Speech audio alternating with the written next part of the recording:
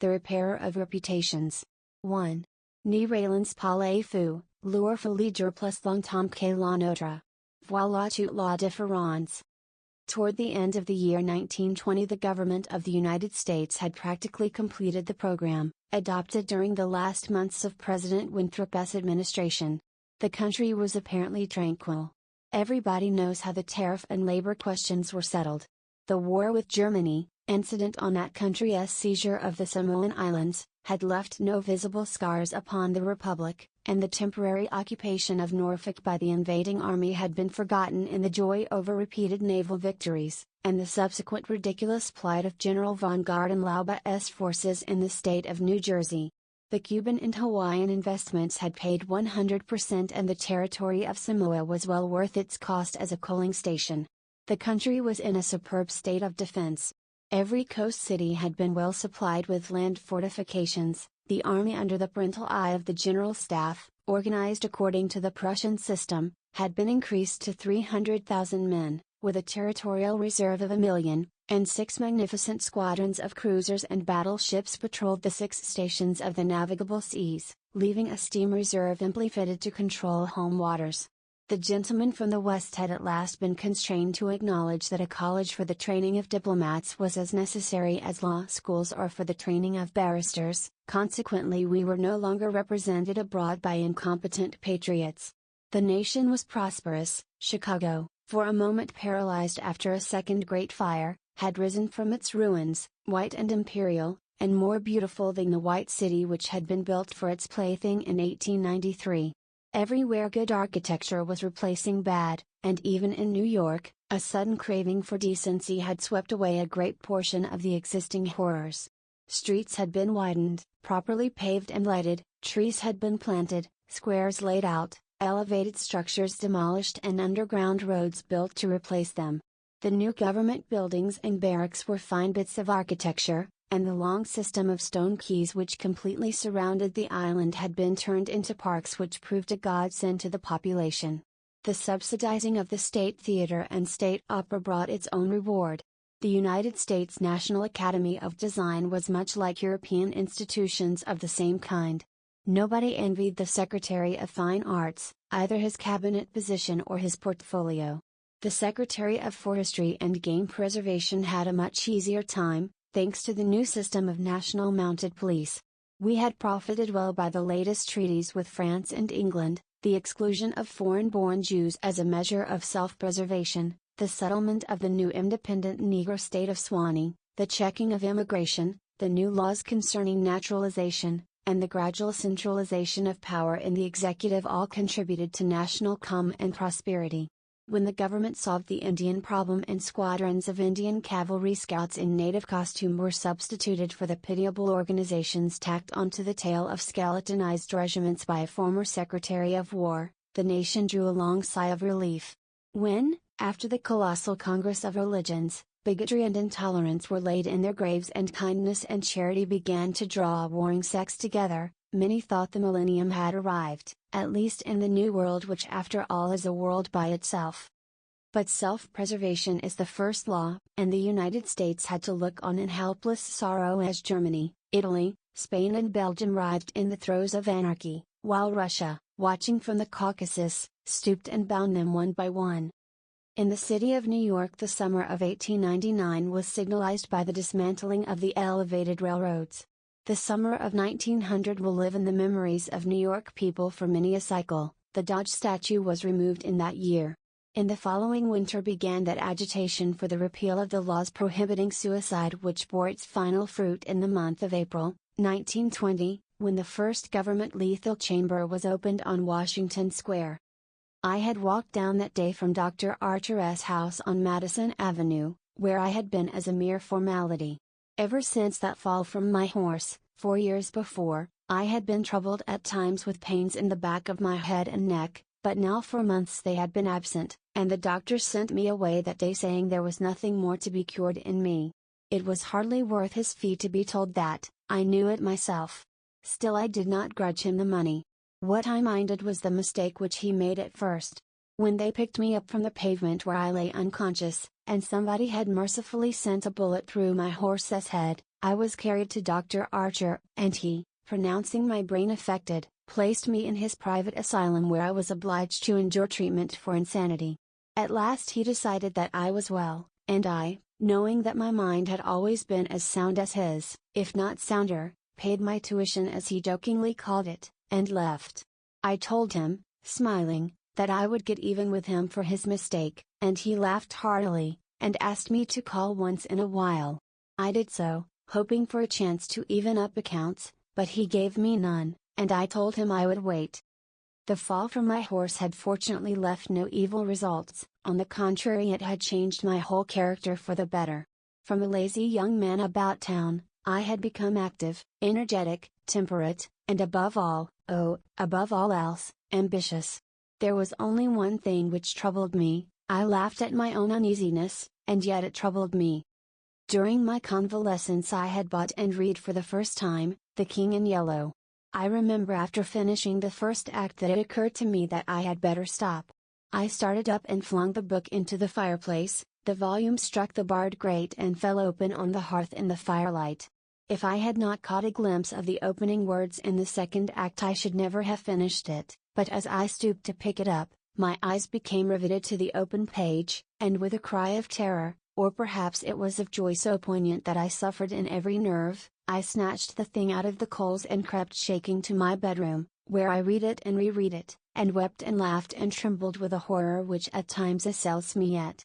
This is the thing that troubles me, for I cannot forget Carcosa, where black stars hang in the heavens, where the shadows of men's thoughts lengthen in the afternoon, when the twin suns sink into the lake of holly, and my mind will bear forever the memory of the pallid mask. I pray God will curse the writer, as the writer has cursed the world with this beautiful, stupendous creation, terrible in its simplicity, irresistible in its truth, a world which now trembles before the King in Yellow. When the French government seized the translated copies which had just arrived in Paris, London, of course, became eager to read it. It is well known how the book spread like an infectious disease, from city to city, from continent to continent, barred out here, confiscated there, denounced by press and pulpit, censured even by the most advanced of literary anarchists. No definite principles had been violated in those wicked pages, no doctrine promulgated, no convictions outraged. It could not be judged by any known standard, yet, although it was acknowledged that the supreme note of art had been struck in The King in Yellow, all felt that human nature could not bear the strain, nor thrive on words in which the essence of purest poison lurked. The very banality and innocence of the first act only allowed the blow to fall afterward with more awful effect. It was, I remember, the 13th day of April, 1920, that the first government lethal chamber was established on the south side of Washington Square, between Wooster Street and South Fifth Avenue. The block, which had formerly consisted of a lot of shabby old buildings, used as cafes and restaurants for foreigners, had been acquired by the government in the winter of 1898. The French and Italian cafes and restaurants were torn down, the whole block was enclosed by a gilded iron railing, and converted into a lovely garden with lawns, flowers and fountains. In the center of the garden stood a small, white building, severely classical in architecture, and surrounded by thickets of flowers. 6 Ionic columns supported the roof, and the single door was of bronze. A splendid marble group of the Fates stood before the door, the work of a young American sculptor, Boris Yvon, who had died in Paris when only 23 years old. The inauguration ceremonies were in progress as I crossed University Place and entered the square. I threaded my way through the silent throng of spectators, but was stopped at 4th Street by a cordon of police. A regiment of United States Lancers were drawn up in a hollow square round the lethal chamber.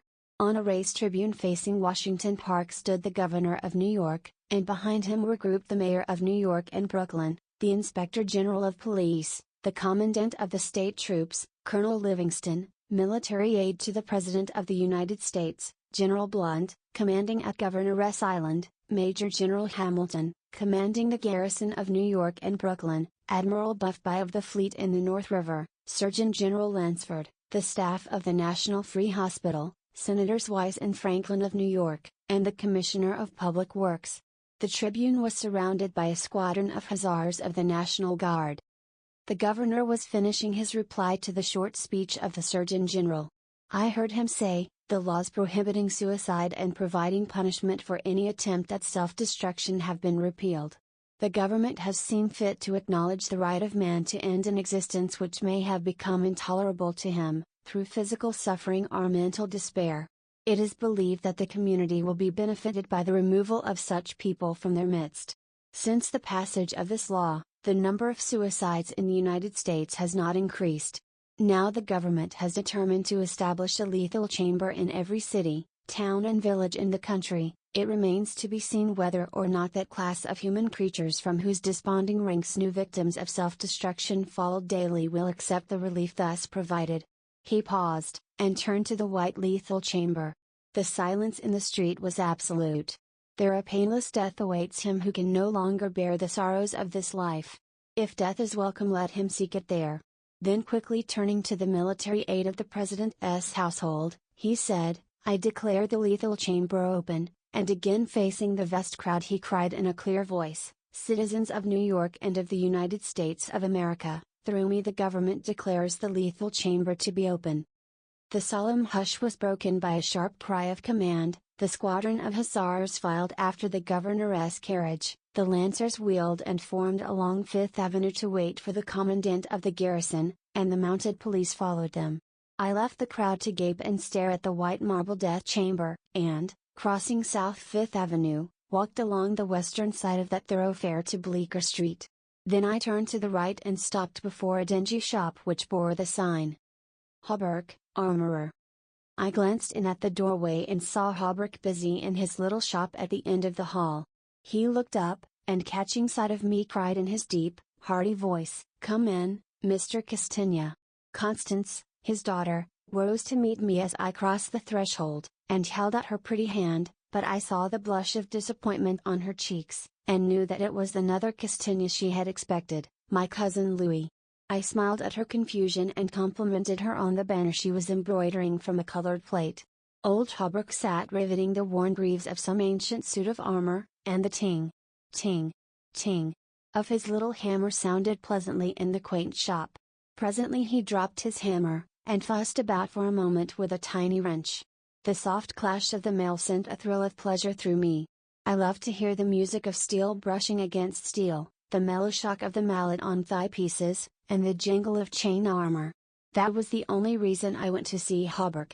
He had never interested me personally, nor did Constance, except for the fact of her being in love with Louis. This did occupy my attention, and sometimes even kept me awake at night. But I knew in my heart that all would come right, and that I should arrange their future as I expected to arrange that of my kind doctor, John Archer. However, I should never have troubled myself about visiting them just then, had it not been, as I say, that the music of the tinkling hammer had for me this strong fascination. I would sit for hours, listening and listening, and when a stray sunbeam struck the inlaid steel, the sensation it gave me was almost too keen to endure.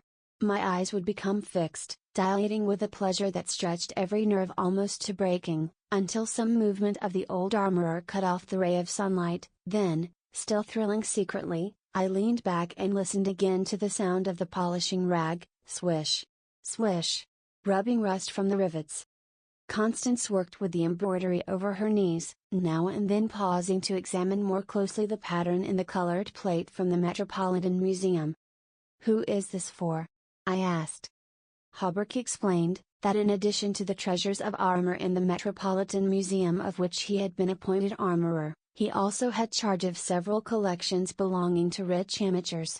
This was the missing greave of a famous suit which a client of his had traced to a little shop in Paris on the Quai d'Orsay. He, Hauberk, had negotiated for and secured the greave, and now the suit was complete. He laid down his hammer and read me the history of the suit, traced since 1450 from owner to owner until it was acquired by Thomas Stainbridge.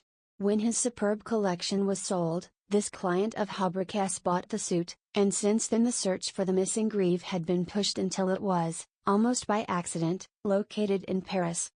"Did you continue the search so persistently without any certainty of the greave being still in existence?" I demanded. Of course, he replied coolly. Then for the first time I took a personal interest in Hobart. It was worth something to you, I ventured. No, he replied, laughing, my pleasure in finding it was my reward. Have you no ambition to be rich? I asked, smiling. My one ambition is to be the best armorer in the world, he answered gravely. Constance asked me if I had seen the ceremonies at the lethal chamber. She herself had noticed cavalry passing up Broadway that morning, and had wished to see the inauguration, but her father wanted the banner finished, and she had stayed at his request. Did you see your cousin, Mr. Castagna, there? She asked, with the slightest tremor of her soft eyelashes. No, I replied carelessly. Louis Regiment is maneuvering out in Westchester County. I rose and picked up my hat and cane. Are you going upstairs to see the lunatic again? Laughed old Hobart. If Hobart knew how I loathe that word lunatic, he would never use it in my presence. It rouses certain feelings within me which I do not care to explain. However, I answered him quietly, I think I shall drop in and see Mr. Wilde for a moment or two. Poor fellow, said Constance, with a shake of the head, it must be hard to live alone year after year, poor, crippled and almost demented. It is very good of you, Mr. Castagna, to visit him as often as you do. I think he is vicious, observed Hobart, beginning again with his hammer. I listened to the golden tinkle on the greave plates. When he had finished I replied. No, he is not vicious, nor is he in the least demented. His mind is a wonder chamber, from which he can extract treasures that you and I would give years of our life to acquire. Hobart laughed. I continued a little impatiently, he knows history as no one else could know it. Nothing, however trivial, escapes his search, and his memory is so absolute, so precise in details, that were it known in New York that such a man existed, the people could not honor him enough. Nonsense, muttered Hobart, searching on the floor for a fallen rivet. Is it nonsense, I asked, managing to suppress what I felt, is it nonsense when he says that the tassets and cuissards of the enameled suit of armor commonly known as the Princess Emblazoned can be found among a mass of rusty theatrical properties, broken stoves and rag picaresque refuse in a garret in Pale Street? Hobart's hammer fell to the ground, but he picked it up and asked, with a great deal of calm, how I knew that the tassets and left cuissard were missing from the Princess Emblazoned. I did not know until Mr. Wilde mentioned it to me the other day. He said they were in the garret of 998 Pell Street. Nonsense, he cried, but I noticed his hand trembling under his leathern apron. Is this nonsense too? I asked pleasantly. Is it nonsense when Mr. Wilde continually speaks of you as the Marquis of Devonshire and of Miss Constance? I did not finish, for Constance had started to her feet with terror written on every feature. Hobart looked at me and slowly smoothed his leathern apron. That is impossible, he observed. Mr. Wilde may know a great many things. About armor, for instance, and the Princess Emblazoned, I interposed, smiling. Yes, he continued, slowly, about armor also, may be, but he is wrong in regard to the Marquis of Devonshire, who, as you know, killed his wife Estraducer years ago, and went to Australia where he did not long survive his wife. Mr. Wilde is wrong, murmured Constance. Her lips were blanched, but her voice was sweet and calm. Let us agree, if you please, that in this one circumstance Mr. Wilde is wrong, I said. 2.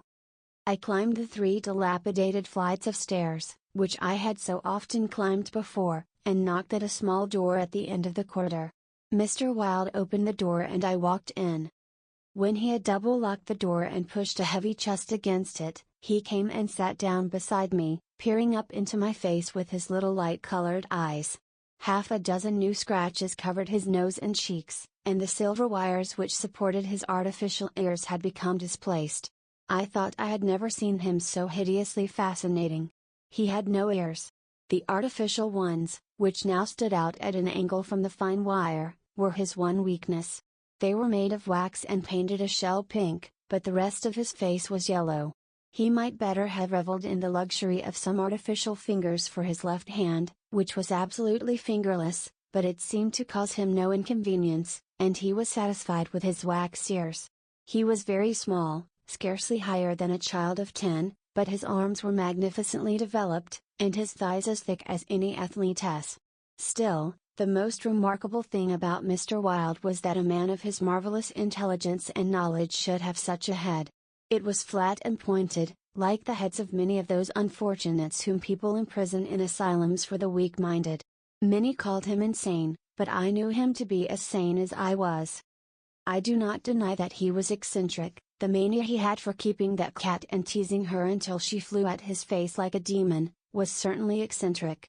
I never could understand why he kept the creature, nor what pleasure he found in shutting himself up in his room with this surly, vicious beast.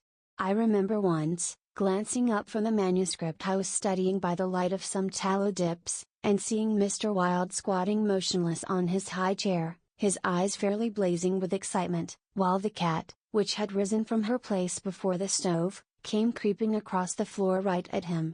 Before I could move she flattened her belly to the ground, crouched, trembled, and sprang into his face. Howling and foaming they rolled over and over on the floor, scratching and clawing, until the cat screamed and fled under the cabinet, and Mr. Wilde turned over on his back, his limbs contracting and curling up like the legs of a dying spider. He was eccentric. Mr. Wilde had climbed into his high chair, and, after studying my face, picked up a dog-eared ledger and opened it. Henry B. Matthews, he read, bookkeeper with Weissett and Company, dealers in church ornaments. Called April 3rd. Reputation damaged on the racetrack. Known as a welcher. Reputation to be repaired by August 1st. Retainer $5. He turned the page and ran his fingerless knuckles down the closely written columns.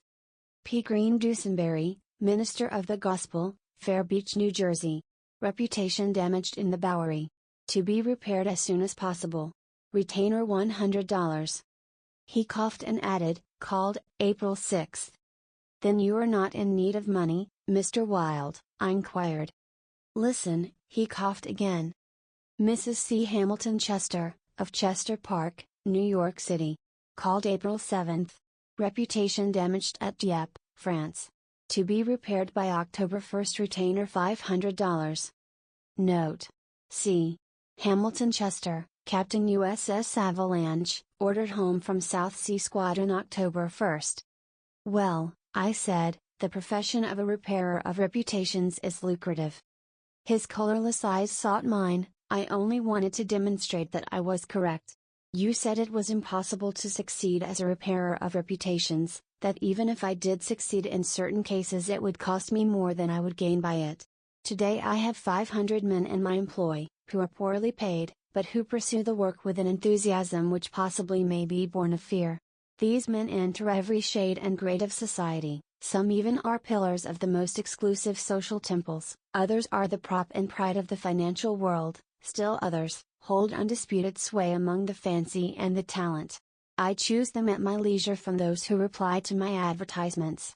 It is easy enough, they are all cowards. I could treble the number in 20 days if I wished. So you see, those who have in their keeping the reputations of their fellow citizens, I have in my pay. They may turn on you, I suggested. He rubbed his thumb over his cropped ears, and adjusted the wax substitutes.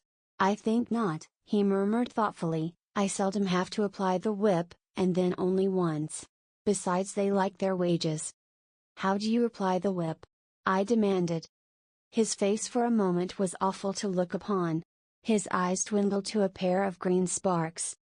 I invite them to come and have a little chat with me, he said in a soft voice. A knock at the door interrupted him, and his face resumed its amiable expression. Who is it? He inquired. Mr. Steylette, was the answer. Come tomorrow, replied Mr. Wilde. Impossible, began the other, but was silenced by a sort of bark from Mr. Wilde. Come tomorrow, he repeated. We heard somebody move away from the door and turn the corner by the stairway. Who is that? I asked. Arnold Steylette, owner and editor-in-chief of the great New York Daily. He drummed on the ledger with his fingerless hand, adding, I pay him very badly, but he thinks it a good bargain. Arnold Steylette? I repeated, amazed. Yes, said Mr. Wilde, with a self-satisfied cough. The cat, which had entered the room as he spoke, hesitated, looked up at him and snarled. He climbed down from the chair and, squatting on the floor, took the creature into his arms and caressed her. The cat ceased snarling and presently began a loud purring which seemed to increase in timbre as he stroked her. "Where are the notes?" I asked. He pointed to the table, and for the 100th time I picked up the bundle of manuscript entitled The Imperial Dynasty of America.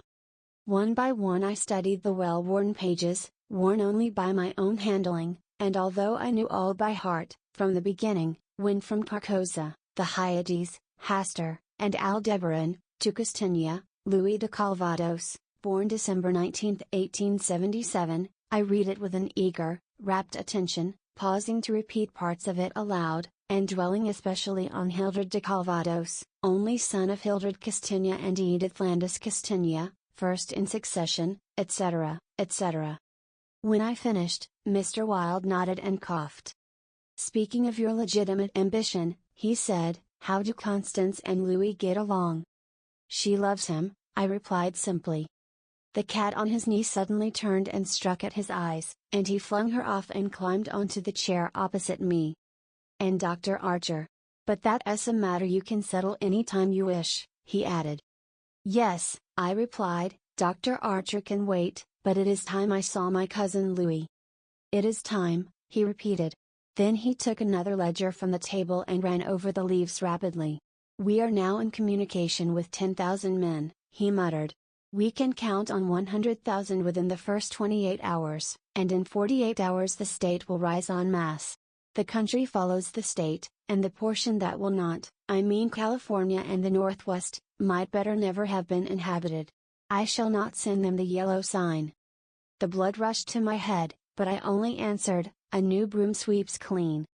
The ambition of Caesar and of Napoleon pales before that which could not rest until it had seized the minds of men and controlled even their unborn thoughts, said Mr. Wilde.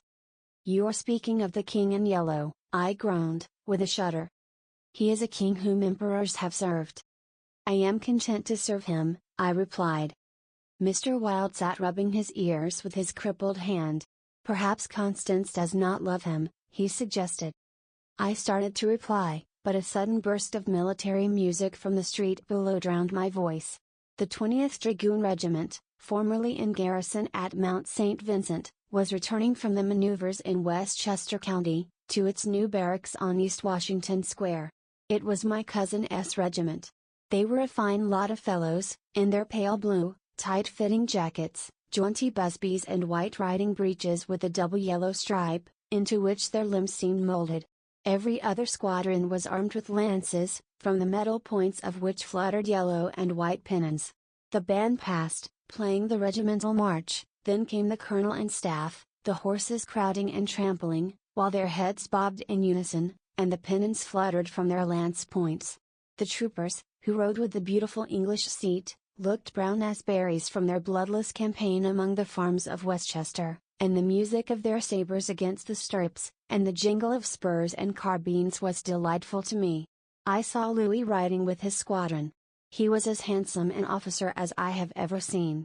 Mr. Wilde, who had mounted a chair by the window, saw him too, but said nothing. Louis turned and looked straight at Hauberk's shop as he passed, and I could see the flush on his brown cheeks. I think Constance must have been at the window. When the last troopers had clattered by, and the last pennons vanished into South Fifth Avenue, Mr. Wilde clambered out of his chair and dragged the chest away from the door. "Yes," he said, "it is time that you saw your cousin Louis." He unlocked the door and I picked up my hat and stick and stepped into the corridor. The stairs were dark. Groping about, I set my foot on something soft, which snarled and spit, and I aimed a murderous blow at the cat, but my cane shivered to splinters against the balustrade, and the beast scurried back into Mr. Wilde's room. Passing Hauberk's door again, I saw him still at work on the armor, but I did not stop, and stepping out into Bleecker Street, I followed it to Wooster, skirted the grounds of the lethal chamber, and crossing Washington Park went straight to my rooms in the Benedict. Here I lunched comfortably, read the Herald and the Meteor, and finally went to the steel safe in my bedroom and set the time combination. The 3 3/4 minutes which it is necessary to wait, while the time lock is opening, are to me golden moments. From the instant I set the combination to the moment when I grasp the knobs and swing back the solid steel doors, I live in an ecstasy of expectation.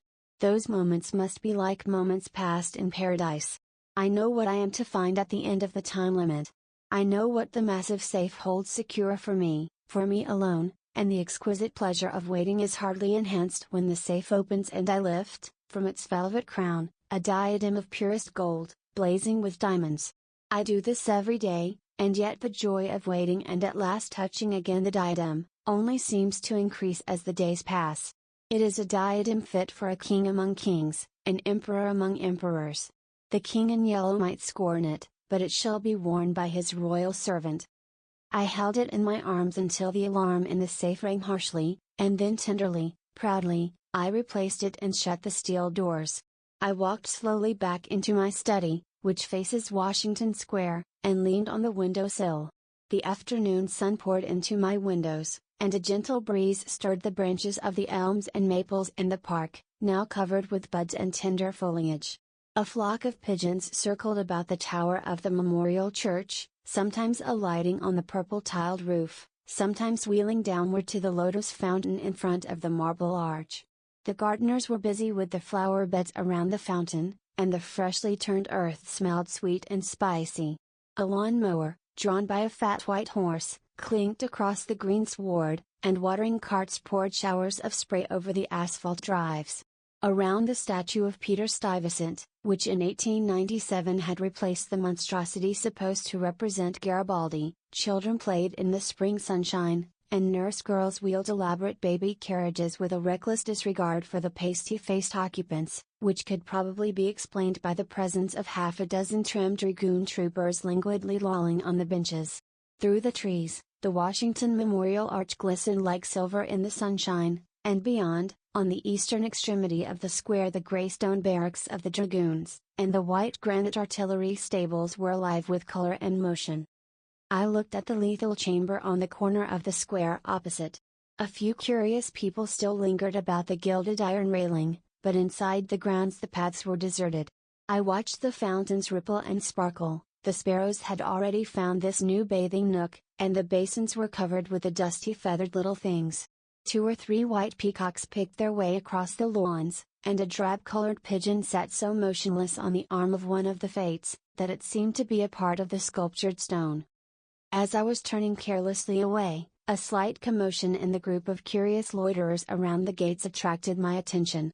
A young man had entered, and was advancing with nervous strides along the gravel path which leads to the bronze doors of the lethal chamber. He paused a moment before the fates, and as he raised his head to those 3 mysterious faces, the pigeon rose from its sculptured perch, circled about for a moment and wheeled to the east. The young man pressed his hand to his face, and then with an undefinable gesture sprang up the marble steps. The bronze doors closed behind him, and half an hour later the loiterers slouched away, and the frightened pigeon returned to its perch in the arms of fate. I put on my hat and went out into the park for a little walk before dinner.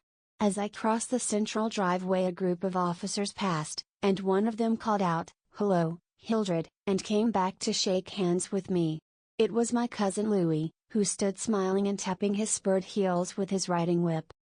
"Just back from Westchester," he said, "been doing the bucolic, milk and curds, you know, dairy maids in sunbonnets, who say he-ow and I don't think when you tell them they are pretty. I am nearly dead for a square meal at Delmonico S. What's the news?" "There is none," I replied pleasantly. "I saw your regiment coming in this morning." "Did you? I didn't see you. Where were you?" "In Mr. Wilde's window." "Oh, hell!" he began impatiently, "that man is stark mad. I don't understand why you—" He saw how annoyed I felt by this outburst, and begged my pardon. "Really, old chap," he said, "I don't mean to run down a man you like, but for the life of me I can't see what the deuce you find in common with Mr. Wilde. He is not well bred, to put it generously, he is hideously deformed, his head is the head of a criminally insane person. You know yourself he has been in an asylum."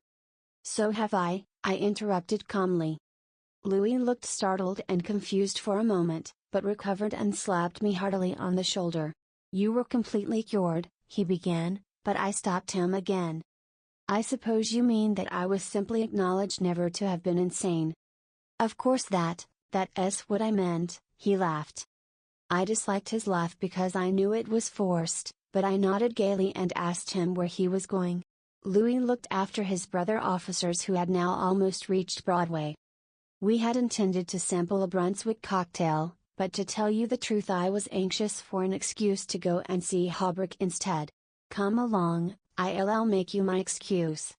We found old Holbrook, neatly attired in a fresh spring suit, standing at the door of his shop and sniffing the air. I had just decided to take Constance for a little stroll before dinner, he replied to the impetuous volley of questions from Louis. We thought of walking on the park terrace along the North River. At that moment Constance appeared and grew pale and rosy by turns as Louis bent over her small gloved fingers. I tried to excuse myself, alleging an engagement uptown, but Louis and Constance would not listen, and I saw I was expected to remain and engage old Holbrook's attention. After all, it would be just as well if I kept my eye on Louis, I thought, and when they hailed a Spring Street horse car, I got in after them and took my seat beside the armorer. The beautiful line of parks and granite terraces overlooking the wharves along the North River, which were built in 1910 and finished in the autumn of 1917, had become one of the most popular promenades in the metropolis. They extended from the Battery to 190th Street, overlooking the noble river and affording a fine view of the Jersey Shore and the Highlands opposite. Cafes and restaurants were scattered here and there among the trees, and twice a week military bands from the garrison played in the kiosks on the parapets. We sat down in the sunshine on the bench at the foot of the equestrian statue of General Sheridan. Constance tipped her sunshade to shield her eyes, and she and Louis began a murmuring conversation which was impossible to catch. Old Holbrook, leaning on his ivory-headed cane, lighted an excellent cigar, the mate to which I politely refused, and smiled at vacancy. The sun hung low above the Staten Island woods, and the bay was dyed with golden hues reflected from the sun-warmed sails of the shipping in the harbor. Brigs, schooners, yachts, clumsy ferry boats, their decks swarming with people, railroad transports carrying lines of brown, blue and white freight cars, stately sound steamers, D-class tramp steamers, coasters, dredgers, scows, and everywhere pervading the entire bay impudent little tugs puffing and whistling officiously, these were the craft which churned the sunlight waters as far as the eye could reach. In contrast to the hurry of sailing vessel and steamer, a silent fleet of white warships lay motionless in midstream. Constance's merry laugh aroused me from my reverie. "What are you staring at?" she inquired. "Nothing, the fleet," I smiled. Then Louis told us what the vessels were, pointing out each by its relative position to the old red fort on Governor's Island. "That little cigar-shaped thing is a torpedo boat," he explained. "There are 4 more lying close together. They are the Tarpon, the Falcon, the Sea Fox, and the Octopus. The gunboats just above are the Princeton, the Champlain, the Stillwater and the Erie. Next to them lie the cruisers Farragut and Los Angeles, and above them the battleships California, and Dakota, and the Washington, which is the flagship. Those 2 squatty-looking chunks of metal which are anchored there off Castle William are the double-turreted Monitors Terrible and Magnificent. Behind them lies the ram, Osceola." Constance looked at him with deep approval in her beautiful eyes. "What loads of things you know for a soldier," she said, and we all joined in the laugh which followed. Presently Louis rose with a nod to us and offered his arm to Constance, and they strolled away along the river wall. Holbrook watched them for a moment and then turned to me. "Mr. Wilde was right," he said. "I have found the missing tassets and left Cuissard of the Princess emblazoned, in a vile old junk garret in Pell Street." 998? I inquired, with a smile. "Yes. Mr. Wilde is a very intelligent man," I observed. "I want to give him the credit of this most important discovery," continued Holbrook. "And I intend it shall be known that he is entitled to the fame of it." "He won't thank you for that," I answered sharply. "Please say nothing about it." "Do you know what it is worth?" said Holbrook. "No, $50, perhaps. It is valued at $500, but the owner of the Princess emblazoned will give $2,000 to the person who completes his suit. That reward also belongs to Mr. Wilde." He doesn't want it. He refuses it. I answered angrily. What do you know about Mr. Wilde? He doesn't need the money. He is rich, or will be, richer than any living man except myself. What will we care for money then? What will we care, he and I, when? When what? Demanded Hobart, astonished. You will see, I replied, on my guard again. He looked at me narrowly, much as Dr. Archer used to, and I knew he thought I was mentally unsound. Perhaps it was fortunate for him that he did not use the word lunatic just then. No, I replied to his unspoken thought, I am not mentally weak, my mind is as healthy as Mr. Wilde's. I do not care to explain just yet what I have on hand, but it is an investment which will pay more than mere gold, silver and precious stones. It will secure the happiness and prosperity of a continent, yes, a hemisphere. Oh, said Hobart. And eventually, I continued more quietly, it will secure the happiness of the whole world. And incidentally your own happiness and prosperity as well as Mr. Wilde's? Exactly, I smiled. But I could have throttled him for taking that tone. He looked at me in silence for a while and then said very gently, why don't you give up your books and studies, Mr. Castagna, and take a tramp among the mountains somewhere or other? You used to be fond of fishing. Take a cast or two at the trout in the Rangeleys. I don't care for fishing any more, I answered, without a shade of annoyance in my voice. You used to be fond of everything, he continued, athletics, yachting, shooting, riding. I have never cared to ride since my fall, I said quietly. Ah, yes, your fall, he repeated, looking away from me. I thought this nonsense had gone far enough, so I brought the conversation back to Mr. Wilde, but he was scanning my face again in a manner highly offensive to me. Mr. Wilde, he repeated, do you know what he did this afternoon? He came downstairs and nailed a sign over the hall door next to mine. It read, Mr. Wilde, repairer of reputations. Third bell. Do you know what a repairer of reputations can be? I do, I replied, suppressing the rage within. Oh, he said again. Louis and Constance came strolling by and stopped to ask if we would join them. Hobart looked at his watch. At the same moment a puff of smoke shot from the casemates of Castle William, and the boom of the sunset gun rolled across the water and was re-echoed from the highlands opposite. The flag came running down from the flagpole, the bugles sounded on the white decks of the warships, and the first electric light sparkled out from the Jersey shore.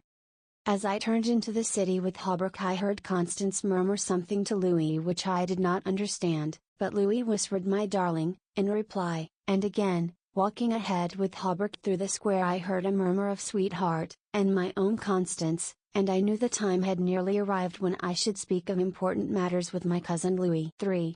One morning early in May I stood before the steel safe in my bedroom, trying on the gold and jeweled crown. The diamonds flashed fire as I turned to the mirror, and the heavy beaten gold burned like a halo about my head. I remembered Camilla's agonized scream and the awful words echoing through the dim streets of Carcosa.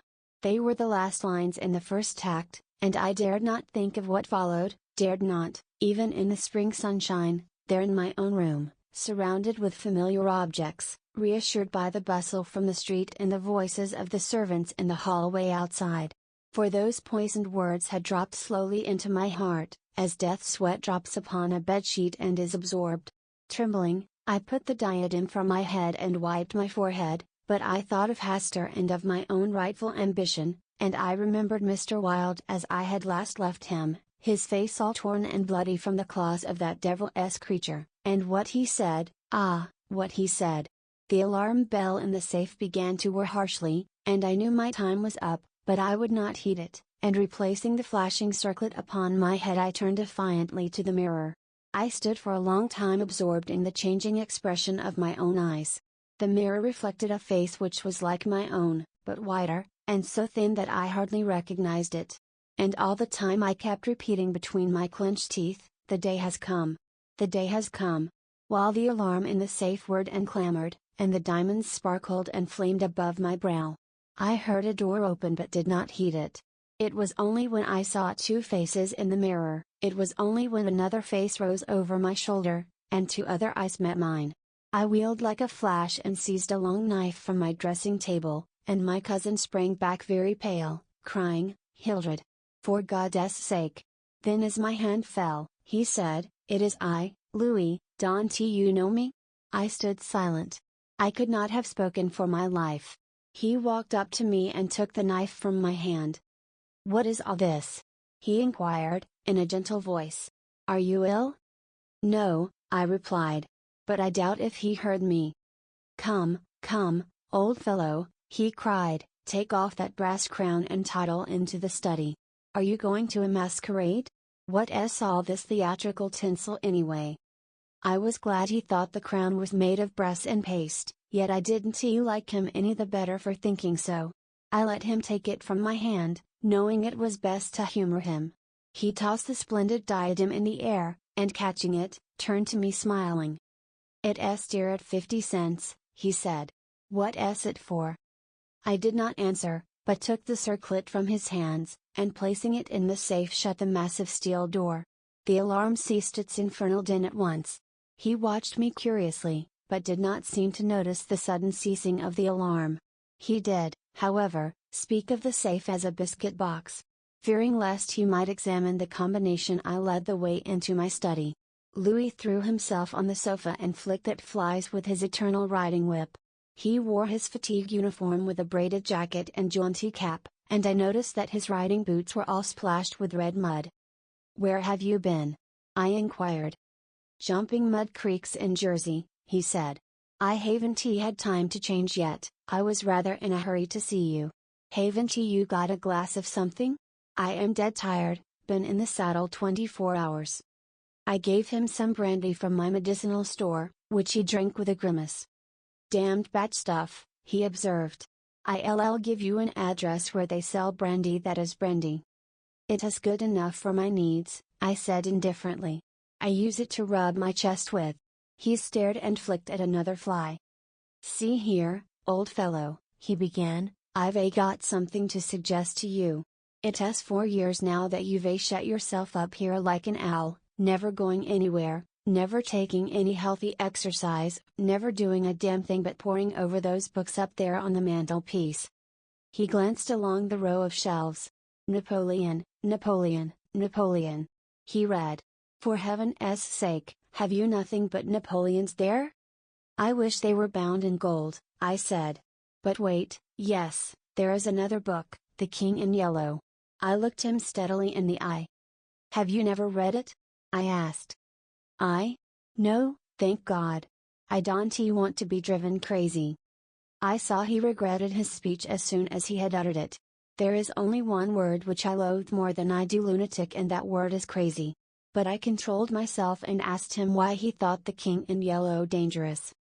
"Oh, I don't know," he said, hastily. "I only remember the excitement it created and the denunciations from pulpit and press. I believe the author shot himself after bringing forth this monstrosity, didn't he?" "I understand he is still alive," I answered. "That's probably true," he muttered, "bullets couldn't kill a fiend like that." "It is a book of great truths," I said. "Yes," he replied, "of truths which send men frantic and blast their lives. I don't care if the thing is, as they say, the very supreme essence of art. It is a crime to have written it, and I for one shall never open its pages." "Is that what you have come to tell me?" I asked. "No," he said, "I came to tell you that I am going to be married." I believe for a moment my heart ceased to beat, but I kept my eyes on his face. "Yes," he continued, smiling happily, "married to the sweetest girl on earth." "Constance Hawberk," I said mechanically. "How did you know?" he cried, astonished. "I didn't know it myself until that evening last April, when we strolled down to the Embankment before dinner." "When is it to be?" I asked. It was to have been next September, but an hour ago a dispatch came ordering our regiment to the Presidio, San Francisco. "We leave at noon tomorrow." "Tomorrow," he repeated. "Just think, Hildred, tomorrow I shall be the happiest fellow that ever drew breath in this jolly world, for Constance will go with me." I offered him my hand in congratulation, and he seized and shook it like the good-natured fool he was, or pretended to be. "I am going to get my squadron as a wedding present," he rattled on. "Captain and Mrs. Louis Castagna, eh, Hildred?" Then he told me where it was to be and who were to be there, and made me promise to come and be best man.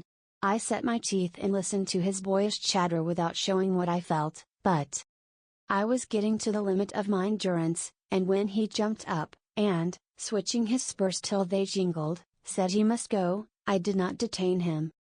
"There's one thing I want to ask of you," I said quietly.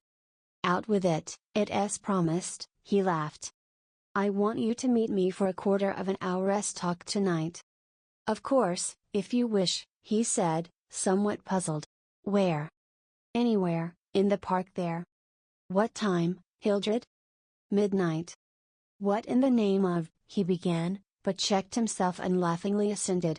I watched him go down the stairs and hurry away, his saber banging at every stride.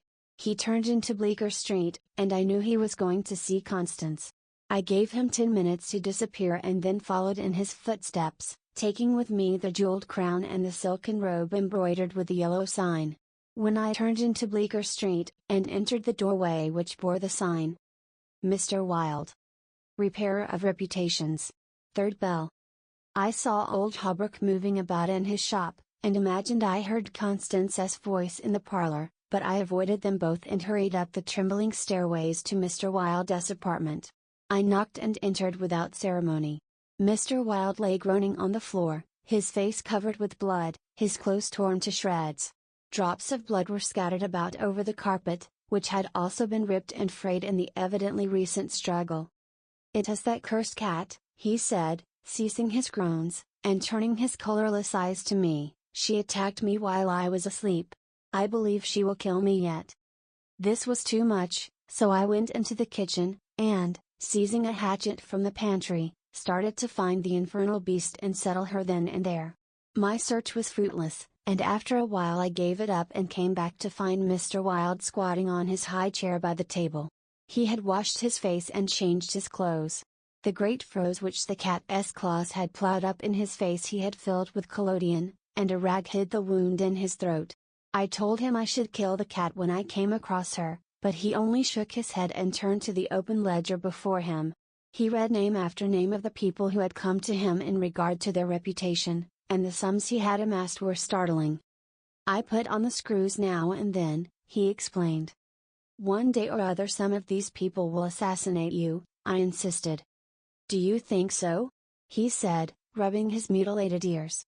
It was useless to argue with him, so I took down the manuscript entitled Imperial Dynasty of America, for the last time I should ever take it down in Mr. Wilde's study. I read it through, thrilling and trembling with pleasure. When I had finished, Mr. Wilde took the manuscript and, turning to the dark passage which leads from his study to his bedchamber, called out in a loud voice, "Vance." Then for the first time, I noticed a man crouching there in the shadow. How I had overlooked him during my search for the cat, I cannot imagine. "Vance, come in," cried Mr. Wilde. The figure rose and crept towards us, and I shall never forget the face that he raised to mine, as the light from the window illuminated it. "Vance, this is Mr. Castagna," said Mr. Wilde. Before he had finished speaking, the man threw himself on the ground before the table, crying and grasping, "Oh, God! Oh, my God! Help me! Forgive me! Oh, Mr. Castagna, keep that man away! You cannot mean it! You are different, save me! I am broken down, I was in a madhouse and now, when all was coming right, when I had forgotten the king in yellow but I shall go mad again, I shall go mad!" His voice died into a choking rattle, for Mr. Wilde had leapt on him and his right hand encircled the man's throat. When Vance fell in a heap on the floor, Mr. Wilde clambered nimbly into his chair again, and rubbing his mangled ears with the stump of his hand, turned to me and asked me for the ledger. I reached it down from the shelf and he opened it.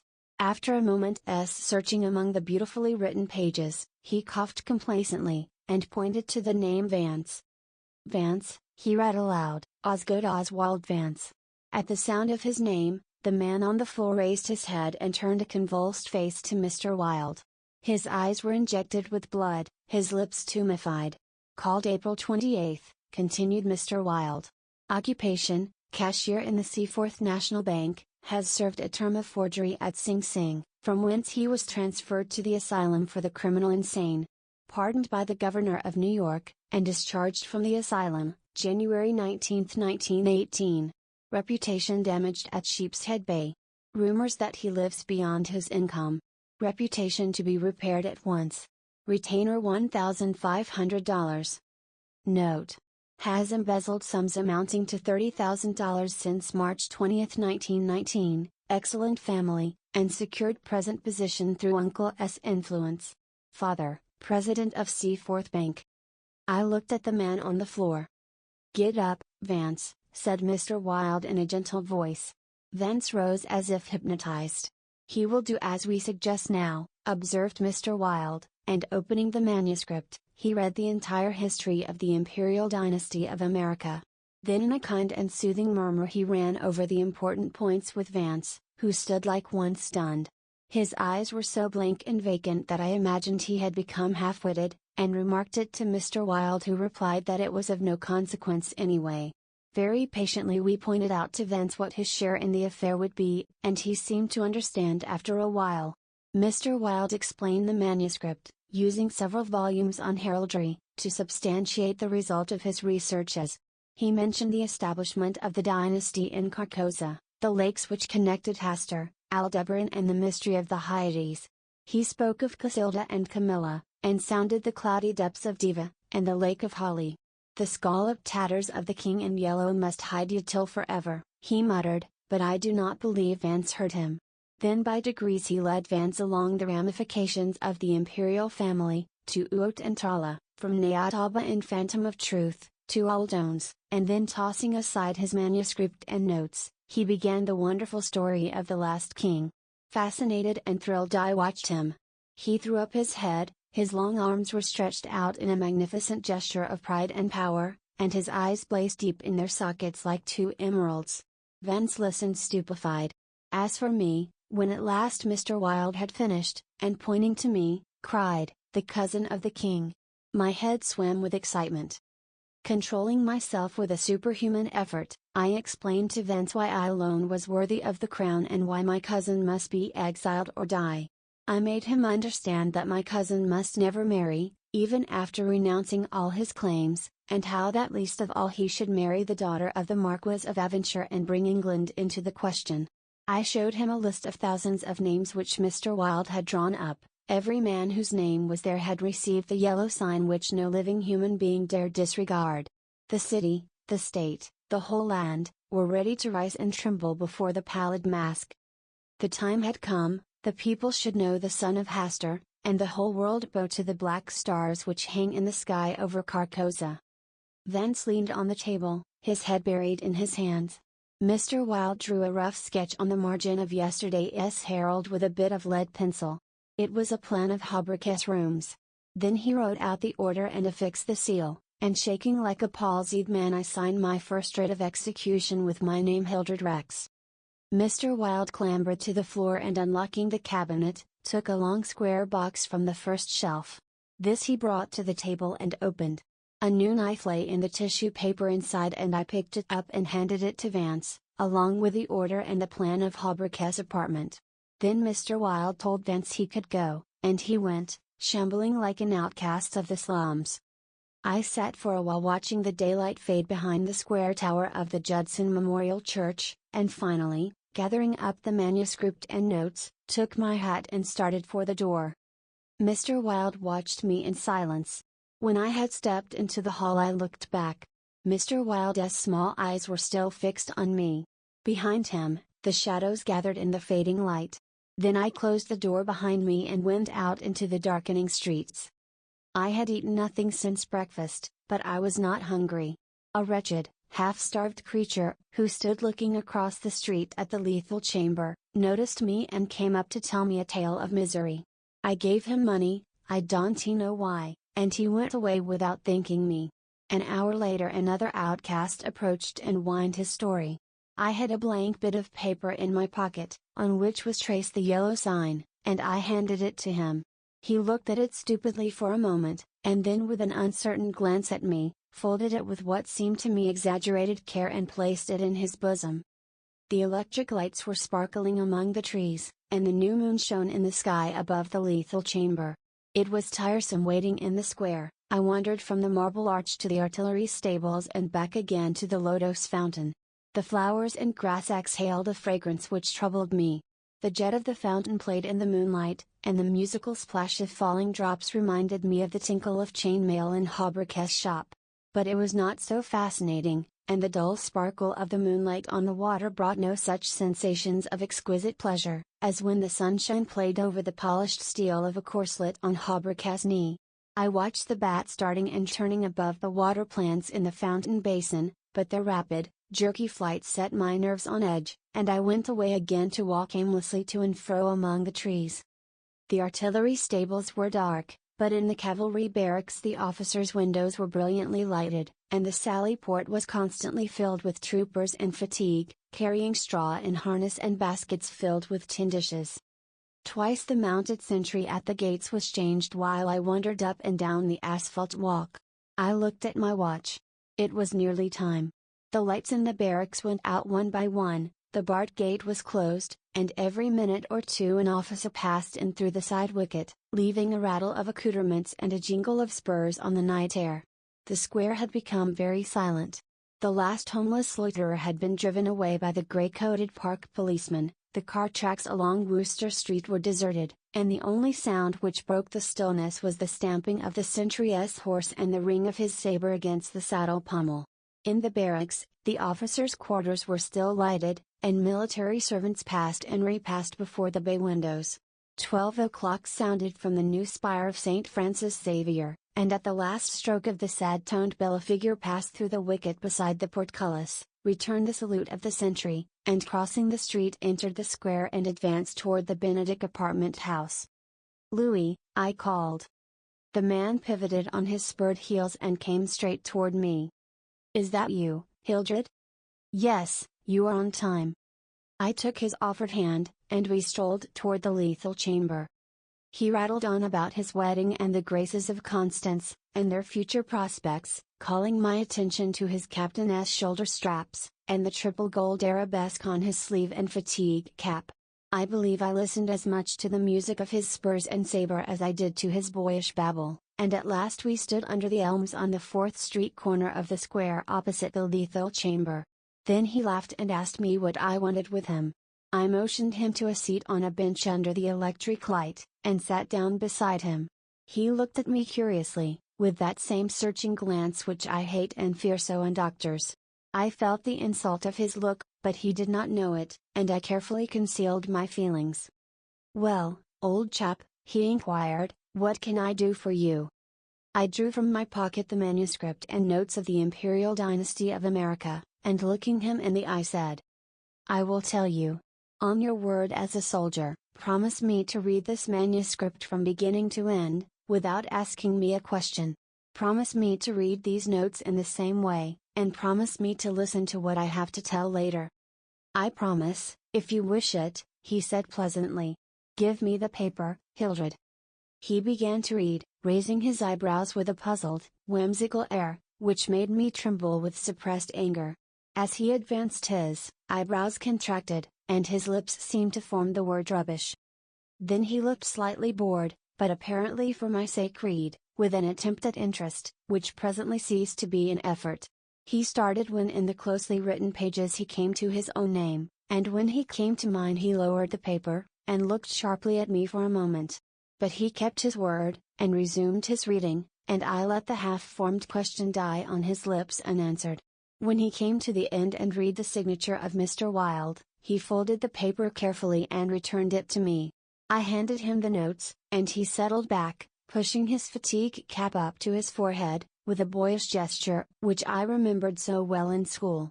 I watched his face as he read, and when he finished I took the notes with the manuscript, and placed them in my pocket.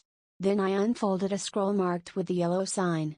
He saw the sign, but he did not seem to recognize it, and I called his attention to it somewhat sharply. "Well," he said, "I see it. What is it?" "It is the yellow sign," I said angrily.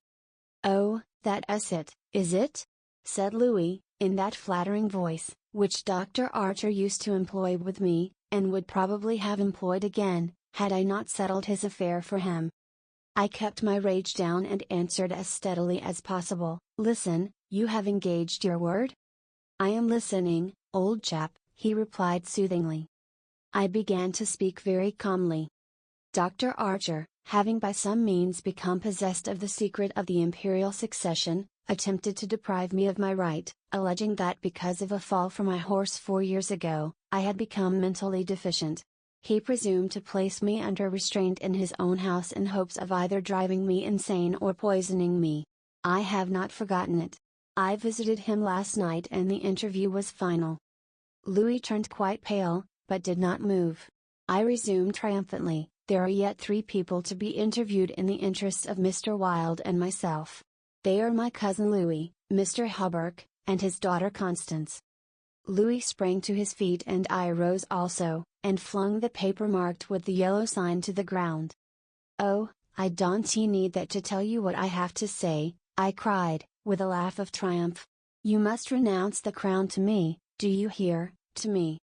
Louis looked at me with a startled air, but recovering himself said kindly, "Of course I renounce what is it I must renounce?" "The crown," I said angrily. "Of course," he answered, "I renounce it.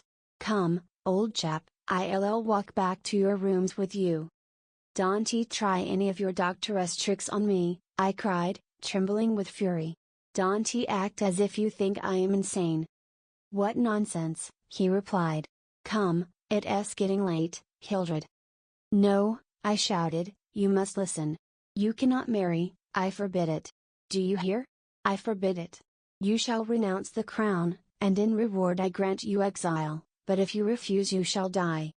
He tried to calm me, but I was roused at last, and drawing my long knife barred his way. Then I told him how they would find Dr. Archer in the cellar with his throat open, and I laughed in his face when I thought of Vance and his knife, and the order signed by me.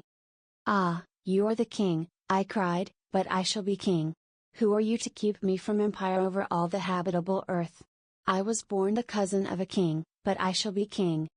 Louis stood white and rigid before me. Suddenly a man came running up 4th Street, entered the gate of the Lethal Temple, traversed the path to the bronze doors at full speed, and plunged into the death chamber with the cry of one demented, and I laughed until I wept tears, for I had recognized Vance, and knew that Hawberk and his daughter were no longer in my way. "Go," I cried to Louis, "you have ceased to be a menace. You will never marry Constance now, and if you marry anyone else in your exile, I will visit you as I did my doctor last night. Mr. Wilde takes charge of you tomorrow." Then I turned and darted into South Fifth Avenue, and with a cry of terror Louis dropped his belt and saber and followed me like the wind. I heard him close behind me at the corner of Bleecker Street, and I dashed into the doorway under Hawberk's sign. He cried, "Halt, or I fire!" But when he saw that I flew up the stairs leaving Hawberk's shop below, he left me, and I heard him hammering and shouting at their door as though it were possible to arouse the dead. Mr. Wilde's door was open, and I entered crying, "It is done, it is done. Let the nations rise and look upon their king." But I could not find Mr. Wilde, so I went to the cabinet and took the splendid diadem from its case. Then I drew on the white silk robe, embroidered with the yellow sign, and placed the crown upon my head. At last I was king, king by my right in Hastur, king because I knew the mystery of the Hyades, and my mind had sounded the depths of the Lake of Hali. I was king. The first grey pencilings of dawn would raise a tempest which would shake 2 hemispheres. Then as I stood, my every nerve pitched to the highest tension, faint with the joy and splendor of my thought, without, in the dark passage, a man groaned. I seized the tallow dip and sprang to the door. The cat passed me like a demon, and the tallow dip went out, but my long knife flew swifter than she, and I heard her screech, and I knew that my knife had found her. For a moment I listened to her tumbling and thumping about in the darkness, and then when her frenzy ceased, I lighted a lamp and raised it over my head. Mr. Wilde lay on the floor with his throat torn open. At first I thought he was dead, But as I looked, a green sparkle came into his sunken eyes, his mutilated hand trembled, and then a spasm stretched his mouth from ear to ear. For a moment my terror and despair gave place to hope, but as I bent over him his eyeballs rolled clean around in his head, and he died. Then while I stood, transfixed with rage and despair, seeing my crown, my empire, every hope and every ambition, my very life, lying prostrate there with the dead master, they came, seized me from behind, and bound me until my veins stood out like cords, and my voice failed with the paroxysms of my frenzied screams. But I still raged, bleeding and infuriated among them, and more than one policeman felt my sharp teeth. Then when I could no longer move they came nearer. I saw old Hawberk, and behind him my cousin Louis' ghastly face, and farther away, in the corner, a woman, Constance, weeping softly. "Ah! I see it now!" I shrieked. "You have seized the throne and the empire. Woe! Woe to you who are crowned with the crown of the King in Yellow." Editor's note: Mr. Castagna died yesterday in the asylum for criminal insane. The mask.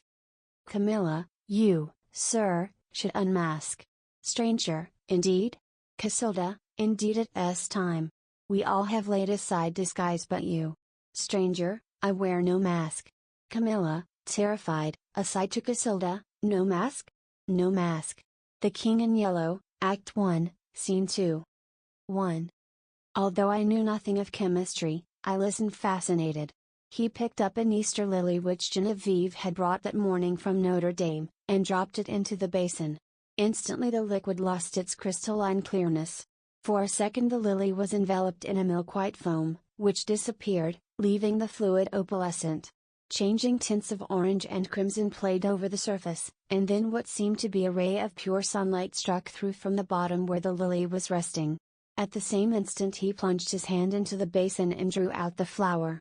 "There is no danger," he explained, "if you choose the right moment.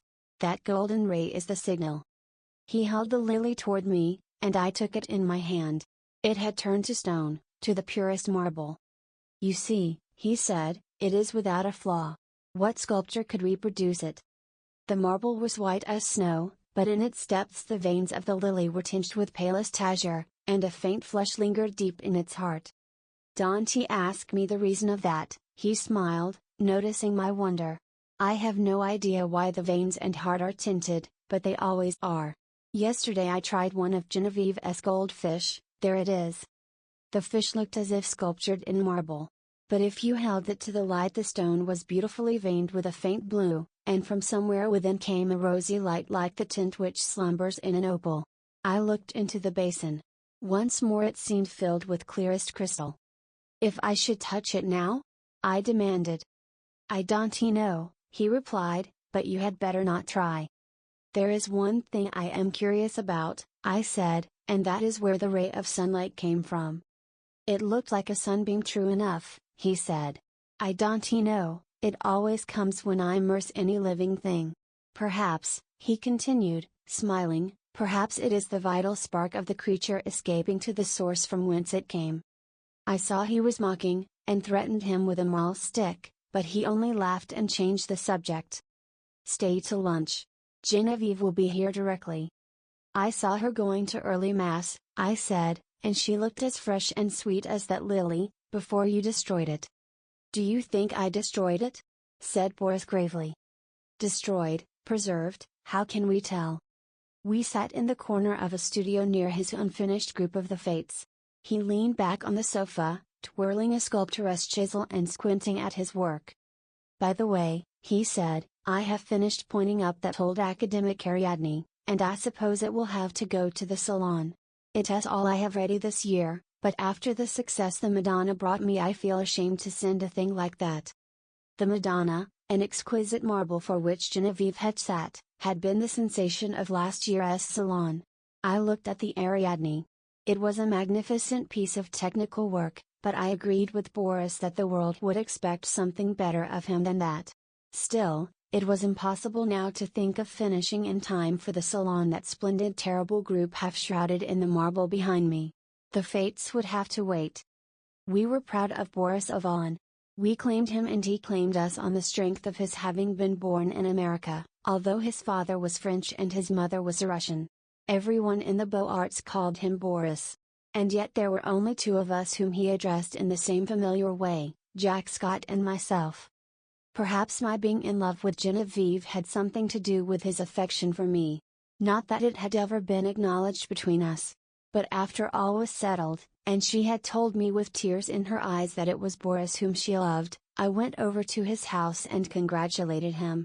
The perfect cordiality of that interview did not deceive either of us, I always believed, although to one at least it was a great comfort. I do not think he and Genevieve ever spoke of the matter together, but Boris knew. Genevieve was lovely. The Madonna-like purity of her face might have been inspired by the Sanctus in Gounod's Mass. But I was always glad when she changed that mood for what we called her April maneuvers. She was often as variable as an April day. In the morning grave, dignified and sweet, at noon laughing, capricious, at evening whatever one least expected. I preferred her so rather than in that Madonna-like tranquility which stirred the depths of my heart. I was dreaming of Genevieve when he spoke again. "What do you think of my discovery, Alec?" "I think it wonderful. I shall make no use of it, you know, beyond satisfying my own curiosity so far as may be, and the secret will die with me."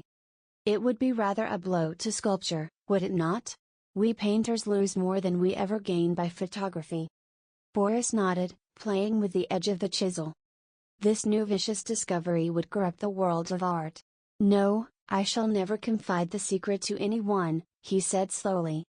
"It would be hard to find anyone less informed about such phenomena than myself, but of course I had heard of mineral springs so saturated with silica that the leaves and twigs which fell into them were turned to stone after a time. I dimly comprehended the process, how the silica replaced the vegetable matter, atom by atom, and the result was a duplicate of the object in stone. This, I confess, had never interested me greatly, and as for the ancient fossils thus produced, they disgusted me. Boris, it appeared, feeling curiosity instead of repugnance, had investigated the subject, and had accidentally stumbled on a solution which, attacking the immersed object with a ferocity unheard of, in a second did the work of years. This was all I could make out of the strange story he had just been telling me. He spoke again after a long silence. "I am almost frightened when I think what I have found. Scientists would go mad over the discovery. It was so simple too, it discovered itself. When I think of that formula, and that new element precipitated in metallic scales." "What new element?" "Oh, I haven't thought of naming it, and I don't believe I ever shall. There are enough precious metals now in the world to cut throats over." I pricked up my ears. "Have you struck gold, Boris?" "No, better, but see here, Alec." He laughed, starting up. "You and I have all we need in this world. Ah! How sinister and covetous you look already." I laughed too, and told him I was devoured by the desire for gold, and we had better talk of something else, so when Genevieve came in shortly after, we had turned our backs on alchemy. Genevieve was dressed in silvery gray from head to foot. The light glinted along the soft curves of her fair hair as she turned her cheek to Boris, then she saw me and returned my greeting. She had never before failed to blow me a kiss from the tips of her white fingers, and I promptly complained of the omission. She smiled and held out her hand, which dropped almost before it had touched mine, then she said, looking at Boris, "You must ask Alec to stay for luncheon." This also was something new. She had always asked me herself until today. "I did," said Boris shortly. "And you said yes, I hope?" She turned to me with a charming conventional smile. I might have been an acquaintance of the day before yesterday. I made her a low bow. "J'avais bien l'honneur, madame," but refusing to take up our usual bantering tone, she murmured a hospitable commonplace and disappeared. Boris and I looked at one another. "I had better go home, don't you think?" I asked. "Hanged if I know," he replied frankly. While we were discussing the advisability of my departure, Genevieve reappeared in the doorway without her bonnet. She was wonderfully beautiful, but her color was too deep and her lovely eyes were too bright.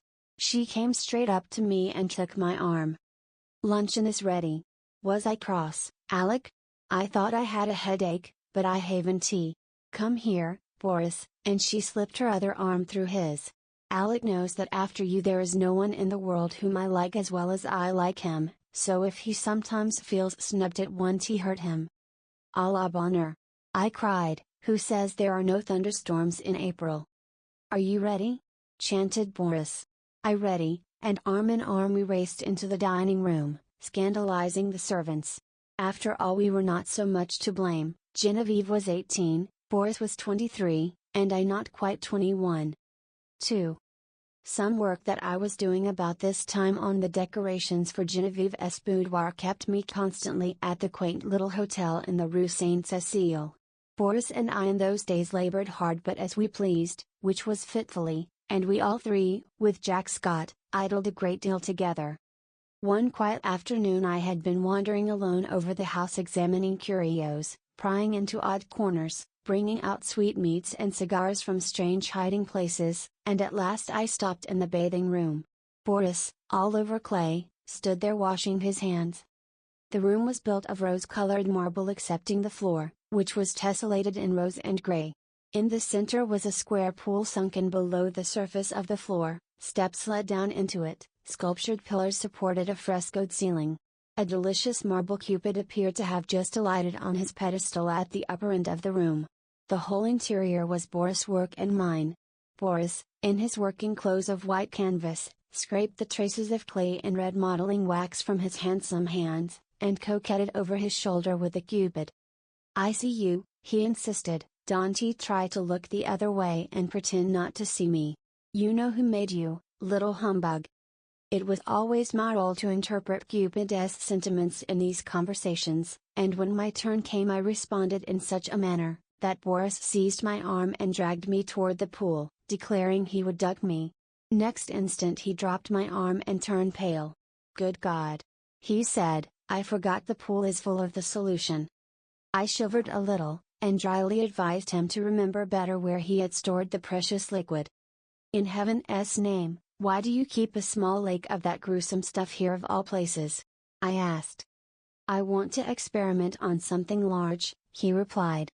On me, for instance? Ah! That came too close for jesting, but I do want to watch the action of that solution on a more highly organized living body. There is that big white rabbit, he said, following me into the studio. Jack Scott, wearing a paint-stained jacket, came wandering in, appropriated all the oriental sweetmeats he could lay his hands on, looted the cigarette case, and finally he and Boris disappeared together to visit the Luxembourg Gallery, where a new silver bronze by Rodin and a landscape of Monet's were claiming the exclusive attention of artistic France. I went back to the studio, and resumed my work. It was a Renaissance screen, which Boris wanted me to paint for Genevieve's boudoir. But the small boy who was unwillingly dawdling through a series of poses for it, today refused all bribes to be good.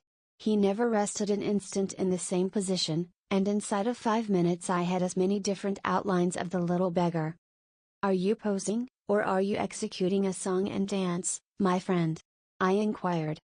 Whichever monsieur pleases, he replied, with an angelic smile. Of course I dismissed him for the day, and of course I paid him for the full time, that being the way we spoil our models. After the young imp had gone, I made a few perfunctory daubs at my work, but was so thoroughly out of humor, that it took me the rest of the afternoon to undo the damage I had done, so at last I scraped my palette, stuck my brushes in a bowl of black soap, and strolled into the smoking room. I really believe that, excepting Genevieve's apartments, no room in the house was so free from the perfume of tobacco as this one. It was a queer chaos of odds and ends, hung with threadbare tapestry. A sweet-toned old spinet in good repair stood by the window. There were stands of weapons, some old and dull, others bright and modern, festoons of Indian and Turkish armor over the mantel, 2 or 3 good pictures, and a pipe rack. It was here that we used to come for new sensations in smoking. I doubt if any type of pipe ever existed which was not represented in that rack. When we had selected one, we immediately carried it somewhere else and smoked it, for the place was, on the whole, more gloomy and less inviting than any in the house. But this afternoon, the twilight was very soothing, the rugs and skins on the floor looked brown and soft and drowsy, The big couch was piled with cushions. I found my pipe and pulled up there for an unaccustomed smoke in the smoking room. I had chosen one with a long flexible stem, and lighting it fell to dreaming. After a while it went out, but I did not stir. I dreamed on and presently fell asleep. I awoke to the saddest music I had ever heard. The room was quite dark, I had no idea what time it was. A ray of moonlight silvered one edge of the old spinet, and the polished wood seemed to exhale the sounds as perfume floats above a box of sandalwood.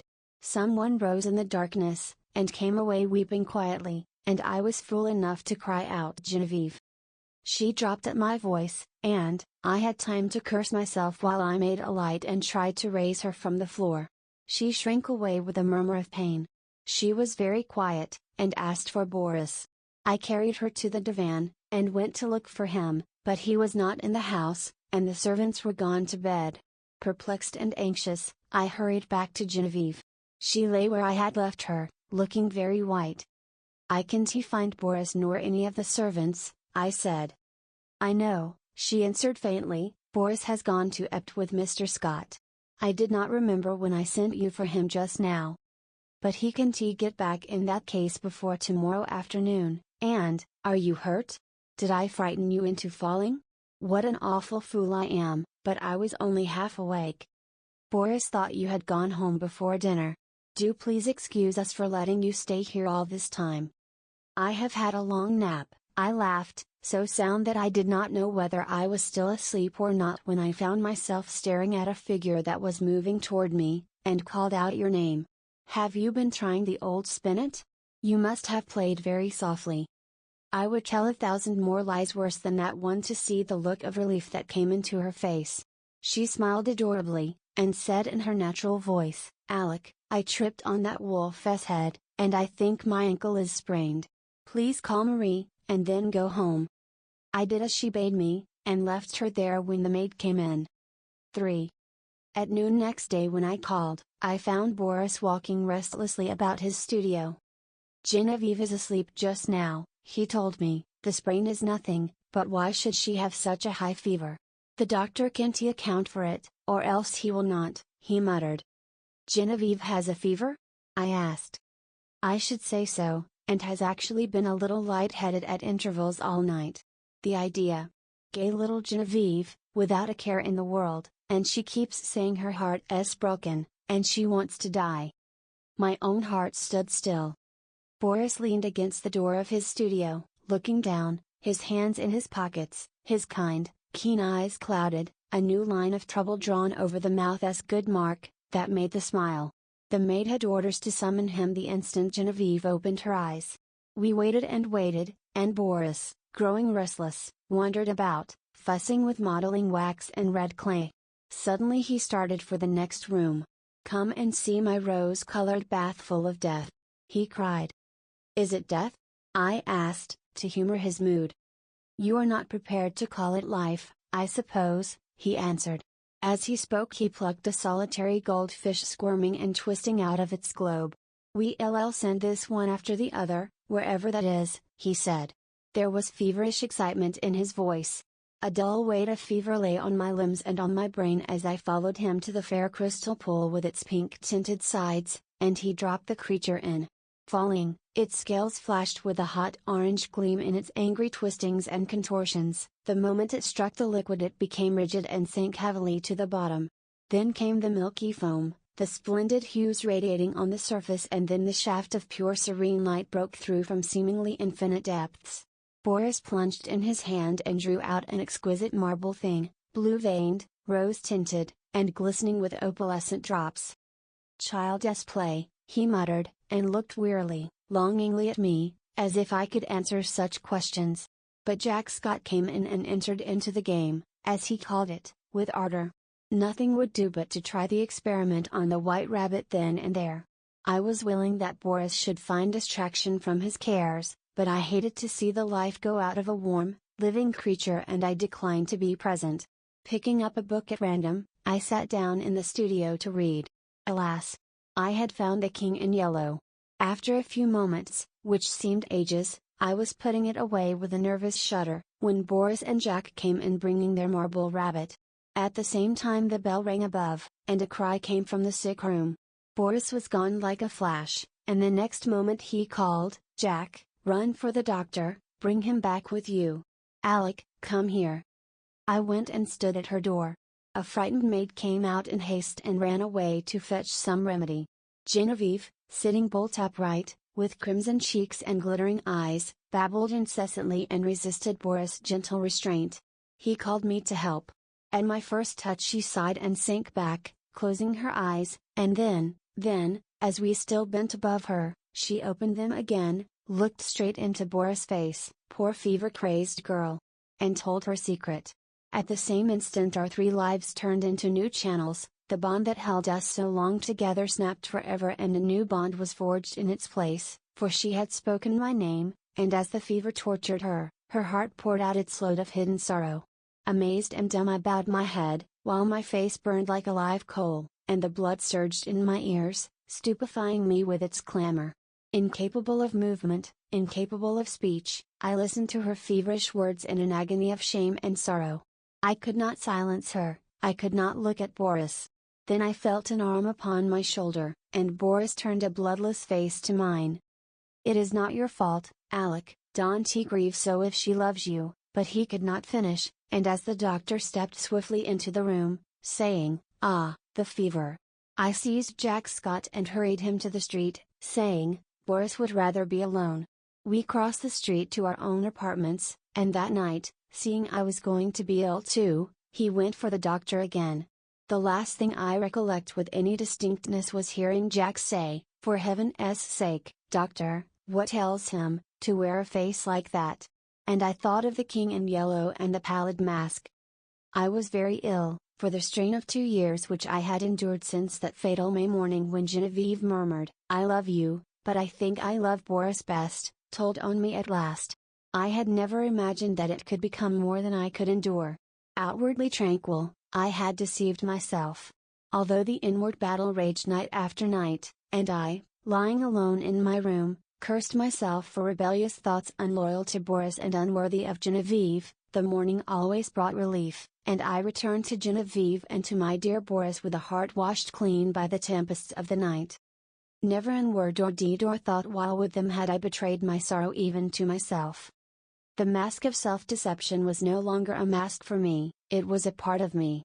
Night lifted it, laying bare the stifled truth below, but there was no one to see except myself, and when the day broke the mask fell back again of its own accord. These thoughts passed through my troubled mind as I lay sick, but they were hopelessly entangled with visions of white creatures, heavy as stone, crawling about in Boris' basin, of the wolf's head on the rug, foaming and snapping at Genevieve, who lay smiling beside it. I thought, too, of the king in yellow wrapped in the fantastic colors of his tattered mantle, and that bitter cry of Casilda, "Not upon us, O king, not upon us." Feverishly I struggled to put it from me, but I saw the lake of holly, thin and blank, without a ripple or wind to stir it, and I saw the towers of Carcosa behind the moon. Aldebaran, the Hyades, Alar, Hastur, glided through the cloud rifts which fluttered and flapped as they passed like the scalloped tatters of the king in yellow. Among all these, one sane thought persisted. It never wavered, no matter what else was going on in my disordered mind, that my chief reason for existing was to meet some requirement of Boris and Genevieve. What this obligation was, its nature, was never clear. Sometimes it seemed to be protection, sometimes support, through a great crisis. Whatever it seemed to be for the time, its weight rested only on me, and I was never so ill or so weak that I did not respond with my whole soul. There were always crowds of faces about me, mostly strange, but a few I recognized, Boris among them. Afterward they told me that this could not have been, but I know that once at least he bent over me. It was only a touch, a faint echo of his voice, then the clouds settled back on my senses, and I lost him, but he did stand there and bend over me once at least. At last, one morning I awoke to find the sunlight falling across my bed, and Jack Scott reading beside me. I had not strength enough to speak aloud, neither could I think, much less remember, but I could smile feebly, as Jack's eye met mine, and when he jumped up and asked eagerly if I wanted anything, I could whisper, "Yes, Boris." Jack moved to the head of my bed, and leaned down to arrange my pillow. I did not see his face, but he answered heartily, "You must wait, Alec, you are too weak to see even Boris." I waited and I grew strong. In a few days I was able to see whom I would, but meanwhile I had thought and remembered.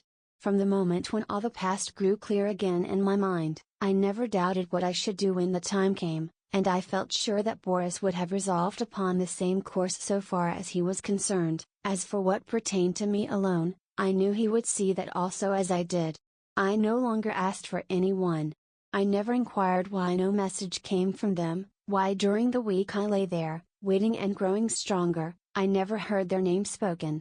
Preoccupied with my own searchings for the right way, and with my feeble but determined fight against despair, I simply acquiesced in Jack's reticence, taking for granted that he was afraid to speak of them, lest I should turn unruly and insist on seeing them. Meanwhile I said over and over to myself, how would it be when life began again for us all? We would take up our relations exactly as they were before Genevieve fell ill. Boris and I would look into each other's eyes, and there would be neither rancor nor cowardice nor mistrust in that glance. I would be with them again for a little while in the dear intimacy of their home, and then, without pretext or explanation, I would disappear from their lives forever. Boris would know, Genevieve, the only comfort was that she would never know. It seemed, as I thought it over, that I had found the meaning of that sense of obligation which had persisted all through my delirium, and the only possible answer to it. So, when I was quite ready, I beckoned Jack to me one day, and said, "Jack, I want Boris at once, and take my dearest greeting to Genevieve." When at last he made me understand that they were both dead, I fell into a wild rage that tore all my little convalescent strength to atoms. I raved and cursed myself into a relapse, from which I crawled forth some weeks afterward a boy of 21 who believed that his youth was gone forever. I seemed to be past the capability of further suffering, and one day when Jack handed me a letter and the keys to Boris' house, I took them without a tremor and asked him to tell me all. It was cruel of me to ask him, but there was no help for it, and he leaned wearily on his thin hands, to reopen the wound which could never entirely heal. He began very quietly. "Alec, unless you have a clue that I know nothing about, you will not be able to explain any more than what has happened. I suspect that you would rather not hear these details, but you must learn them, else I would spare you the relation. God knows I wish I could be spared the telling. I shall use few words. That day when I left you in the doctor's care and came back to Boris, I found him working on the fates. Genevieve, he said, was sleeping under the influence of drugs. She had been quite out of her mind, he said. He kept on working, not talking any more, and I watched him. Before long, I saw that the third figure of the group, the one looking straight ahead, out over the world, bore his face, not as you ever saw it, but as it looked then and to the end. This is one thing for which I should like to find an explanation, but I never shall. Well, he worked and I watched him in silence, and we went on that way until nearly midnight. Then we heard the door open and shut sharply, and a swift rush in the next room. Boris sprang through the doorway and I followed, but we were too late. She lay at the bottom of the pool, her hands across her breast. Then Boris shot himself through the heart. Jack stopped speaking, drops of sweat stood under his eyes, and his thin cheeks twitched. I carried Boris to his room. Then I went back and let that hellish fluid out of the pool, and turning on all the water, washed the marble clean of every drop. When at length I dared descend the steps, I found her lying there as white as snow. At last, when I had decided what was best to do, I went into the laboratory, and first emptied the solution in the basin into the waste pipe. Then I poured the contents of every jar and bottle after it. There was wood in the fireplace, so I built a fire, and breaking the locks of Boris' cabinet I burned every paper, notebook and letter that I found there. With a mallet from the studio I smashed to pieces all the empty bottles, then loading them into a coal scuttle, I carried them to the cellar and threw them over the red-hot bed of the furnace. 6 times I made the journey, and at last, not a vestige remained of anything which might again aid in seeking for the formula which Boris had found. Then at last I dared call the doctor. He is a good man, and together we struggled to keep it from the public. Without him I never could have succeeded. At last we got the servants paid and sent away into the country, where old Rosier keeps them quiet with stories of Boris and Genevieve's travels in distant lands, from whence they will not return for years. We buried Boris in the little cemetery of Sèvres. The doctor is a good creature, and knows when to pity a man who can bear no more. He gave his certificate of heart disease and asked no questions of me. Then, lifting his head from his hands, he said, "Open the letter, Alec, it is for us both." I tore it open. It was Boris' will dated a year before. He left everything to Genevieve, and in case of her dying childless, I was to take control of the house in the Rue Saint-Cécile, and Jacques got the management at Hept. On our deaths the property reverted to his mother's family in Russia, with the exception of the sculptured marbles executed by himself. These he left to me. The page blurred under our eyes, and Jack got up and walked to the window. Presently he returned and sat down again. I dreaded to hear what he was going to say, but he spoke with the same simplicity and gentleness. Genevieve lies before the Madonna in the marble room. The Madonna bends tenderly above her, and Genevieve smiles back into that calm face that never would have been except for her. His voice broke, but he grasped my hand, saying, "Courage, Alec." Next morning he left for Ep to fulfill his trust. 4. The same evening I took the keys and went into the house I had known so well. Everything was in order, but the silence was terrible. Though I went twice to the door of the marble room, I could not force myself to enter. It was beyond my strength. I went into the smoking room and sat down before the spinet. A small lace handkerchief lay on the keys, and I turned away, choking. It was plain I could not stay, so I locked every door, every window, and the 3 front and back gates, and went away. Next morning Alcide packed my valise, and leaving him in charge of my apartments I took the Orient Express for Constantinople. During the 2 years that I wandered through the East, at first, in our letters, we never mentioned Genevieve and Boris, but gradually their names crept in.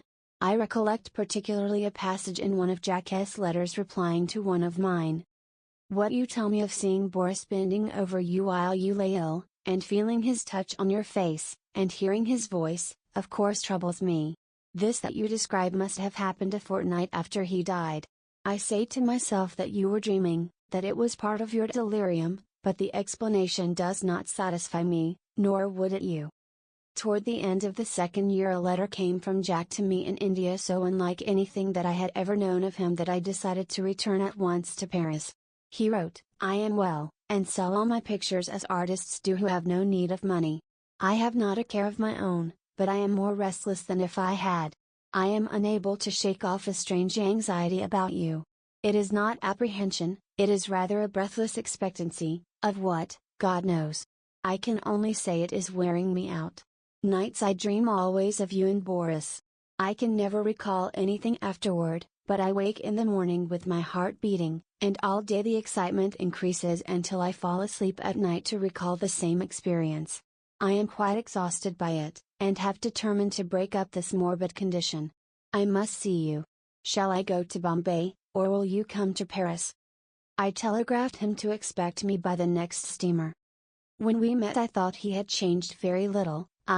He insisted, looked in splendid health. It was good to hear his voice again, and as we sat and chatted about what life still held for us, we felt that it was pleasant to be alive in the bright spring weather. We stayed in Paris together a week, and then I went for a week to Epte with him, but first of all we went to the cemetery at Sèvres, where Boris lay. "Shall we place the Fates in the little grove above him?" Jack asked, and I answered. "I think only the Madonna should watch over Boris' grave." But Jack was none the better for my homecoming. The dreams of which he could not retain even the least definite outline continued, and he said that at times the sense of breathless expectancy was suffocating. "You see I do you harm and not good," I said. "Try a change without me." So he started alone for a ramble among the Channel Islands, and I went back to Paris. I had not yet entered Boris' house, now mine, since my return, but I knew it must be done. It had been kept in order by Jacques, there were servants there, so I gave up my own apartment and went there to live. Instead of the agitation I had feared, I found myself able to paint there tranquilly. I visited all the rooms, all but one. I could not bring myself to enter the marble room where Genevieve lay, and yet I felt the longing growing daily to look upon her face, to kneel beside her.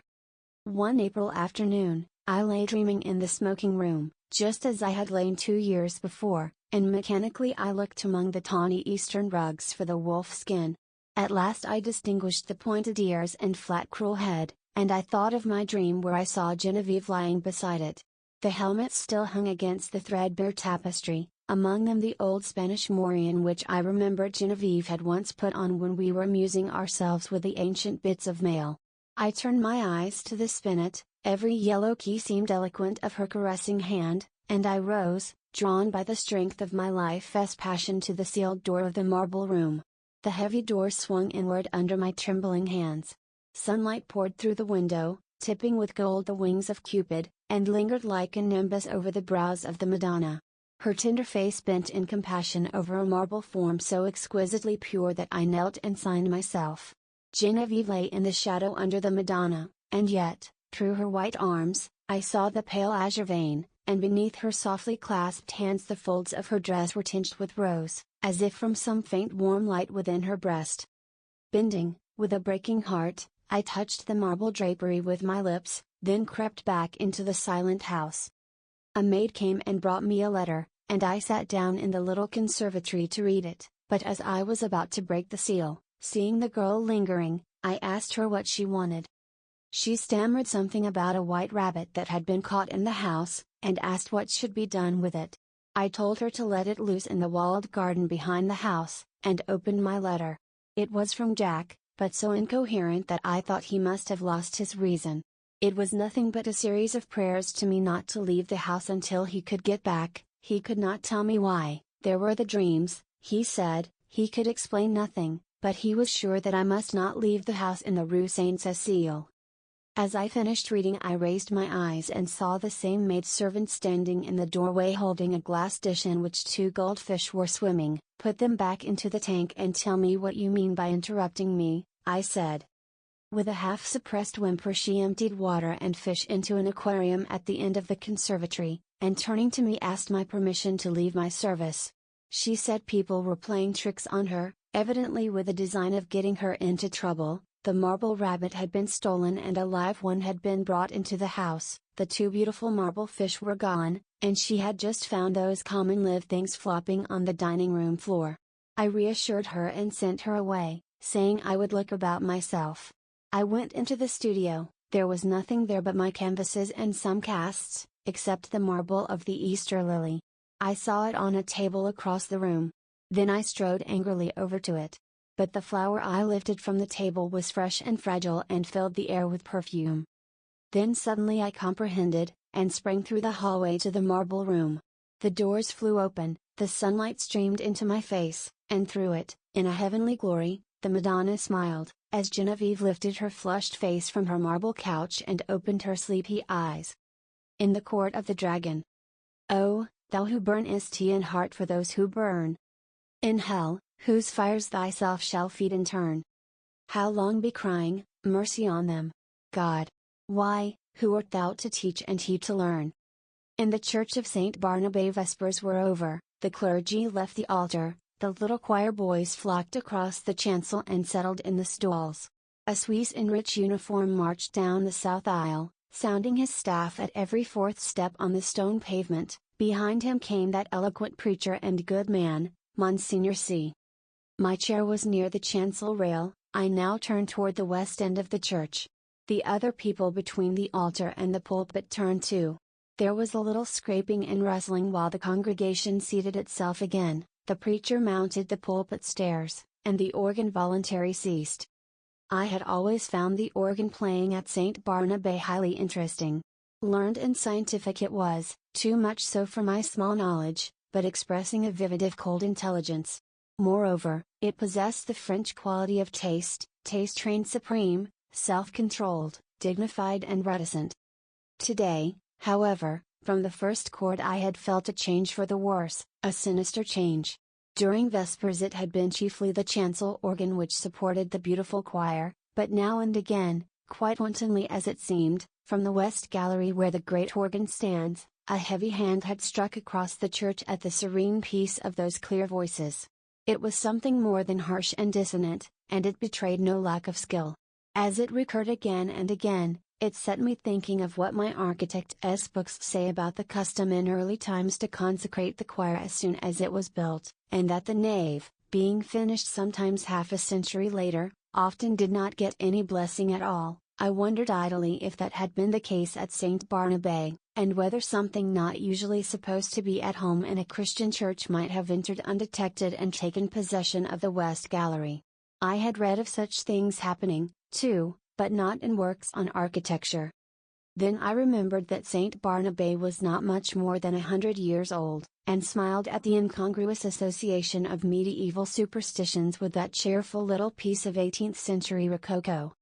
But now Vespers were over, and there should have followed a few quiet chords, fit to accompany meditation, while we waited for the sermon. Instead of that, the discord at the lower end of the church broke out with the departure of the clergy, as if now nothing could control it.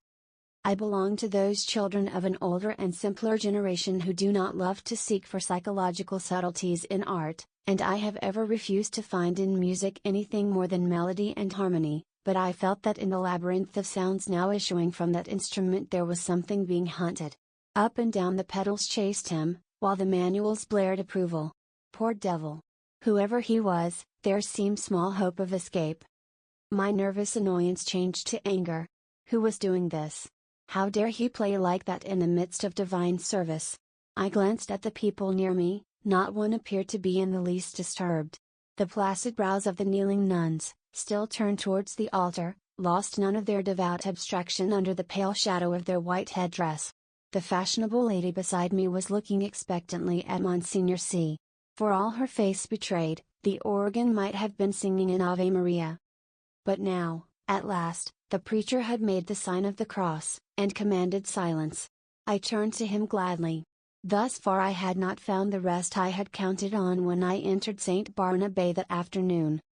I was worn out by 3 nights of physical suffering and mental trouble. The last had been the worst, and it was an exhausted body, and a mind benumbed and yet acutely sensitive, which I had brought to my favorite church for healing. For I had been reading The King in Yellow. The sun ariseth, they gather themselves together and lay them down in their dens. Monsignor C. delivered his text in a calm voice, glancing quietly over the congregation. My eyes turned, I knew not why, toward the lower end of the church. The organist was coming from behind his pipes, and passing along the gallery on his way out. I saw him disappear by a small door that leads to some stairs which descend directly to the street. He was a slender man, and his face was as white as his coat was black. Good riddance. I thought, with your wicked music.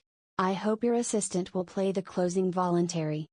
With a feeling of relief, with a deep, calm feeling of relief, I turned back to the mild face in the pulpit and settled myself to listen. Here, at last, was the ease of mind I longed for. My children, said the preacher, one truth the human soul finds hardest of all to learn, that it has nothing to fear. It can never be made to see that nothing can really harm it. Curious doctrine. I thought, for a Catholic priest. Let us see how he will reconcile that with the Fathers. Nothing can really harm the soul, he went on, in his coolest, clearest tones, because. But I never heard the rest. My eye left his face, I knew not for what reason, and sought the lower end of the church. The same man was coming out from behind the organ, and was passing along the gallery the same way. But there had not been time for him to return, and if he had returned, I must have seen him. I felt a faint chill, and my heart sank, and yet, his going and coming were no affair of mine. I looked at him, I could not look away from his black figure and his white face. When he was exactly opposite to me, he turned and sent across the church straight into my eyes, a look of hate, intense and deadly. I have never seen any other like it, would to God I might never see it again. Then he disappeared by the same door through which I had watched him depart less than 60 seconds before. I sat and tried to collect my thoughts. My first sensation was like that of a very young child badly hurt, when it catches its breath before crying out. To suddenly find myself the object of such hatred was exquisitely painful, and this man was an utter stranger. Why should he hate me so? Me, whom he had never seen before. For the moment all other sensation was merged in this one pang, even fear was subordinate to grief, and for that moment I never doubted, but in the next I began to reason, and a sense of the incongruous came to my aid. As I have said, St. Barnabé is a modern church.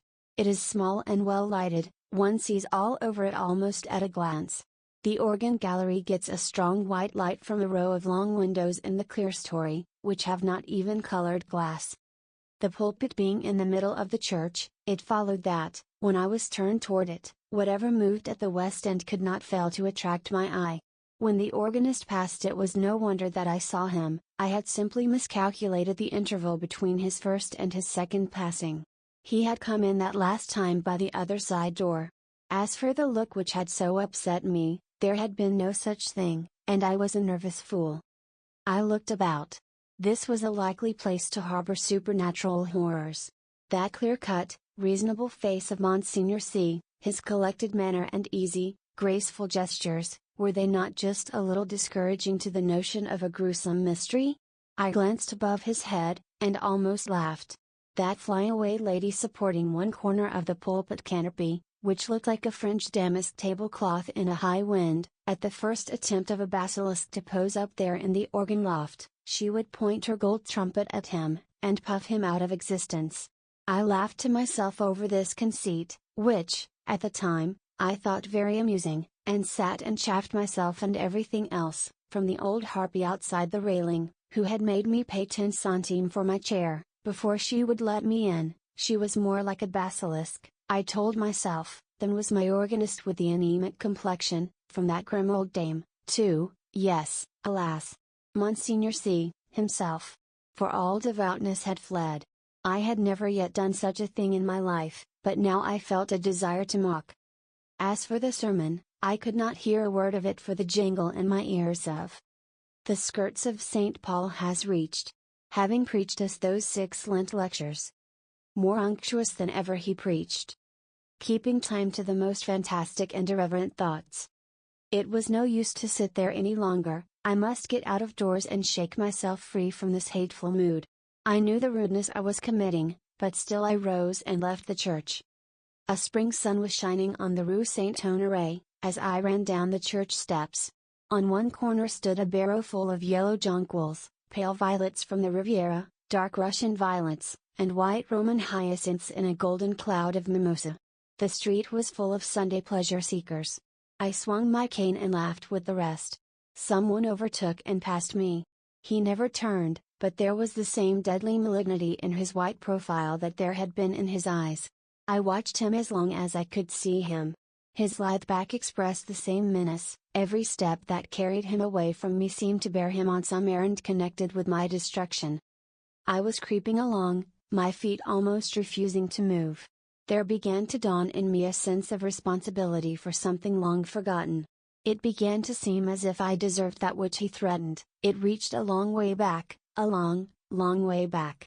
It had lain dormant all these years, it was there, though, and presently it would rise and confront me.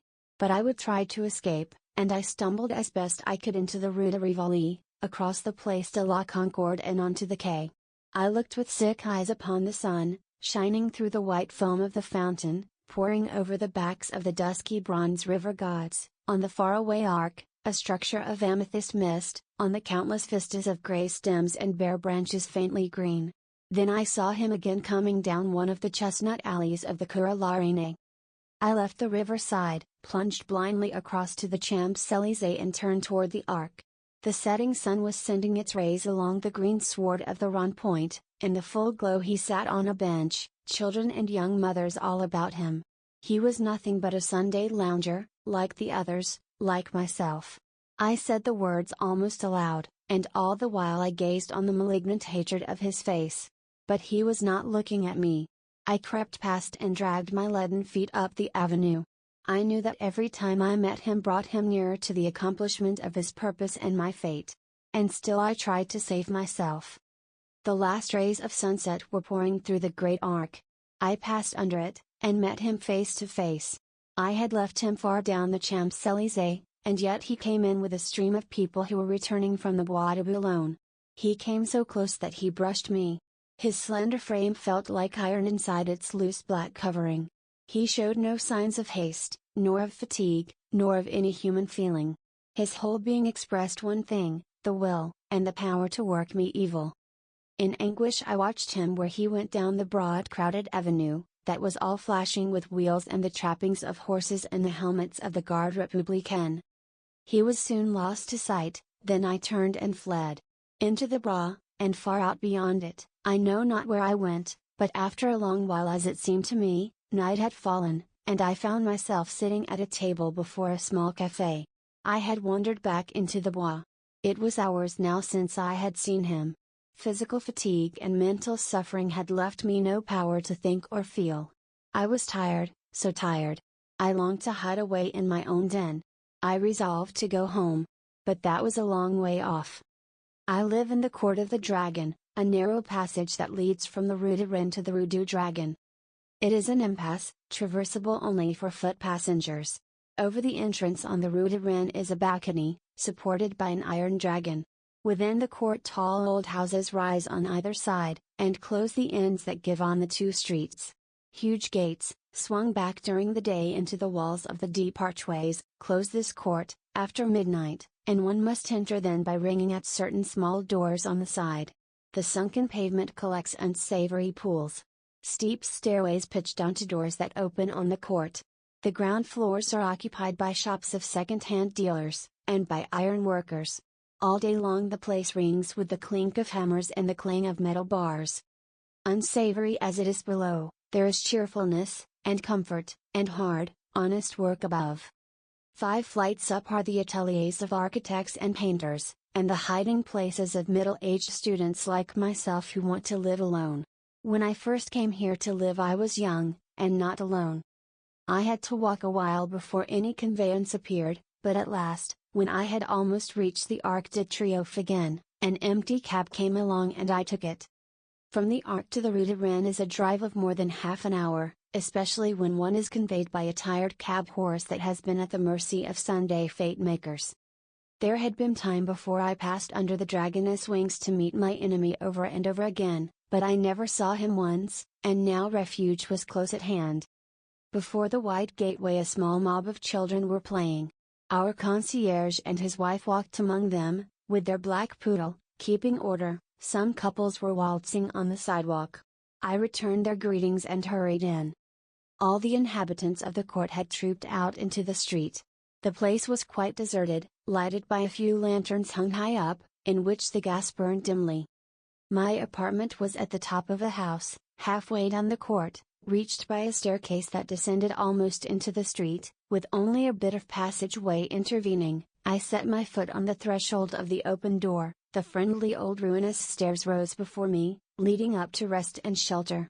Looking back over my right shoulder, I saw him, 10 paces off. He must have entered the court with me. He was coming straight on, neither slowly, nor swiftly, but straight on to me. And now he was looking at me. For the first time since our eyes encountered across the church they met now again, and I knew that the time had come. Retreating backward, down the court, I faced him. I meant to escape by the entrance on the Rue du Dragon. His eyes told me that I never should escape. It seemed ages while we were going, I retreating, he advancing, down the court in perfect silence, but at last I felt the shadow of the archway, and the next step brought me within it. I had meant to turn here and spring through into the street. But the shadow was not that of an archway, it was that of a vault. The great doors on the Rue du Dragon were closed. I felt this by the blackness which surrounded me, and at the same instant I read it in his face. How his face gleamed in the darkness, drawing swiftly nearer. The deep vaults, the huge closed doors, their cold iron clamps were all on his side. The thing which he had threatened had arrived, it gathered and bore down on me from the fathomless shadows, the point from which it would strike was his infernal eyes. Hopeless, I set my back against the barred doors and defied him.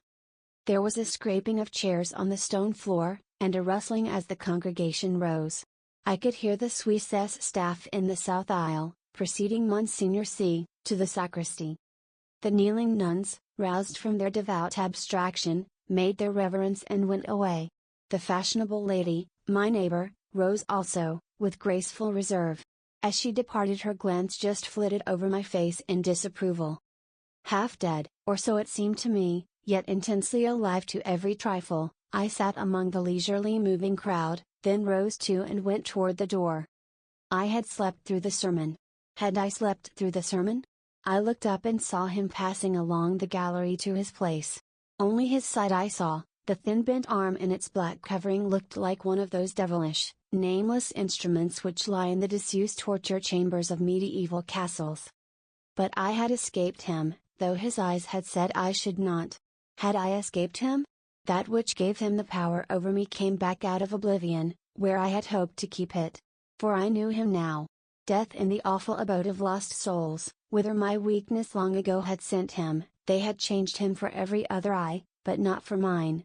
I had recognized him almost from the first. I had never doubted what he was come to do, and now I knew while my body sat safe in the cheerful little church, he had been hunting my soul in the court of the dragon. I crept to the door. The organ broke out overhead with a blare. A dazzling light filled the church, blotting the altar from my eyes. The people faded away, the arches, the vaulted roof vanished.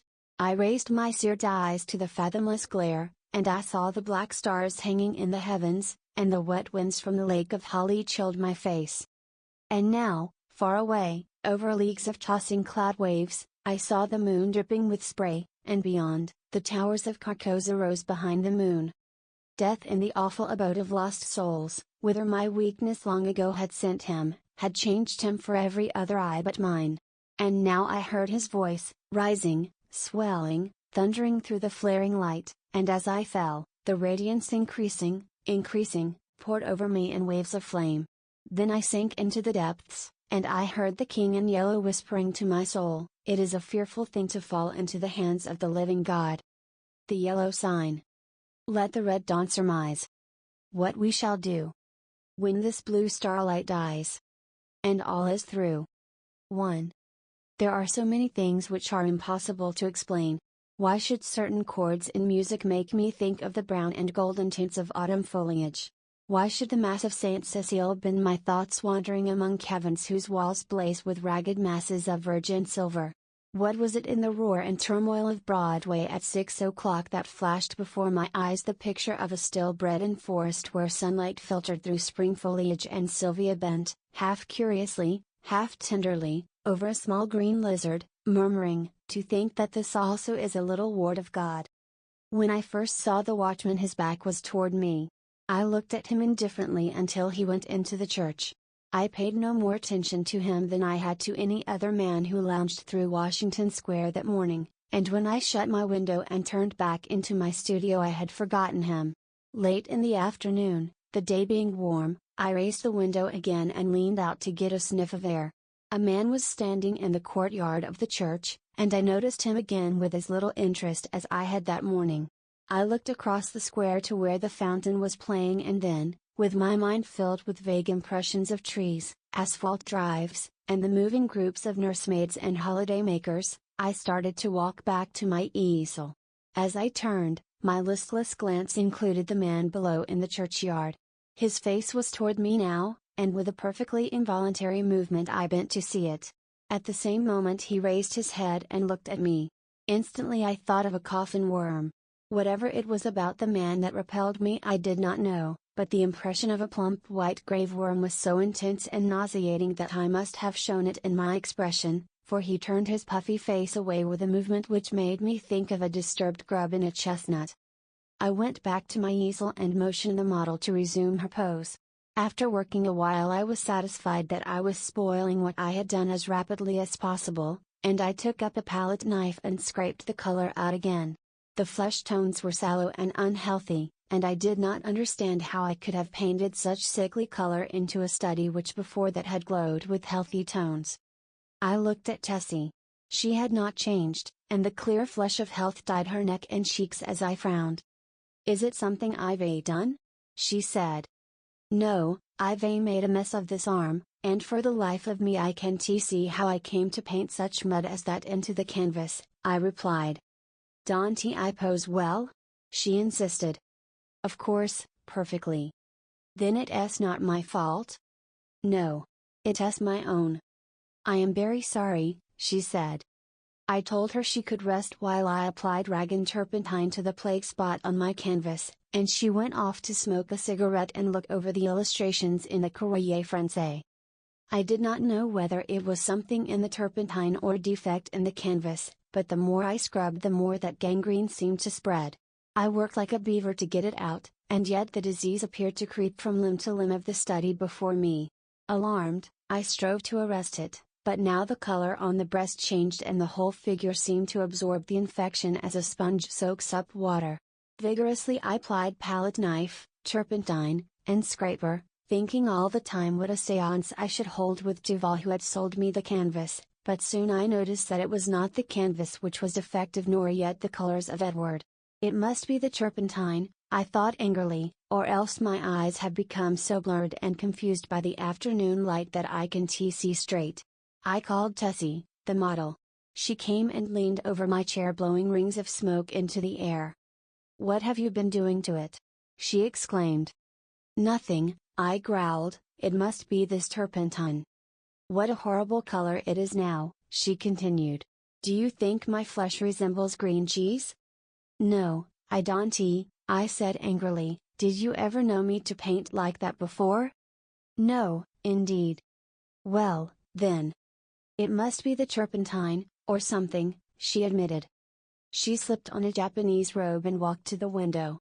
I scraped and rubbed until I was tired, and finally picked up my brushes and hurled them through the canvas with a forcible expression, the tone alone of which reached Tessie's ears. Nevertheless she promptly began, "That's it. Swear and act silly and ruin your brushes. You have been 3 weeks on that study, and now look. What is the good of ripping the canvas? What creatures artists are!" I felt about as much ashamed as I usually did after such an outbreak, and I turned the ruined canvas to the wall. Tessie helped me clean my brushes, and then danced away to dress. From the screen she regaled me with bits of advice concerning whole or partial loss of temper, until, thinking, perhaps, I had been tormented sufficiently, she came out to implore me to button her waist where she could not reach it on the shoulder. "Everything went wrong from the time you came back from the window and talked about that horrid-looking man you saw in the churchyard," she announced.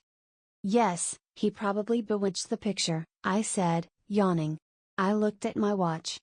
"It is after 6, I know," said Tessie, adjusting her hat before the mirror.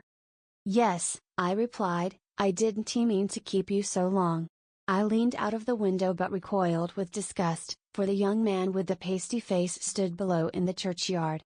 Tessie saw my gesture of disapproval and leaned from the window. "Is that the man you don't like?" she whispered. I nodded. "I can see his face, but he does look fat and soft.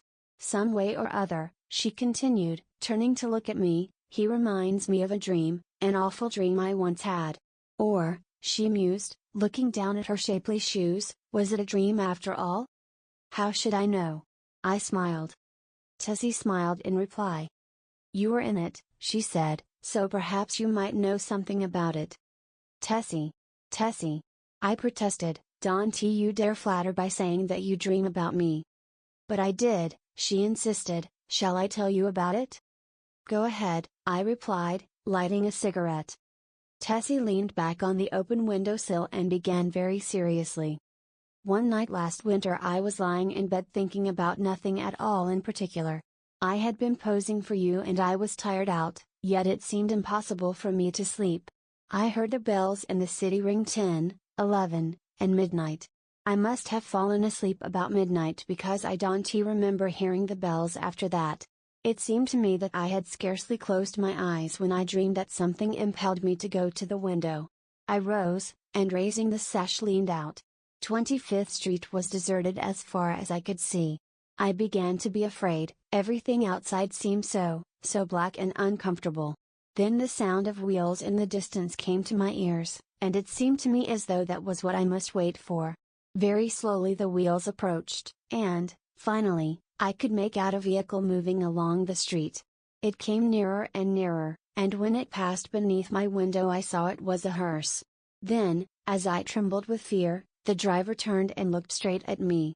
When I awoke I was standing by the open window shivering with cold, but the black-plumed hearse and the driver were gone. I dreamed this dream again in March last, and again awoke beside the open window. Last night the dream came again. You remember how it was raining, when I awoke, standing at the open window, my nightdress was soaked. But where did I come into the dream? I asked. You were in the coffin, but you were not dead. In the coffin?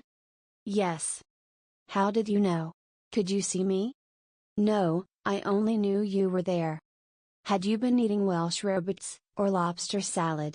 I began, laughing, but the girl interrupted me with a frightened cry. Hello. What's up? I said, as she shrank into the embrasure by the window. The man below in the churchyard, he drove the hearse. Nonsense, I said, but Tessie's eyes were wide with terror. I went to the window and looked out. The man was gone. Come, Tessie, I urged, don't be foolish. You have posed too long, you are nervous. Do you think I could forget that face? She murmured. 3 times I saw the hearse pass below my window, and every time the driver turned and looked up at me. Oh, his face was so white and soft. It looked dead, it looked as if it had been dead a long time. I induced the girl to sit down and swallow a glass of marsala. Then I sat down beside her, and tried to give her some advice. Look here, Tessie, I said, you go to the country for a week or 2, and you'll have no more dreams about hearses. You pose all day, and when night comes your nerves are upset. You can keep this up. Then again, instead of going to bed when your day's work is done, you run off to picnics at Salsarus Park, or go to the El Dorado or Coney Island, and when you come down here next morning you are fagged out. There was no real hearse. There was a soft-shell crab dream. She smiled faintly. What about the man in the churchyard? Oh, he's only an ordinary unhealthy, everyday creature. As true as my name is Tessie Reardon, I swear to you, Mr. Scott, that the face of the man below in the churchyard is the face of the man who drove the hearse. What of it? I said. It's an honest trade. Then you think I did see the hearse? Oh, I said diplomatically, if you really did, it might not be unlikely that the man below drove it. There is nothing in that. Tessie rose, unrolled her scented handkerchief, and taking a bit of gum from a knot in the hem, placed it in her mouth. Then drawing on her gloves she offered me her hand, with a frank, "Good night, Mr. Scott," and walked out, too. The next morning, Thomas, the bellboy, brought me the Herald and a bit of news. The church next door had been sold. I thanked heaven for it, not that being a Catholic I had any repugnance for the congregation next door, but because my nerves were shattered by a blatant exhorter, whose every word echoed through the aisle of the church as if it had been my own rooms, and who insisted on his RS with a nasal persistence which revolted my every instinct. Then, too, there was a fiend in human shape, an organist, who reeled off some of the grand old hymns with an interpretation of his own, and I longed for the blood of a creature who could play the doxology with an amendment of minor chords which one hears only in a quartet of very young undergraduates. I believe the minister was a good man, but when he bellowed, "And the Lord said unto Moses, the Lord is a man of war, the Lord is his name. My wrath shall wax hot and I will kill you with this word," I wondered how many centuries of purgatory it would take to atone for such a sin. Who bought the property? I asked Thomas. Nobody that I knows, sir. They do say the gent what owns this air Hamilton Flats was looking at it. E might be a building more studios. I walked to the window. The young man with the unhealthy face stood by the churchyard gate, and at the mere sight of him the same overwhelming repugnance took possession of me.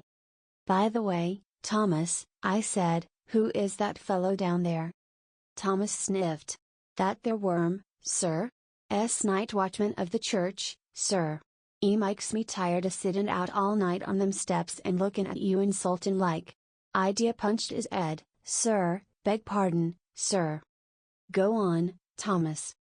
One night a comin' 'ome with Ari, the other English boy, I sees 'im a sittin' there on them steps. We 'ad Molly and Gin with us, sir, the 2 girls on the tray service, and he looks so insultin' at us that I up and says, "What you looking hat, you fat slug? Beg pardon, sir, but that's all I says, sir." Then he don't say nothing and I says, come out and I'll punch that puddin' Ed. Then I opens the gate and goes in, but he don't say nothing, only looks insulting like. Then it's someone, but, is Ed was that cold and mushy it would sicken you to touch him. What did he do then? I asked curiously. Nothin'. And you, Thomas? The young fellow flushed with embarrassment and smiled uneasily. Mr. Scott, sir, I ain't no coward, and I can make it out at all why I run. I was in the 5th Lancers, sir, bugler at Tel El Kebir, and was shot by the Wells. You don't mean to say you ran away? Yes, sir, I run.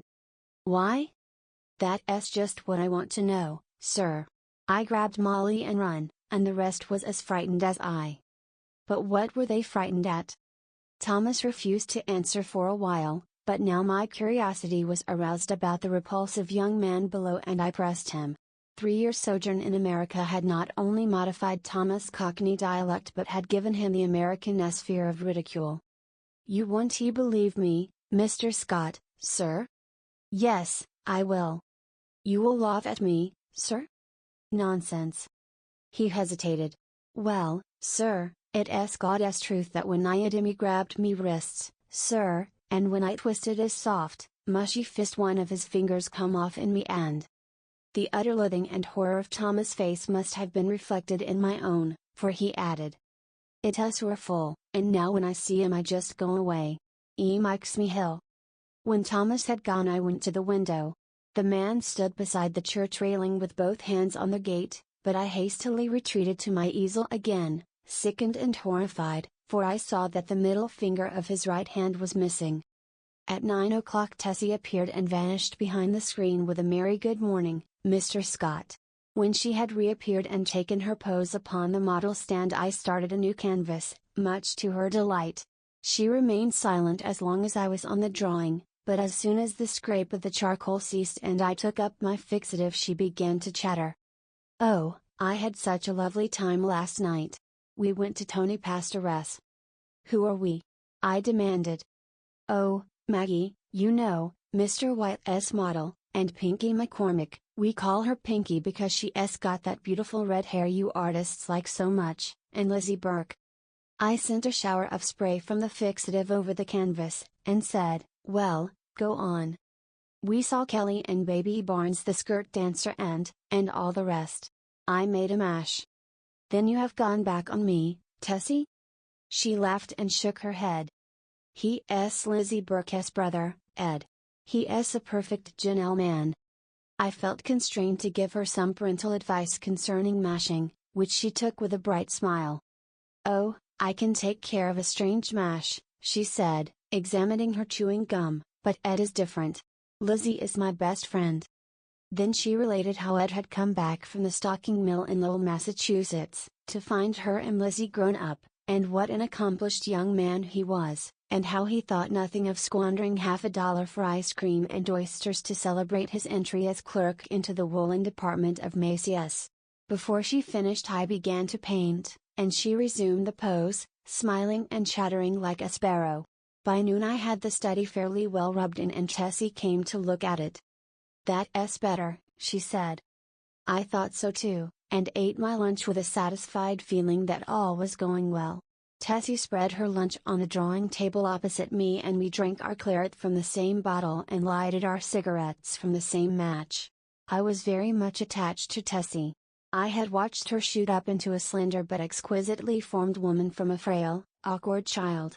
She had posed for me during the last 3 years, and among all my models she was my favorite.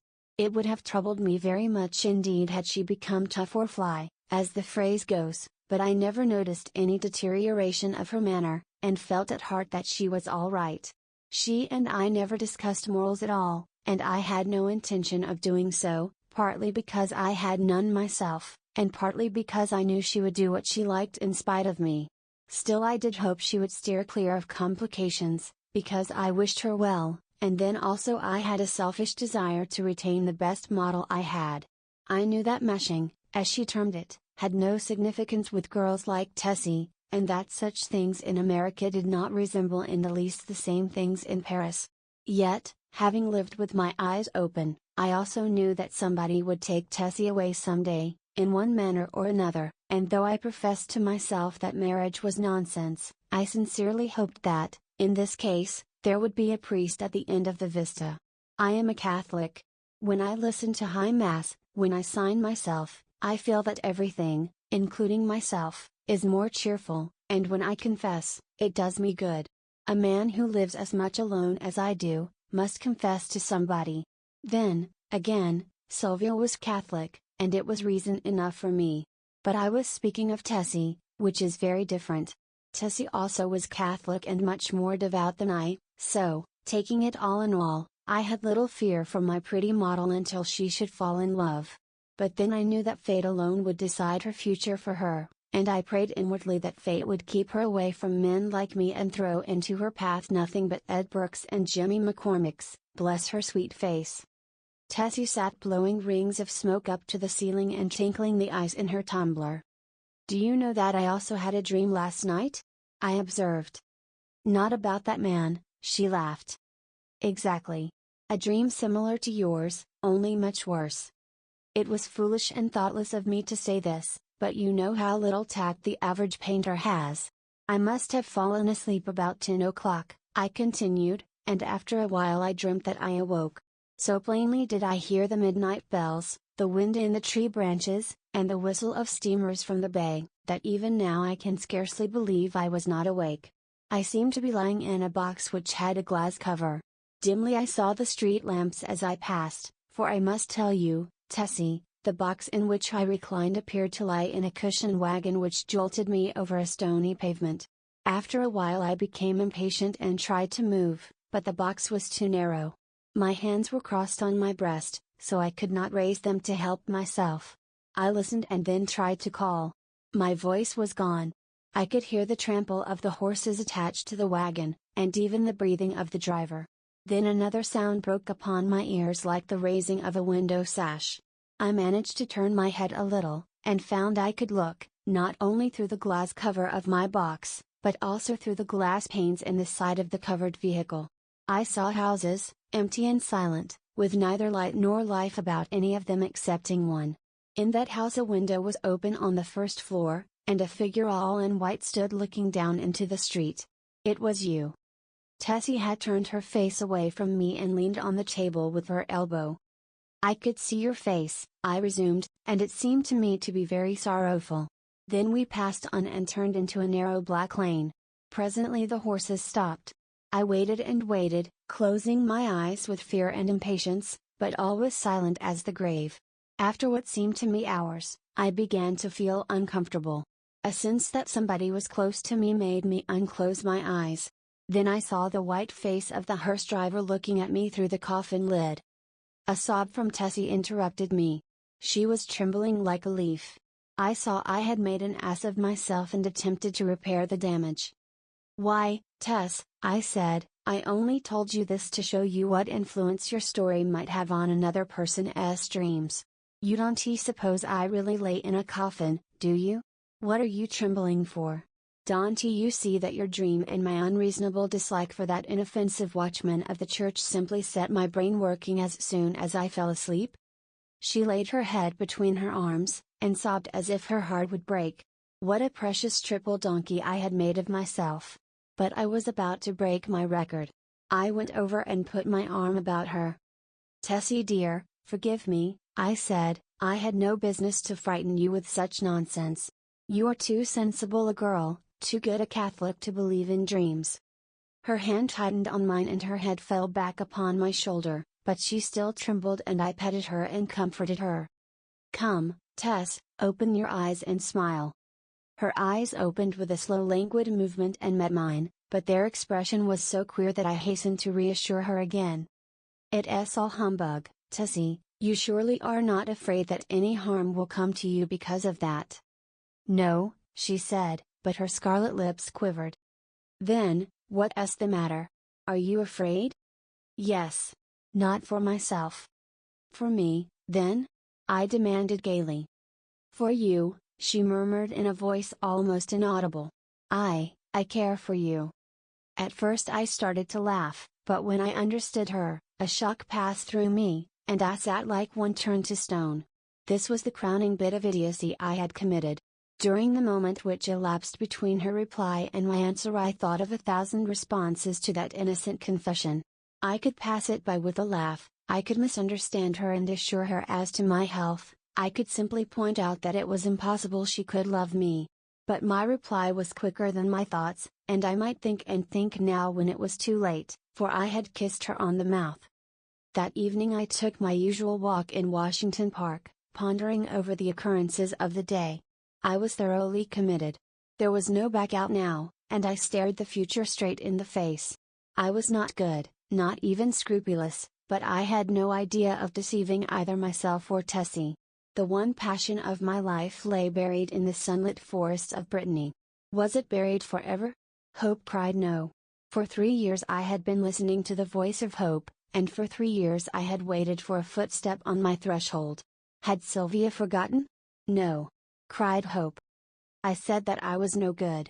That is true, but still I was not exactly a comic opera villain.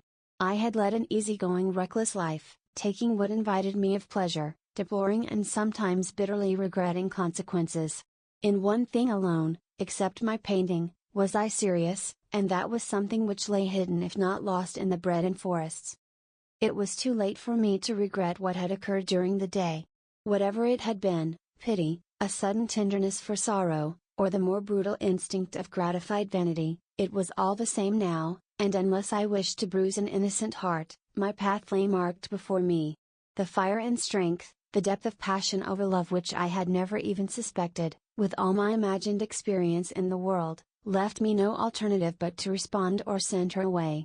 Whether because I am so cowardly about giving pain to others, or whether it was that I have little of the gloomy Puritan in me, I do not know, but I shrank from disclaiming responsibility for that thoughtless kiss, and in fact had no time to do so before the gates of her heart opened and the flood poured forth.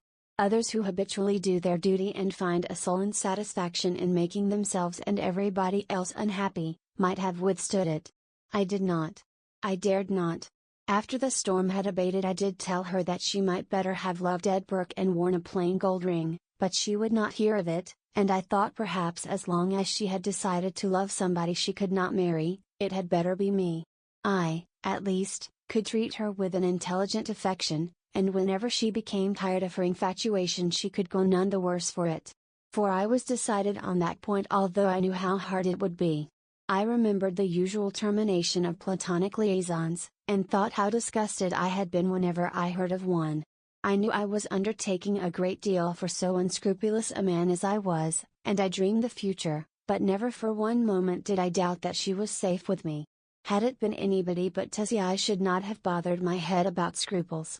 For it did not occur to me to sacrifice Tessie as I would have sacrificed a woman of the world. I looked the future squarely in the face and saw the several probable endings to the affair. She would either tire of the whole thing, or become so unhappy that I should have either to marry her or go away. If I married her we would be unhappy. I with a wife unsuited to me, and she with a husband unsuitable for any woman. For my past life could scarcely entitle me to marry. If I went away she might either fall ill, recover, and marry some Eddie Burke, or she might recklessly or deliberately go and do something foolish. On the other hand, if she tired of me, then her whole life would be before her with beautiful vistas of Eddie Burkes and marriage rings and twins and Harlem flats and heaven knows what. As I strolled along through the trees by the Washington Arch, I decided that she should find a substantial friend in me, anyway, and the future could take care of itself. Then I went into the house and put on my evening dress, for the little faintly perfumed note on my dresser said, "Have a cab at the stage door at 11, and the note was signed Edith Carmichael, Metropolitan Theatre.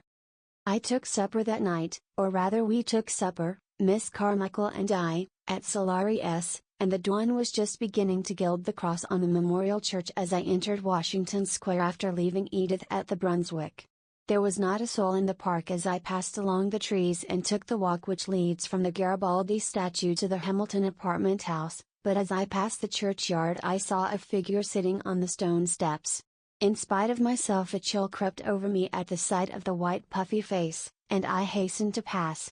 Then he said something which might have been addressed to me or might merely have been a mutter to himself, but a sudden furious anger flamed up within me that such a creature should address me. For an instant I felt like wheeling about and smashing my stick over his head, but I walked on, and entering the Hamilton went to my apartment. For some time I tossed about the bed trying to get the sound of his voice out of my ears, but could not.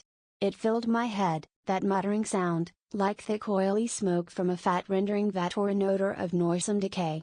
And as I lay and tossed about, the voice in my ears seemed more distinct, and I began to understand the words he had muttered. They came to me slowly as if I had forgotten them, and at last I could make some sense out of the sounds.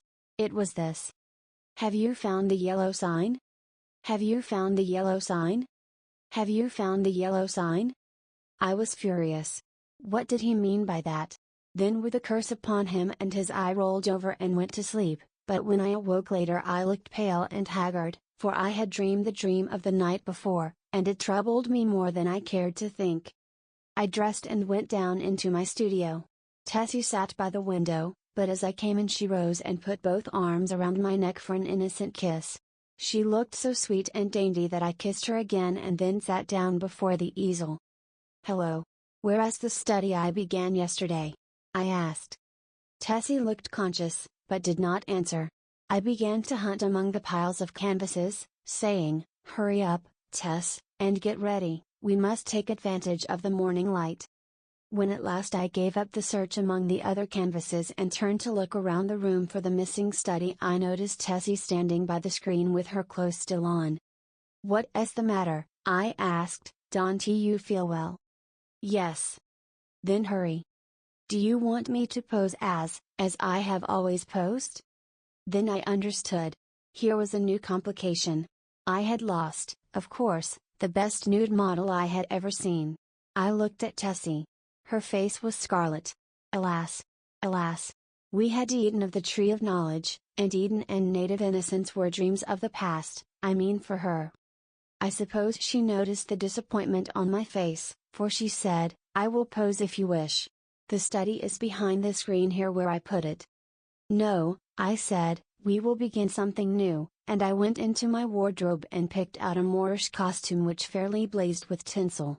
It was a genuine costume, and Tessie retired to the screen with it enchanted. When she came forth again I was astonished. Her long black hair was bound above her forehead with a circlet of turquoises, and the ends, curled about her glittering girdle. Her feet were encased in the embroidered pointed slippers, and the skirt of her costume, curiously wrought with arabesques in silver, fell to her ankles. The deep metallic blue vest embroidered with silver and the short Moresque jacket spangled and sewn with turquoises became her wonderfully. She came up to me and held up her face smiling. I slipped my hand into my pocket, and drawing out a gold chain with a cross attached, dropped it over her head. "It is yours, Tessie." "Mine?" she faltered. "Yours. Now go and pose." Then with a radiant smile she ran behind the screen and presently reappeared with a little box on which was written my name. "I had intended to give it to you when I went home tonight," she said, "but I can't wait now." I opened the box. On the pink cotton inside lay a clasp of black onyx, on which was inlaid a curious symbol or letter in gold. It was neither Arabic nor Chinese, nor, as I found afterwards, did it belong to any human script. "It's all I had to give you for a keepsake," she said timidly. I was annoyed, but I told her how much I should prize it, and promised to wear it always. She fastened it on my coat beneath the lapel. "How foolish, Tess, to go and buy me such a beautiful thing as this," I said. "I did not buy it," she laughed. "Where did you get it?" Then she told me how she had found it one day while coming from the aquarium in the Battery, how she had advertised it and watched the papers, but at last gave up all hopes of finding the owner. "That was last winter," she said, "the very day I had the first horrid dream about the hearse." I remembered my dream of the previous night but said nothing, and presently my charcoal was flying over a new canvas, and Tessie stood motionless on the model stand. 3. The day following was a disastrous one for me. While moving a framed canvas from one easel to another my foot slipped on the polished floor, and I fell heavily on both wrists. They were so badly sprained that it was useless to attempt to hold a brush, and I was obliged to wander about the studio, glaring at unfinished drawings and sketches, until despair seized me and I sat down to smoke and twiddle my thumbs with rage. The rain blew against the windows and rattled on the roof of the church, driving me into a nervous fit with its interminable patter. Tessie sat sewing by the window, and every now and then raised her head and looked at me with such innocent compassion that I began to feel ashamed of my irritation and looked about for something to occupy me. I had read all the papers and all the books in the library, but for the sake of something to do I went to the bookcases and shoved them open with my elbow. I knew every volume by its color and examined them all, passing slowly around the library and whistling to keep up my spirits. I was turning to go into the dining room when my eye fell upon a book bound in serpent skin, standing in a corner of the top shelf of the last bookcase. I did not remember it, and from the floor could not decipher the pale lettering on the back, so I went to the smoking room and called Tessie. She came in from the studio and climbed up to reach the book. "What is it?" I asked. "The King in Yellow." I was dumbfounded. Who had placed it there? How came it in my rooms? I had long ago decided that I should never open that book, and nothing on earth could have persuaded me to buy it. Fearful lest curiosity might tempt me to open it, I had never even looked at it in bookstores. If I ever had had any curiosity to read it, the awful tragedy of young Castinia, whom I knew, prevented me from exploring its wicked pages. I had always refused to listen to any description of it, and indeed, nobody ever ventured to discuss the second part aloud, so I had absolutely no knowledge of what those leaves might reveal. I stared at the poisonous mottled binding as I would at a snake. "Don't touch it, Tessie," I said, "come down." Of course my admonition was enough to arouse her curiosity, and before I could prevent it she took the book and, laughing, danced off into the studio with it. I called to her, but she slipped away with a tormenting smile at my helpless hands, and I followed her with some impatience. "Tessie," I cried, entering the library, "listen, I am serious. Put that book away. I do not wish you to open it." The library was empty. I went into both drawing rooms, then into the bedrooms, laundry, kitchen, and finally returned to the library and began a systematic search. She had hidden herself so well that it was half an hour later when I discovered her crouching white and silent by the latticed window in the storeroom above. At the first glance I saw she had been punished for her foolishness. The King in Yellow lay at her feet, but the book was open at the second part. I looked at Tessie and saw it was too late. She had opened The King in Yellow. Then I took her by the hand and led her into the studio. She seemed dazed, and when I told her to lie down on the sofa she obeyed me without a word. After a while she closed her eyes and her breathing became regular and deep, but I could not determine whether or not she slept.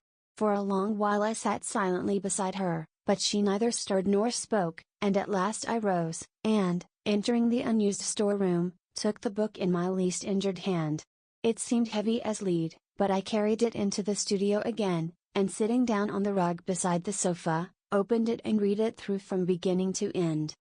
When, faint with excess of my emotions, I dropped the volume and leaned wearily back against the sofa, Tessie opened her eyes and looked at me. We had been speaking for some time in a dull monotonous strain before I realized that we were discussing The King in Yellow. Oh, the sin of writing such words, words which are clear as crystal, limpid and musical as bubbling springs, words which sparkle and glow like the poisoned diamonds of the Medicis. Oh, the wickedness, the hopeless damnation of a soul who could fascinate and paralyze human creatures with such words, words understood by the ignorant and wise alike, words which are more precious than jewels, more soothing than music, more awful than death. We talked on, unmindful of the gathering shadows, and she was begging me to throw away the clasp of black onyx quaintly inlaid with what we now knew to be the yellow sign. I never shall know why I refused, though even at this hour, here in my bedroom as I write this confession, I should be glad to know what it was that prevented me from tearing the yellow sign from my breast and casting it into the fire. I am sure I wished to do so, and yet Tessie pleaded with me in vain. Night fell and the hours dragged on, but still we murmured to each other of the King and the Pallid Mask, and midnight sounded from the misty spires in the fog-wrapped city. We spoke of Hastur and of Casilda, while outside the fog rolled against the blank window panes as the cloud waves roll and break on the shores of Holly. The house was very silent now, and not a sound came up from the misty streets. Tessie lay among the cushions, her face a grey blot in the gloom, but her hands were clasped in mine, and I knew that she knew and read my thoughts as I read hers, for we had understood the mystery of the Hyades and the phantom of truth was laid. Then as we answered each other, swiftly, silently, thought on thought, the shadows stirred in the gloom about us, and far in the distant streets we heard a sound. Nearer and nearer it came, the dull crunching of wheels, nearer and yet nearer, and now, outside before the door it ceased, and I dragged myself to the window and saw a black-plumed hearse. The gate below opened and shut, and I crept shaking to my door and bolted it, but I knew no bolts, no locks, could keep that creature out who was coming for the yellow sign. And now I heard him moving very softly along the hall. Now he was at the door, and the bolts rotted at his touch. Now he had entered. With eyes starting from my head I peered into the darkness, but when he came into the room I did not see him. It was only when I felt him envelope me in his cold soft grasp that I cried out and struggled with deadly fury, but my hands were useless and he tore the onyx clasp from my coat and struck me full in the face. Then, as I fell, I heard Tessie's soft cry and her spirit fled, and even while falling I longed to follow her, for I knew that the king in yellow had opened his tattered mantle and there was only God to cry to now. I could tell more, but I cannot see what help it will be to the world. As for me, I am past human help or hope. As I lie here, writing, careless even whether or not I die before I finish, I can see the doctor gathering up his powders and phials with a vague gesture to the good priest beside me, which I understand. They will be very curious to know the tragedy, they of the outside world who write books and print millions of newspapers, but I shall write no more, and the Father Confessor will seal my last words with the seal of sanctity when his holy office is done. They of the outside world may send their creatures into wrecked homes and death-smitten firesides, and their newspapers will batten on blood and tears, but with me their spies must halt before the confessional. They know that Tessie is dead and that I am dying.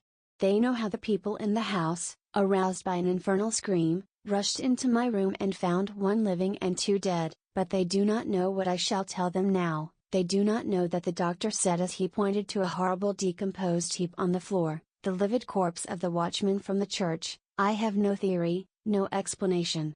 That man must have been dead for months. I think I am dying. I wish the priest would. The Demoiselle des. Mais je crois que j'ai. Sous descendu en puis. Ténébreux unquel desoit. Heraclitus est verite caché. There be three things which are too wonderful for me, yea, for which I know not. The way of an eagle in the air, the way of a serpent upon a rock, the way of a ship in the midst of the sea, and the way of a man with a maid. 1. The utter desolation of the scene began to have its effect. I sat down to face the situation and, if possible, recall to mind some landmark which might aid me in extricating myself from my present position. If I could only find the ocean again all would be clear, for I knew one could see the island of Croix from the cliffs. I laid down my gun, and kneeling behind a rock lighted a pipe. Then I looked at my watch. It was nearly 4 o'clock. I might have wandered far from Kerselec since daybreak. Standing the day before on the cliffs below Kerselec with Galvan, looking out over the somber moors among which I had now lost my way, these downs had appeared to me level as a meadow, stretching to the horizon, and although I knew how deceptive is distance, I could not realize that what from Kerselec seemed to be mere grassy hollows were great valleys covered with gorse and heather, and what looked like scattered boulders were in reality enormous cliffs of granite. It is a bad place for a stranger, old Galvan had said, you'd better take a guide, and I had replied, I shall not lose myself. Now I knew that I had lost myself, as I sat there smoking, with the sea wind blowing in my face. On every side stretched the moorland, covered with flowering gorse and heath and granite boulders. There was not a tree in sight, much less a house. After a while, I picked up the gun, and turning my back on the sun tramped on again. There was little use in following any of the brawling streams which every now and then crossed my path, for, instead of flowing into the sea, they ran inland to reedy pools in the hollows of the moors. I had followed several, but they all led me to swamps or silent little ponds from which the snipe rose peeping and wheeled away in an ecstasy of fright. I began to feel fatigued, and the gun galled my shoulder in spite of the double pads. The sun sank lower and lower, shining level across yellow gorse and the moorland pools. As I walked, my own gigantic shadow led me on, seeming to lengthen at every step. The gorse scraped against my leggings, crackled beneath my feet, showering the brown earth with blossoms, and the brake bowed and billowed along my path. From tufts of heath rabbits scurried away through the bracken, and among the swamp grass I heard the wild duck's drowsy quack. Once a fox stole across my path, and again, as I stooped to drink at a hurrying rill, a heron flapped heavily from the reeds beside me. I turned to look at the sun. It seemed to touch the edges of the plain. When at last I decided that it was useless to go on, and that I must make up my mind to spend at least one night on the moors, I threw myself down thoroughly fagged out. The evening sunlight slanted warm across my body, but the sea winds began to rise, and I felt a chill strike through me from my wet shooting boots. High overhead gulls were wheeling and tossing like bits of white paper. From some distant marsh a solitary curlew called. Little by little the sun sank into the plain, and the zenith flushed with the afterglow. I watched the sky change from palest gold to pink and then to smoldering fire. Clouds of midges danced above me, and high in the calm air a bat dipped and soared.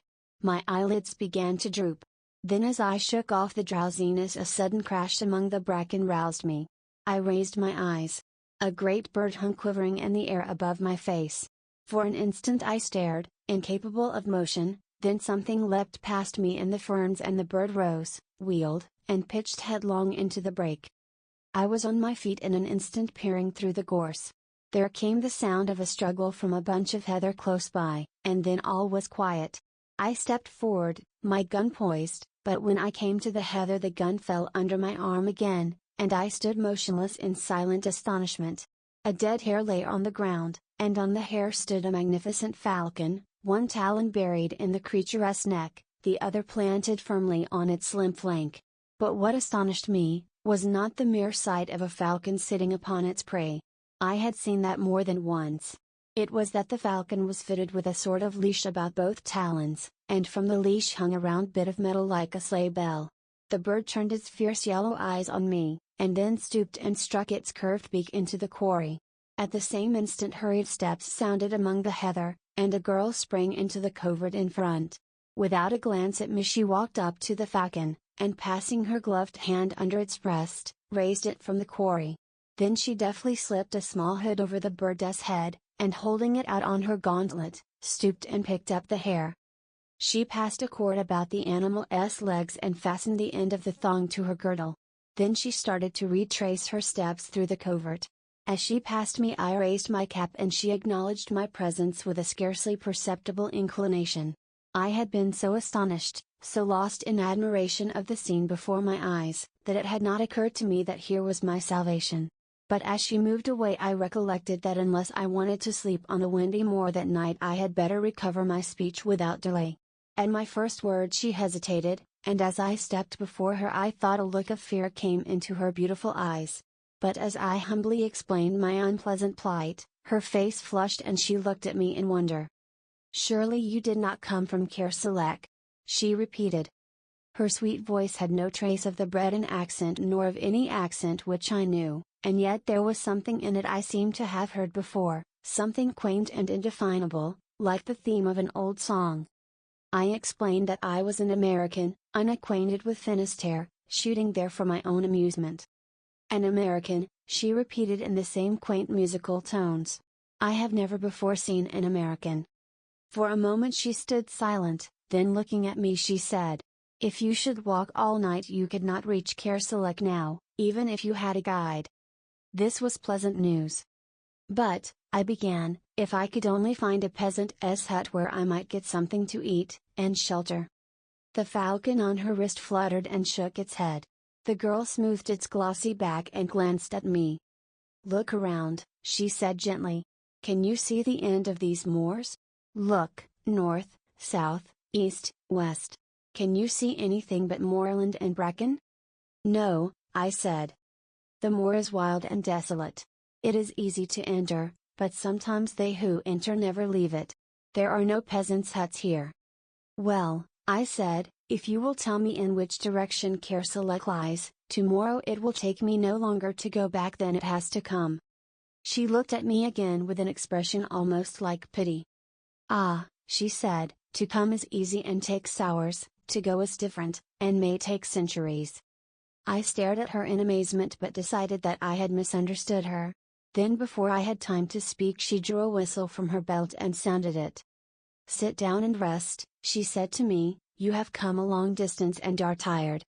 She gathered up her pleated skirts and motioning me to follow picked her dainty way through the gorse to a flat rock among the ferns. They will be here directly, she said, and taking a seat at one end of the rock invited me to sit down on the other edge. The afterglow was beginning to fade in the sky and a single star twinkled faintly through the rosy haze. A long wavering triangle of waterfowl drifted southward over our heads, and from the swamps around plover were calling. They are very beautiful, these moors, she said quietly. Beautiful, but cruel to strangers, I answered. Beautiful and cruel, she repeated dreamily, beautiful and cruel. Like a woman, I said stupidly. Oh, she cried with a little catch in her breath, and looked at me. Her dark eyes met mine, and I thought she seemed angry or frightened. Like a woman, she repeated under her breath, how cruel to say so. Then after a pause, as though speaking aloud to herself, how cruel for him to say that. I don't know what sort of an apology I offered for my inane, though harmless speech, but I know that she seemed so troubled about it that I began to think I had said something very dreadful without knowing it, and remembered with horror the pitfalls and snares which the French language sets for foreigners. While I was trying to imagine what I might have said, a sound of voices came across the moor, and the girl rose to her feet. No, she said, with a trace of a smile on her pale face, I will not accept your apologies, monsieur, but I must prove you wrong, and that shall be my revenge. Look! Here come Hastur and Raoul. Two men loomed up in the twilight. One had a sack across his shoulders and the other carried a hoop before him as a waiter carries a tray. The hoop was fastened with straps to his shoulders, and around the edge of the circlet sat three hooded falcons fitted with tinkling bells. The girl stepped up to the falconer, and with a quick turn of her wrist transferred her falcon to the hoop, where it quickly sidled off and nestled among its mates, who shook their hooded heads and ruffled their feathers till the bell jesses tinkled again. The other man stepped forward and bowing respectfully took up the hare and dropped it into the game sack. These are my piqueurs, said the girl, turning to me with a gentle dignity. Raoul is a good falconier, and I shall some day make him grand veneur. Hastur is incomparable. The two silent men saluted me respectfully.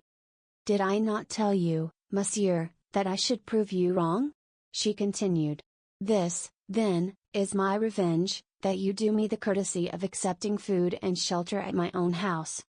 Before I could answer she spoke to the falconers, who started instantly across the heath, and with a gracious gesture to me she followed. I don't know whether I made her understand how profoundly grateful I felt, but she seemed pleased to listen, as we walked over the dewy heather. Are you not very tired? She asked. I had clean forgotten my fatigue in her presence, and I told her so. Don't you think your gallantry is a little old-fashioned? She said, and when I looked confused and humbled, she added quietly, oh, I like it, I like everything old-fashioned, and it is delightful to hear you say such pretty things. The moorland around us was very still now under its ghostly sheet of mist. The plovers had ceased their calling, the crickets and all the little creatures of the fields were silent as we passed, yet it seemed to me as if I could hear them beginning again far behind us. Well in advance, the two tall falconers strode across the heather, and the faint jingling of the hawk's bells came to our ears in distant murmuring chimes. Suddenly a splendid hound dashed out of the mist in front, followed by another and another until half a dozen or more were bounding and leaping around the girl beside me. She caressed and quieted them with her gloved hand, speaking to them in quaint terms which I remembered to have seen in old French manuscripts. Then the falcons on the circlet borne by the falconer ahead began to beat their wings and scream, and from somewhere out of sight the notes of a hunting horn floated across the moor. The hound sprang away before us and vanished in the twilight, the falcons flapped and squealed upon their perch, and the girl, taking up the song of the horn, began to hum. Clear and mellow her voice sounded in the night air. Chasseur, chasseur, chassez encore. Côté rosette et janton. Tonton, tonton, tonton, tonton. Ou, pour, rabbiter, de l'erreur. Que les amours soient de planton. Tonton, tonton, tonton. As I listened to her lovely voice, a grey mass which rapidly grew more distinct loomed up in front, and the horn rang out joyously through the tumult of the hounds and falcons. A torch glimmered at a gate, a light streamed through an opening door, and we stepped upon a wooden bridge which trembled under our feet and rose creaking and straining behind us as we passed over the moat and into a small stone court, walled on every side. From an open doorway a man came and, bending in salutation, presented a cup to the girl beside me. She took the cup and touched it with her lips, then lowering it turned to me and said in a low voice, "I bid you welcome." At that moment one of the falconers came with another cup, but before handing it to me, presented it to the girl, who tasted it. The falconer made a gesture to receive it, but she hesitated a moment, and then, stepping forward, offered me the cup with her own hands. I felt this to be an act of extraordinary graciousness, but hardly knew what was expected of me, and did not raise it to my lips at once. The girl flushed crimson. I saw that I must act quickly. "Mademoiselle," I faltered, "a stranger whom you have saved from dangers he may never realize empties this cup to the gentlest and loveliest hostess of France." "In his name," she murmured, crossing herself as I drained the cup. Then stepping into the doorway she turned to me with a pretty gesture and, taking my hand in hers, led me into the house, saying again and again, "You are very welcome, indeed you are welcome to the Château d'Ys." 2. I awoke next morning with the music of the horn in my ears, and leaping out of the ancient bed, went to a curtained window where the sunlight filtered through little deep-set panes. The horn ceased as I looked into the court below. A man who might have been brother to the two falconers of the night before stood in the midst of a pack of hounds. A curved horn was strapped over his back, and in his hand he held a long lashed whip. The dogs whined and yelped, dancing around him in anticipation. There was the stamp of horses, too, in the walled yard. "Mount!" cried a voice in Breton, and with a clatter of hoofs the two falconers, with falcons upon their wrists, rode into the courtyard among the hounds. Then I heard another voice which sent the blood throbbing through my heart, "Piri Louis, hunt the hounds well and spare neither spur nor whip. Thou Raoul and thou Gaston, see that the épervier does not prove himself niais, and if it be best in your judgment, faites courtoisie à l'oiseau. Jardin et un oiseau, like the mou thereon Hasturus wrist, is not difficult, but thou, Raoul, mayest not find it so simple to govern that haggard. Twice last week he foamed au vif and lost the beckett although he is used to the lure. The bird acts like a stupid branquier. Pater un haggard in est pas si facile." Was I dreaming? The old language of falconry which I had read in yellow manuscripts, the old forgotten French of the Middle Ages was sounding in my ears while the hounds bayed and the hawk's bells tinkled accompaniment to the stamping horses. She spoke again in the sweet forgotten language. "If you would rather attach the long and leave thy haggard au bloc, Raoul, I shall say nothing, for it were a pity to spoil so fair a day's sport with an ill-trained cerce. Esmer abysser, it is possibly the best way. Celui d'honneur des reins." I was perhaps hasty with the bird. It takes time to pass all enfilure and the exercises d'escape. Then the falconer Raoul bowed in his stirrups and replied, "If it be the pleasure of Mademoiselle, I shall keep the hawk." "It is my wish," she answered. "Falconry I know, but you have yet to give me many a lesson in adversary, my poor Raoul. Sur Piri Louis mount." The huntsman sprang into an archway and in an instant returned, mounted upon a strong black horse, followed by a piqueur also mounted. "Ah!" she cried joyously, "speed Lamarque. Speed! Speed all! Sound thy horn, Sieur Piriou." The silvery music of the hunting horn filled the courtyard, the hounds sprang through the gateway and galloping hoofbeats plunged out of the paved court, loud on the drawbridge, suddenly muffled, then lost in the heather and bracken of the moors. Distant and more distant sounded the horn, until it became so faint that the sudden carol of a soaring lark drowned it in my ears. I heard the voice below responding to some call from within the house. I do not regret the chase, I will go another time. Courtesy to the stranger, Pelagi, remember. And a feeble voice came quavering from within the house, courtoisie. I stripped, and rubbed myself from head to foot in the huge earthen basin of icy water which stood upon the stone floor at the foot of my bed. Then I looked about for my clothes. They were gone, but on a settle near the door lay a heap of garments which I inspected with astonishment. As my clothes had vanished, I was compelled to attire myself in the costume which had evidently been placed there for me to wear while my own clothes dried. Everything was there, cap, shoes, and hunting doublet of silvery grey homespun, but the close-fitting costume and seamless shoes belonged to another century, and I remembered the strange costumes of the three falconers in the courtyard. I was sure that it was not the modern dress of any portion of France or Brittany, but not until I was dressed and stood before a mirror between the windows did I realize that I was clothed much more like a young huntsman of the Middle Ages than like a Breton of that day. I hesitated and picked up the cap. Should I go down and present myself in that strange guise? There seemed to be no help for it, my own clothes were gone and there was no bell in the ancient chamber to call a servant, so I contented myself with removing a short hawk's feather from the cap, and, opening the door, went downstairs. By the fireplace in the large room at the foot of the stairs an old Breton woman sat spinning with a distaff. She looked up at me when I appeared, and, smiling frankly, wished me health in the Breton language, to which I laughingly replied in French. At the same moment my hostess appeared and returned my salutation with a grace and dignity that sent a thrill to my heart. Her lovely head with its dark curly hair was crowned with a head-dress which set all doubts as to the epoch of my own costume at rest.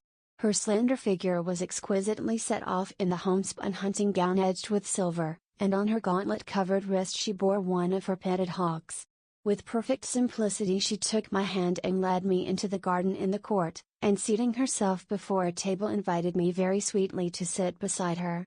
Then she asked me in her soft quaint accent how I had passed the night, and whether I was very much inconvenienced by wearing the clothes which old Pelagi had put there for me while I slept. I looked at my own clothes and shoes, drying in the sun by the garden wall, and hated them. What horrors they were compared with the graceful costume which I now wore. I told her this laughing, but she agreed with me very seriously. "We will throw them away," she said in a quiet voice. In my astonishment I attempted to explain that I not only could not think of accepting clothes from anybody, although for all I knew it might be the custom of hospitality in that part of the country, but that I should cut an impossible figure if I returned to France clothed as I was then. She laughed and tossed her pretty head, saying something in old French which I did not understand, and then Pelagi trotted out with a tray on which stood 2 bowls of milk, a loaf of white bread, fruit, a platter of honeycomb, and a flagon of deep red wine. "You see I have not yet broken my fast because I wished you to eat with me. But I am very hungry," she smiled. "I would rather die than forget one word of what you have said," I blurted out, while my cheeks burned. "She will think me mad," I added to myself, but she turned to me with sparkling eyes. "Ah!" she murmured. "Then monsieur knows all that there is of chivalry." She crossed herself and broke bread. I sat and watched her white hands, not daring to raise my eyes to hers. "Will you not eat?" she asked. "Why do you look so troubled?" Ah, why? I knew it now. I knew I would give my life to touch with my lips those rosy palms. I understood now that from the moment when I looked into her dark eyes there on the moor last night I had loved her. My great and sudden passion held me speechless. "Are you ill at ease?" she asked again. Then, like a man who pronounces his own doom, I answered in a low voice, "Yes, I am ill at ease for love of you." And as she did not stir nor answer, the same power moved my lips in spite of me and I said, "I, who am unworthy of the lightest of your thoughts, I who abuse hospitality and repay your gentle courtesy with bold presumption, I love you." She leaned her head upon her hands, and answered softly, "I love you. Your words are very dear to me. I love you. Then I shall win you." "Win me," she replied. But all the time I had been sitting silent, my face turned toward her. She, also silent, her sweet face resting on her upturned palm, sat facing me, and as her eyes looked into mine I knew that neither she nor I had spoken human speech, but I knew that her soul had answered mine, and I drew myself up feeling youth and joyous love coursing through every vein. She, with a bright color in her lovely face, seemed as one awakened from a dream, and her eyes sought mine with a questioning glance which made me tremble with delight. We broke our fast, speaking of ourselves. I told her my name and she told me hers, the Demoiselle Jean de Wise. She spoke of her father and mother's death, and how the 19 of her years had been passed in the little fortified farm alone with her nurse Pelagie, Glamaric René the Piqueur, and the 4 falconers, Raoul, Gaston, Hastur, and the Sieur Pierre Louis, who had served her father. She had never been outside the moorland, never even had seen a human soul before, except the falconers and Pelagie. She did not know how she had heard of Kerselec, perhaps the falconers had spoken of it. She knew the legends of Loup Garou and Jean Laflamme from her nurse Pelagie. She embroidered and spun flax. Her hawks and hounds were her only distraction. When she had met me there on the moor she had been so frightened that she almost dropped at the sound of my voice. She had, it was true, seen ships at sea from the cliffs, but as far as the eye could reach the moors over which she galloped were destitute of any sign of human life. There was a legend which old Pelagie told, how anybody once lost in the unexplored moorland might never return, because the moors were enchanted. She did not know whether it was true, she never had thought about it until she met me. She did not know whether the falconers had even been outside, or whether they could go if they would. The books in the house which Pelagie, the nurse, had taught her to read were hundreds of years old. All this she told me with a sweet seriousness seldom seen in anyone but children.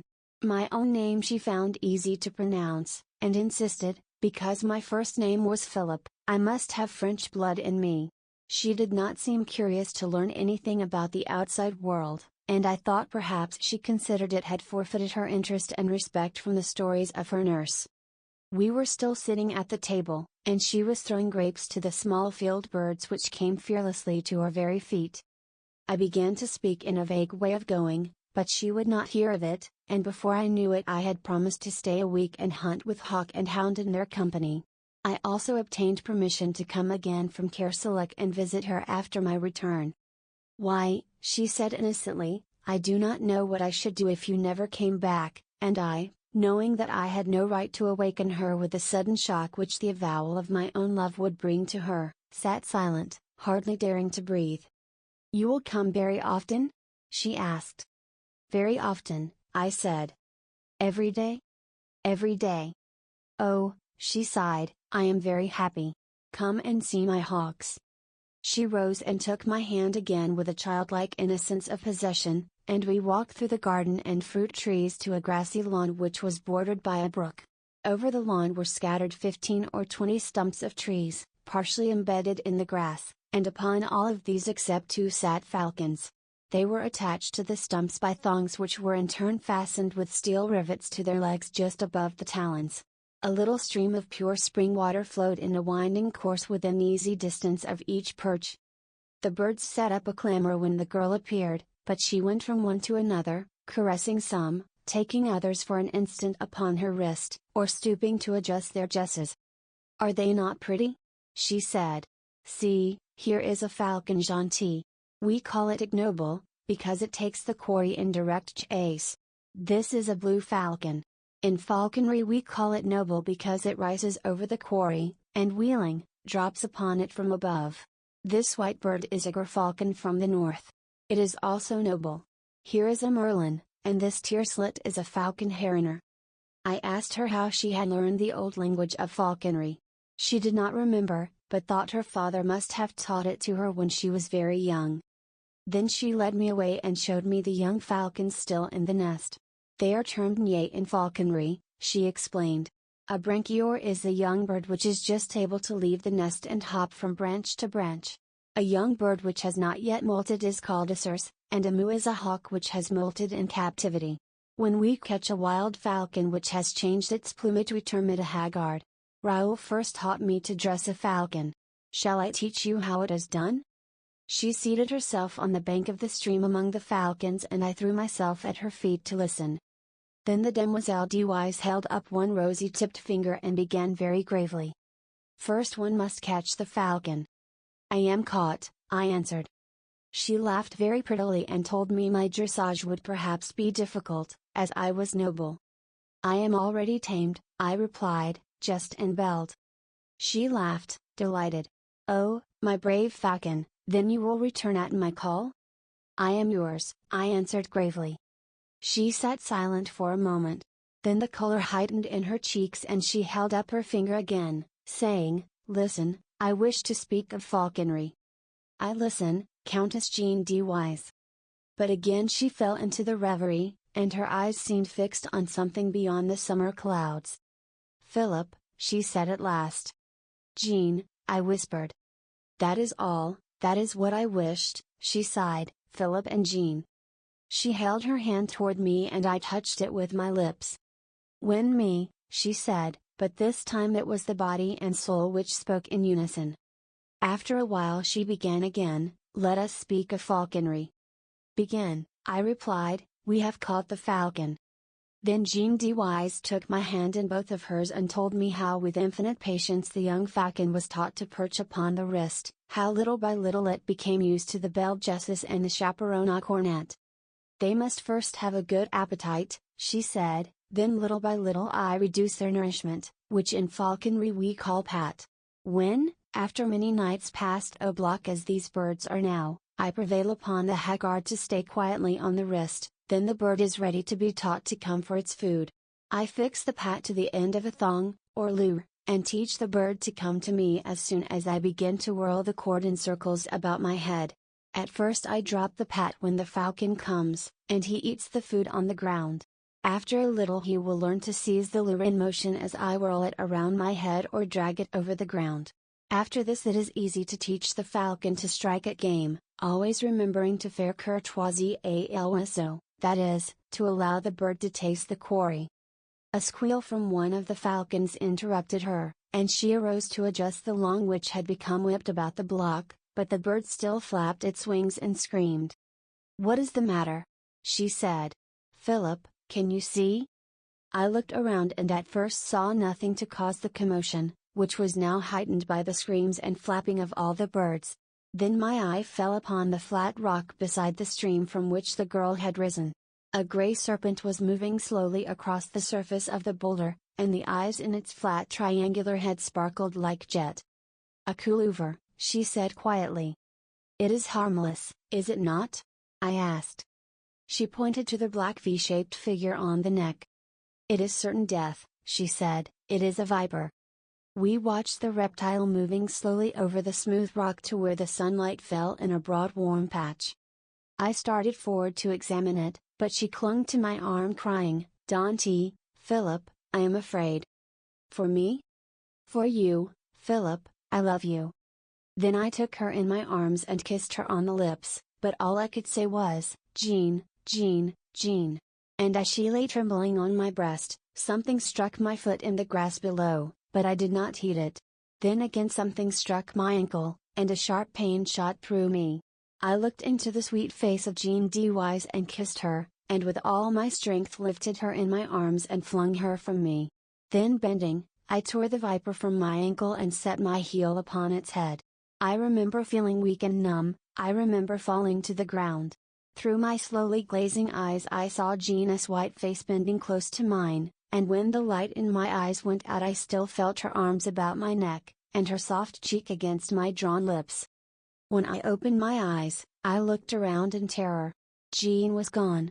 I saw the stream and the flat rock, I saw the crushed viper in the grass beside me, but the hawks and blocks had disappeared. I sprang to my feet. The garden, the fruit trees, the drawbridge and the walled court were gone. I stared stupidly at a heap of crumbling ruins, ivy covered and gray, through which great trees had pushed their way. I crept forward, dragging my numbed foot, and as I moved, a falcon sailed from the tree-tops among the ruins, and soaring, mounting in narrowing circles, faded and vanished in the clouds above. Jean, Jean, I cried, but my voice died on my lips, and I fell on my knees among the weeds. And as God willed it, I, not knowing, had fallen kneeling before a crumbling shrine carved in stone for our Mother of Sorrows.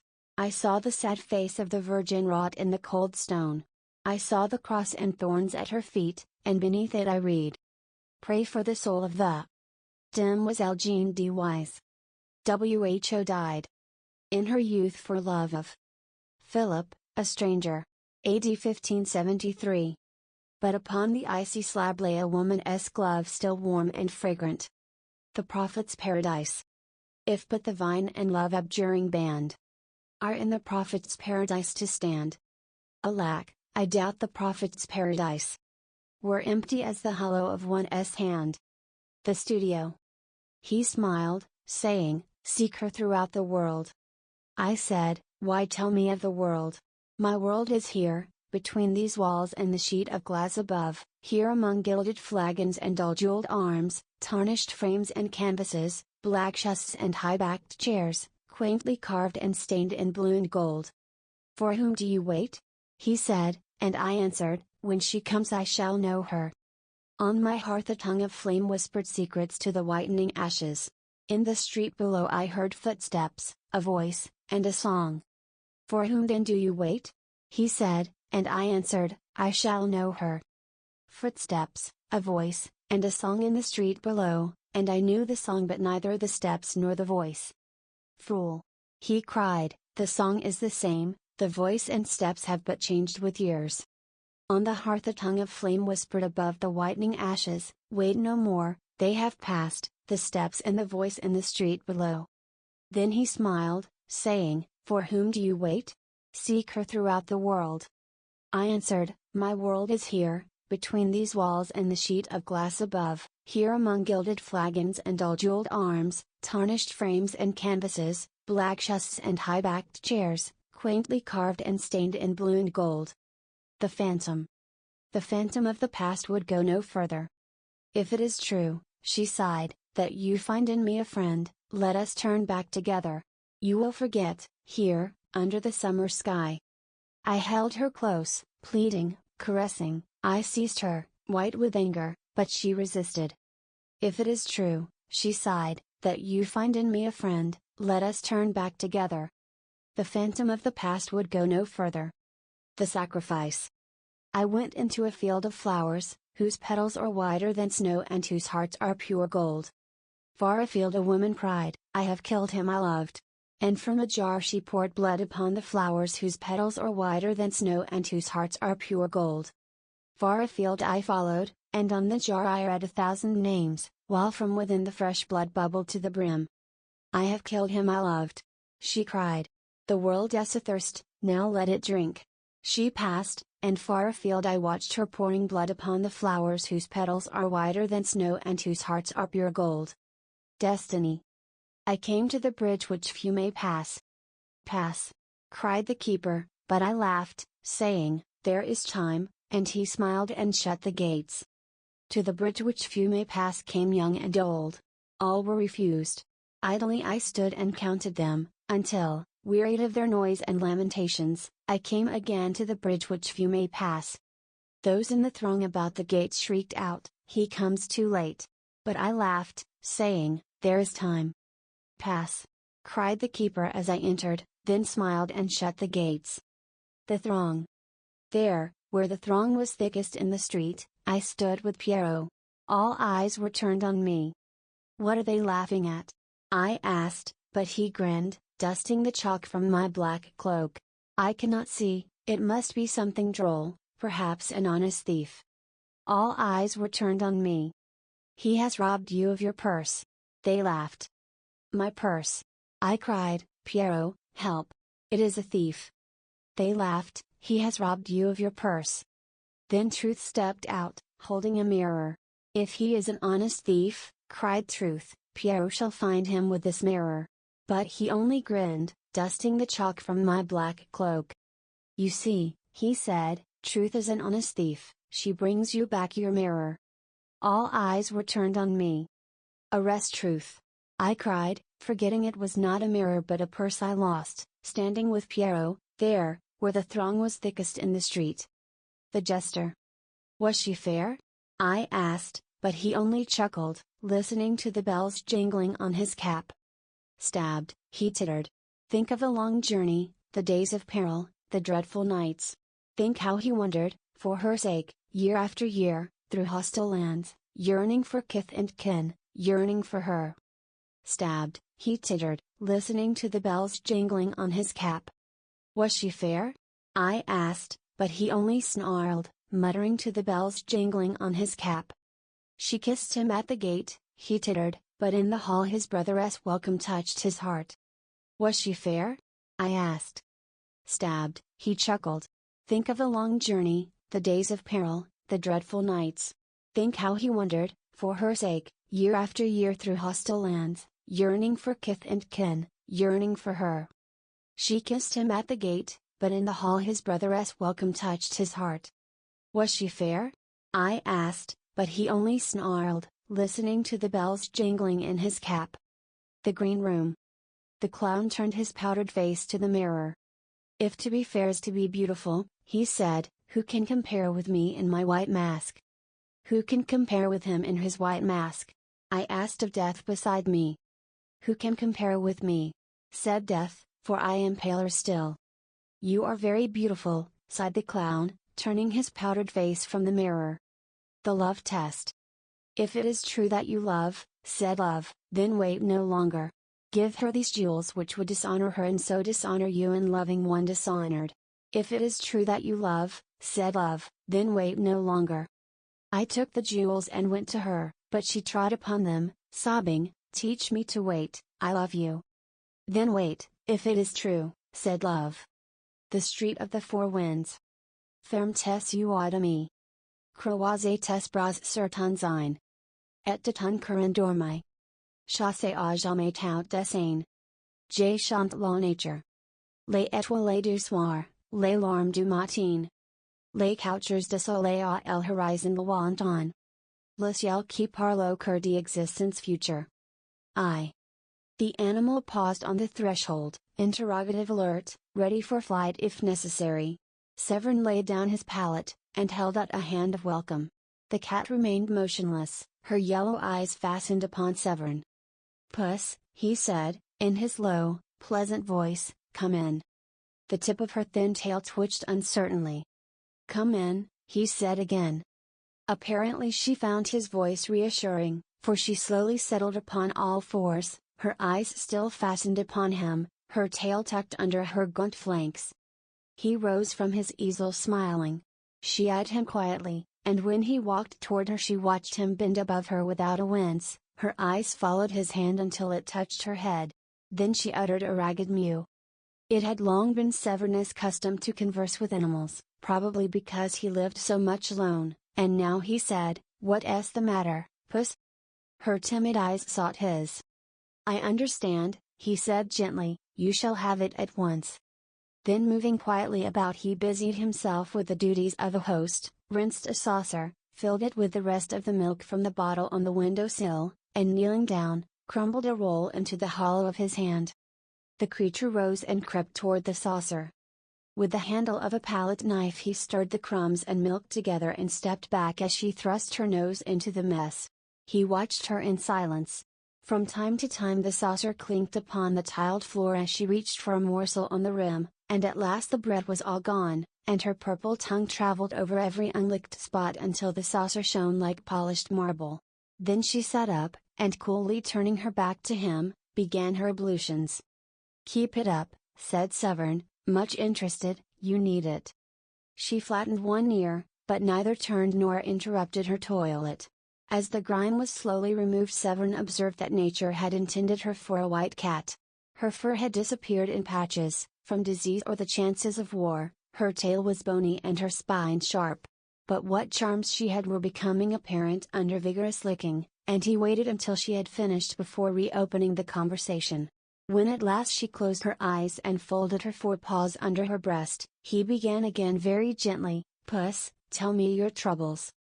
At the sound of his voice she broke into a harsh rumbling which he recognized as an attempt to purr.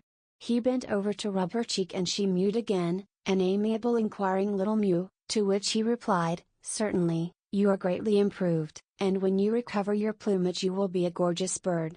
Much flattered, she stood up and marched around and around his legs, pushing her head between them and making pleased remarks, to which he responded with grave politeness.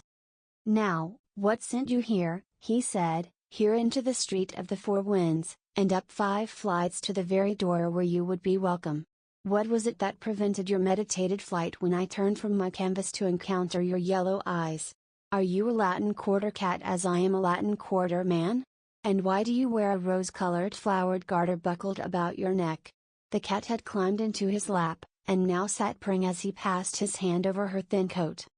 "Excuse me," he continued in lazy soothing tones, harmonizing with her purring, "if I seem indelicate, but I cannot help musing on this rose-colored garter, flowered so quaintly and fastened with a silver clasp. For the clasp is silver, I can see the mint mark on the edge, as is prescribed by the law of the French Republic.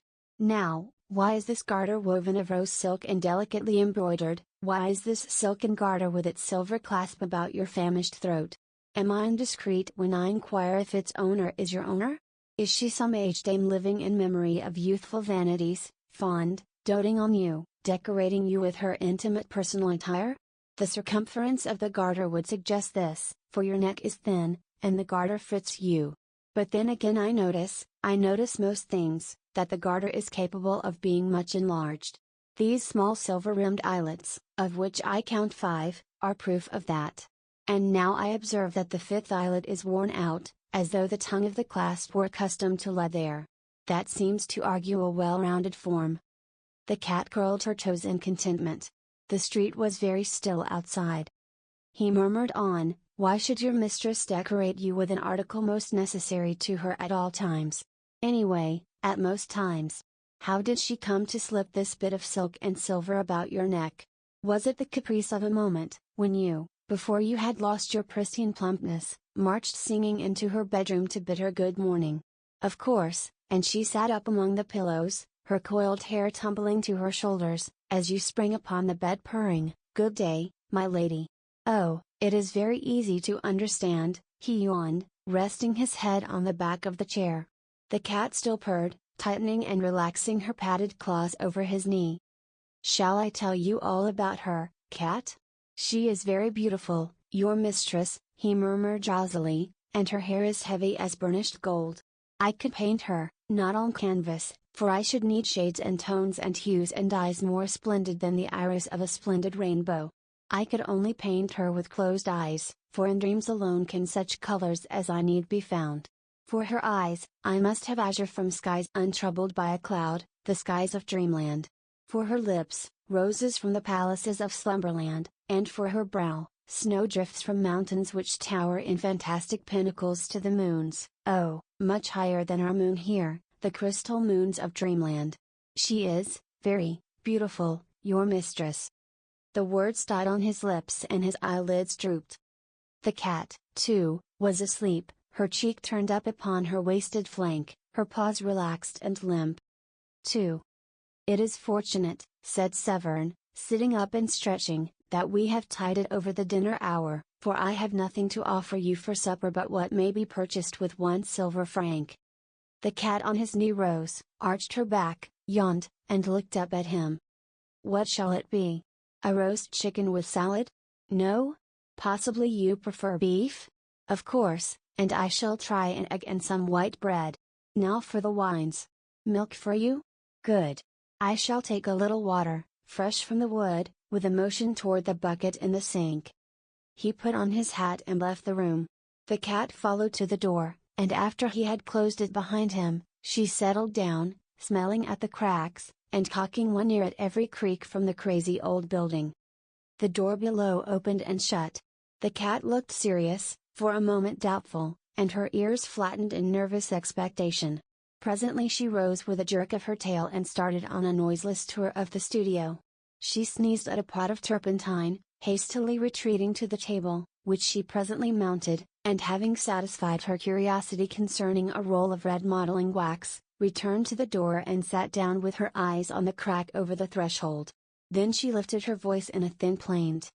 When Severn returned he looked grave, but the cat, joyous and demonstrative, marched around him, rubbing her gaunt body against his legs, driving her head enthusiastically into his hand, and purring until her voice mounted to a squeal. He placed a bit of meat, wrapped in brown paper, upon the table, and with a penknife cut it into shreds.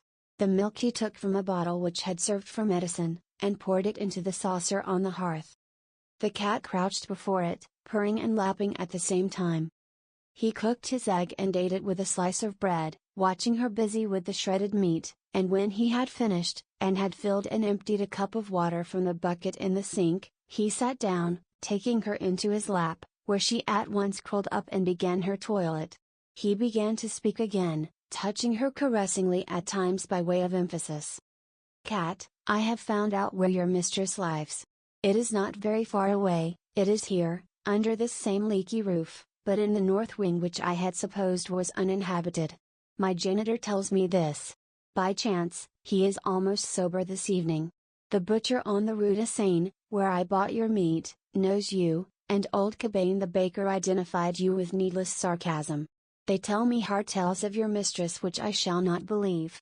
They say she is idle and vain and pleasure-loving, they say she is harebrained and reckless. The little sculptor on the ground floor, who was buying rolls from old Cabane, spoke to me tonight for the first time, although we have always bowed to each other. He said she was very good and very beautiful. He has only seen her once, and does not know her name. I thanked him. I don't know why I thanked him so warmly. Cabane said, into this cursed street of the four winds blow all things evil. The sculptor looked confused, but when he went out with his rolls, he said to me, I am sure, monsieur, that she is as good as she is beautiful. The cat had finished her toilet, and now, springing softly to the floor, went to the door and sniffed. He knelt beside her, and unclasping the garter held it for a moment in his hands. After a while he said, there is a name engraved upon the silver clasp beneath the buckle. It is a pretty name, Sylvia Elvin. Sylvia is a woman's name, Elvin is the name of a town. In Paris, in this quarter, above all, in this street of the four winds, names are worn and put away as the fashions change with the seasons. I know the little town of Elvin, for there I met Fate face to face and Fate was unkind. But do you know that in Elvin Fate had another name, and that name was Sylvia? He replaced the garter and stood up looking down at the cat crouched before the closed door. The name of Elvin has a charm for me. It tells me of meadows and clear rivers. The name of Sylvia troubles me like perfume from dead flowers. The cat mewed. Yes, yes, he said soothingly, I will take you back. Your Sylvia is not my Sylvia, the world is wide and Elvin is not unknown. Yet in the darkness and filth of poor Paris, in the sad shadows of this ancient house, these names are very pleasant to me. He lifted her in his arms and strode through the silent corridors to the stairs.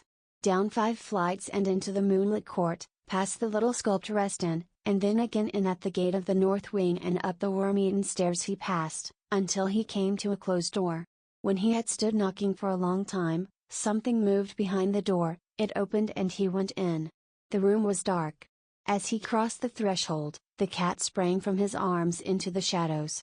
He listened but heard nothing. The silence was oppressive and he struck a match. At his elbow stood a table and on the table a candle in a gilded candlestick.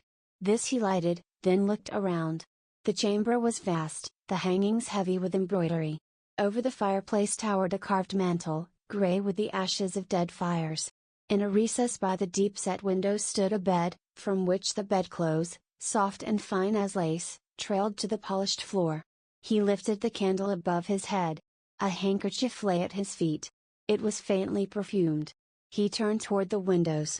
In front of them was a canapé and over it were flung, pell-mell, a gown of silk, a heap of lace-like garments, white and delicate as spider's meshes, long, crumpled gloves, and, on the floor beneath, the stockings, the little pointed shoes, and one garter of rosy silk, quaintly flowered and fitted with a silver clasp. Wondering, he stepped forward and drew the heavy curtains from the bed. For a moment the candle flared in his hand, then his eyes met 2 other eyes, wide open, smiling, and the candle flame flashed over hair heavy as gold.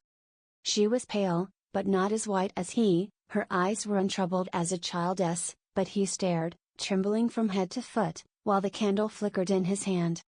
At last he whispered, Sylvia, it is I. Again he said, it is I. Then, knowing that she was dead, he kissed her on the mouth. And through the long watches of the night the cat purred on his knee, tightening and relaxing her padded claws, until the sky paled above the street of the four winds. The street of the first shell. Be of good cheer, the sullen month will die. And a young moon requite us by and by. Look how the old one, meager, bent, and wan, with age and fast, is feigning from the sky. The room was already dark. The high roofs opposite cut off what little remained of the December daylight. The girl drew her chair nearer the window, and choosing a large needle, threaded it, knotting the thread over her fingers. Then she smoothed the baby garment across her knees, and bending, bit off the thread and drew the smaller needle from where it rested in the hem. When she had brushed away the stray threads and bits of lace, she laid it again over her knees caressingly. Then she slipped the threaded needle from her corsage and passed it through a button, but as the button spun down the thread, her hand faltered, the thread snapped, and the button rolled across the floor. She raised her head. Her eyes were fixed on a strip of waning light above the chimneys. From somewhere in the city came sounds like the distant beating of drums, and beyond, far beyond, a vague muttering, now growing, swelling, rumbling in the distance like the pounding of surf upon the rocks, now like the surf again, receding, growling, menacing. The cold had become intense, a bitter piercing cold which strained and snapped at joist and beam and turned the slush of yesterday to flint.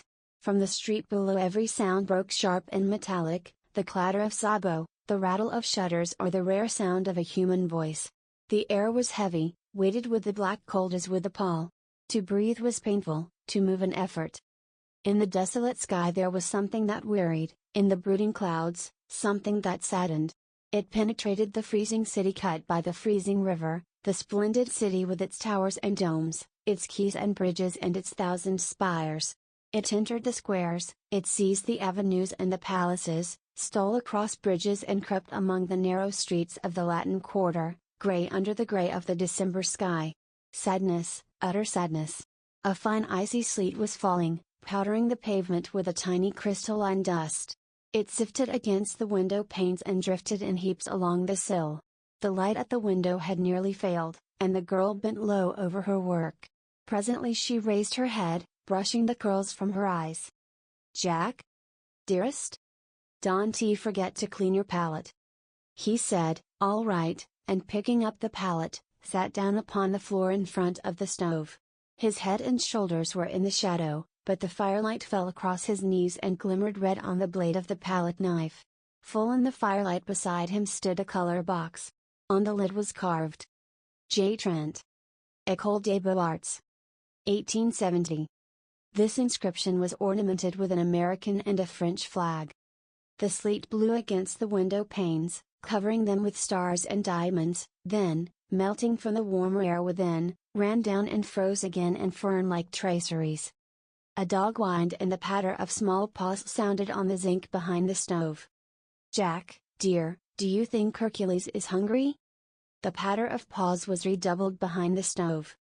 "He is whining," she continued nervously, "and if it isn't he because he is hungry it is because—" Her voice faltered. A loud humming filled the air, the windows vibrated. "Oh, Jack," she cried, "another," but her voice was drowned in the scream of a shell tearing through the clouds overhead. "That is the nearest yet," she murmured.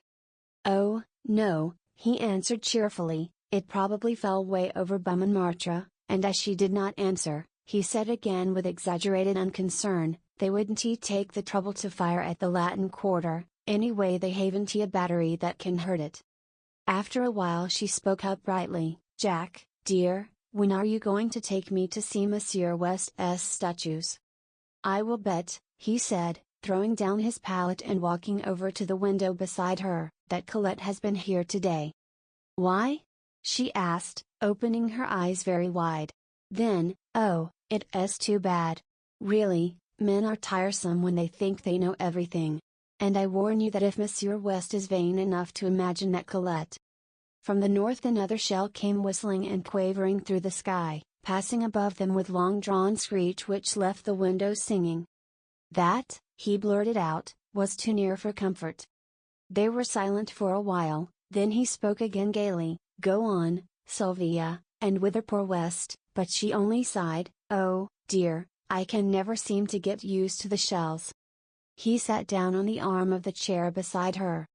Her scissors fell jingling to the floor. She tossed the unfinished frock after them, and putting both arms about his neck drew him down into her lap. "Don't go out tonight, Jack." He kissed her uplifted face. "You know I must, don't make it hard for me. But when I hear the shells and know you are out in the city. But they all fall in Montmartre.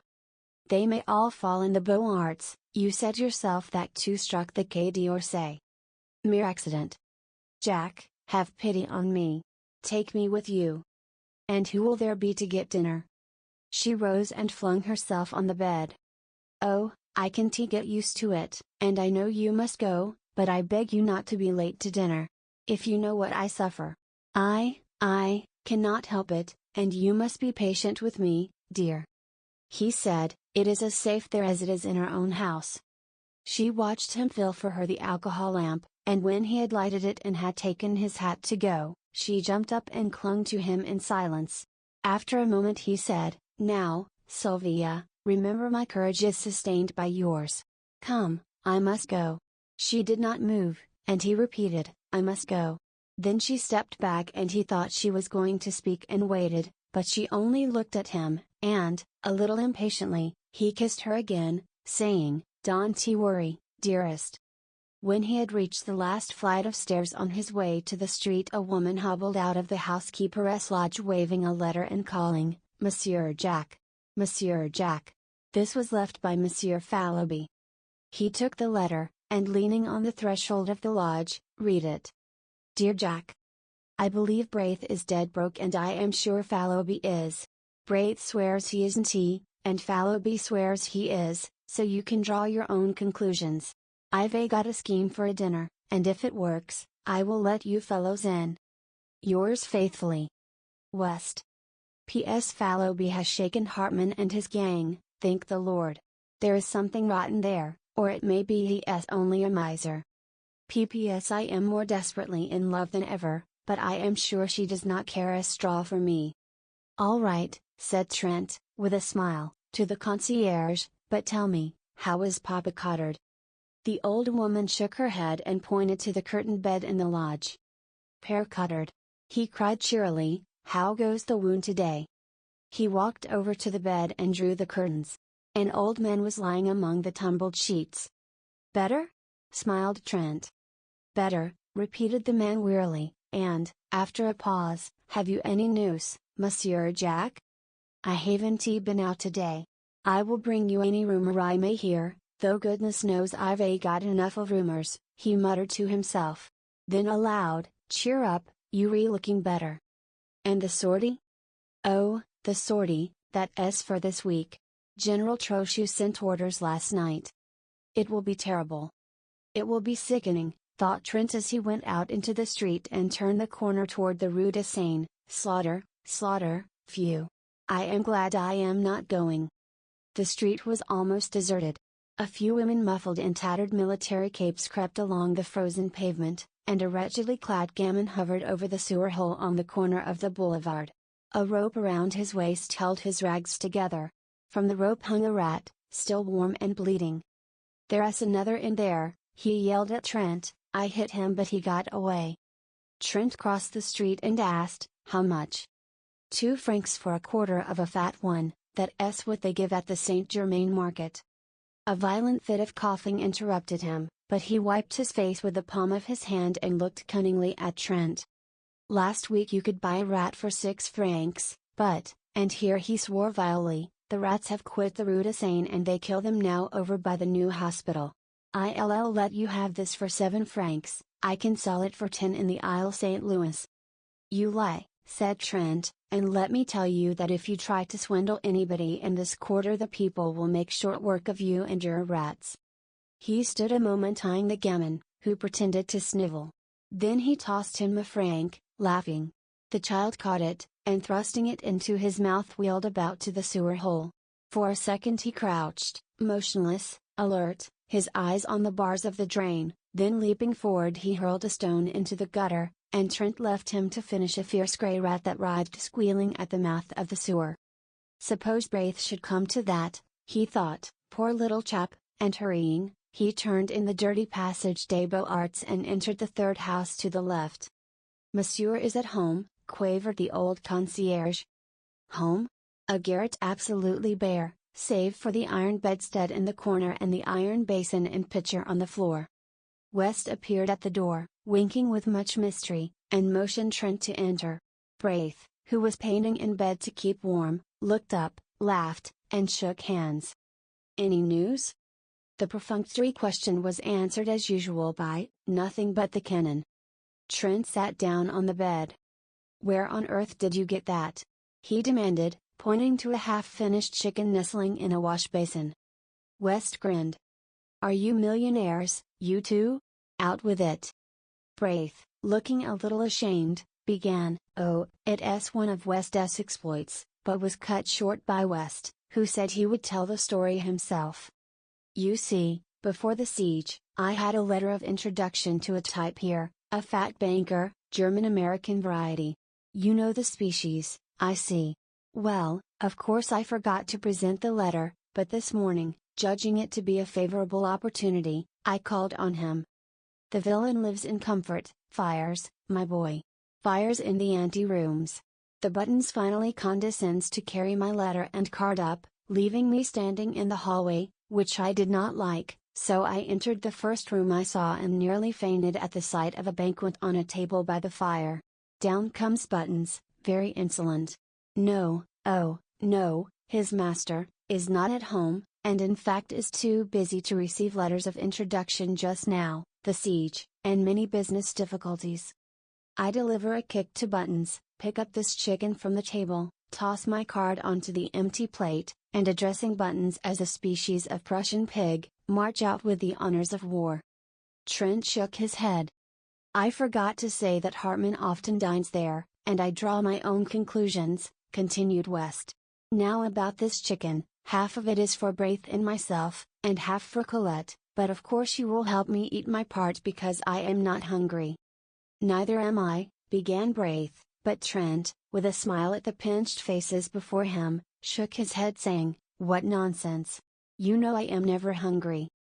West hesitated, reddened, and then slicing off Braith's portion, but not eating any himself, said good night, and hurried away to number 470 Rue Serpente, where lived a pretty girl named Colette, orphan after Sedan, and heaven alone knew where she got the roses in her cheeks, for the siege came hard on the poor.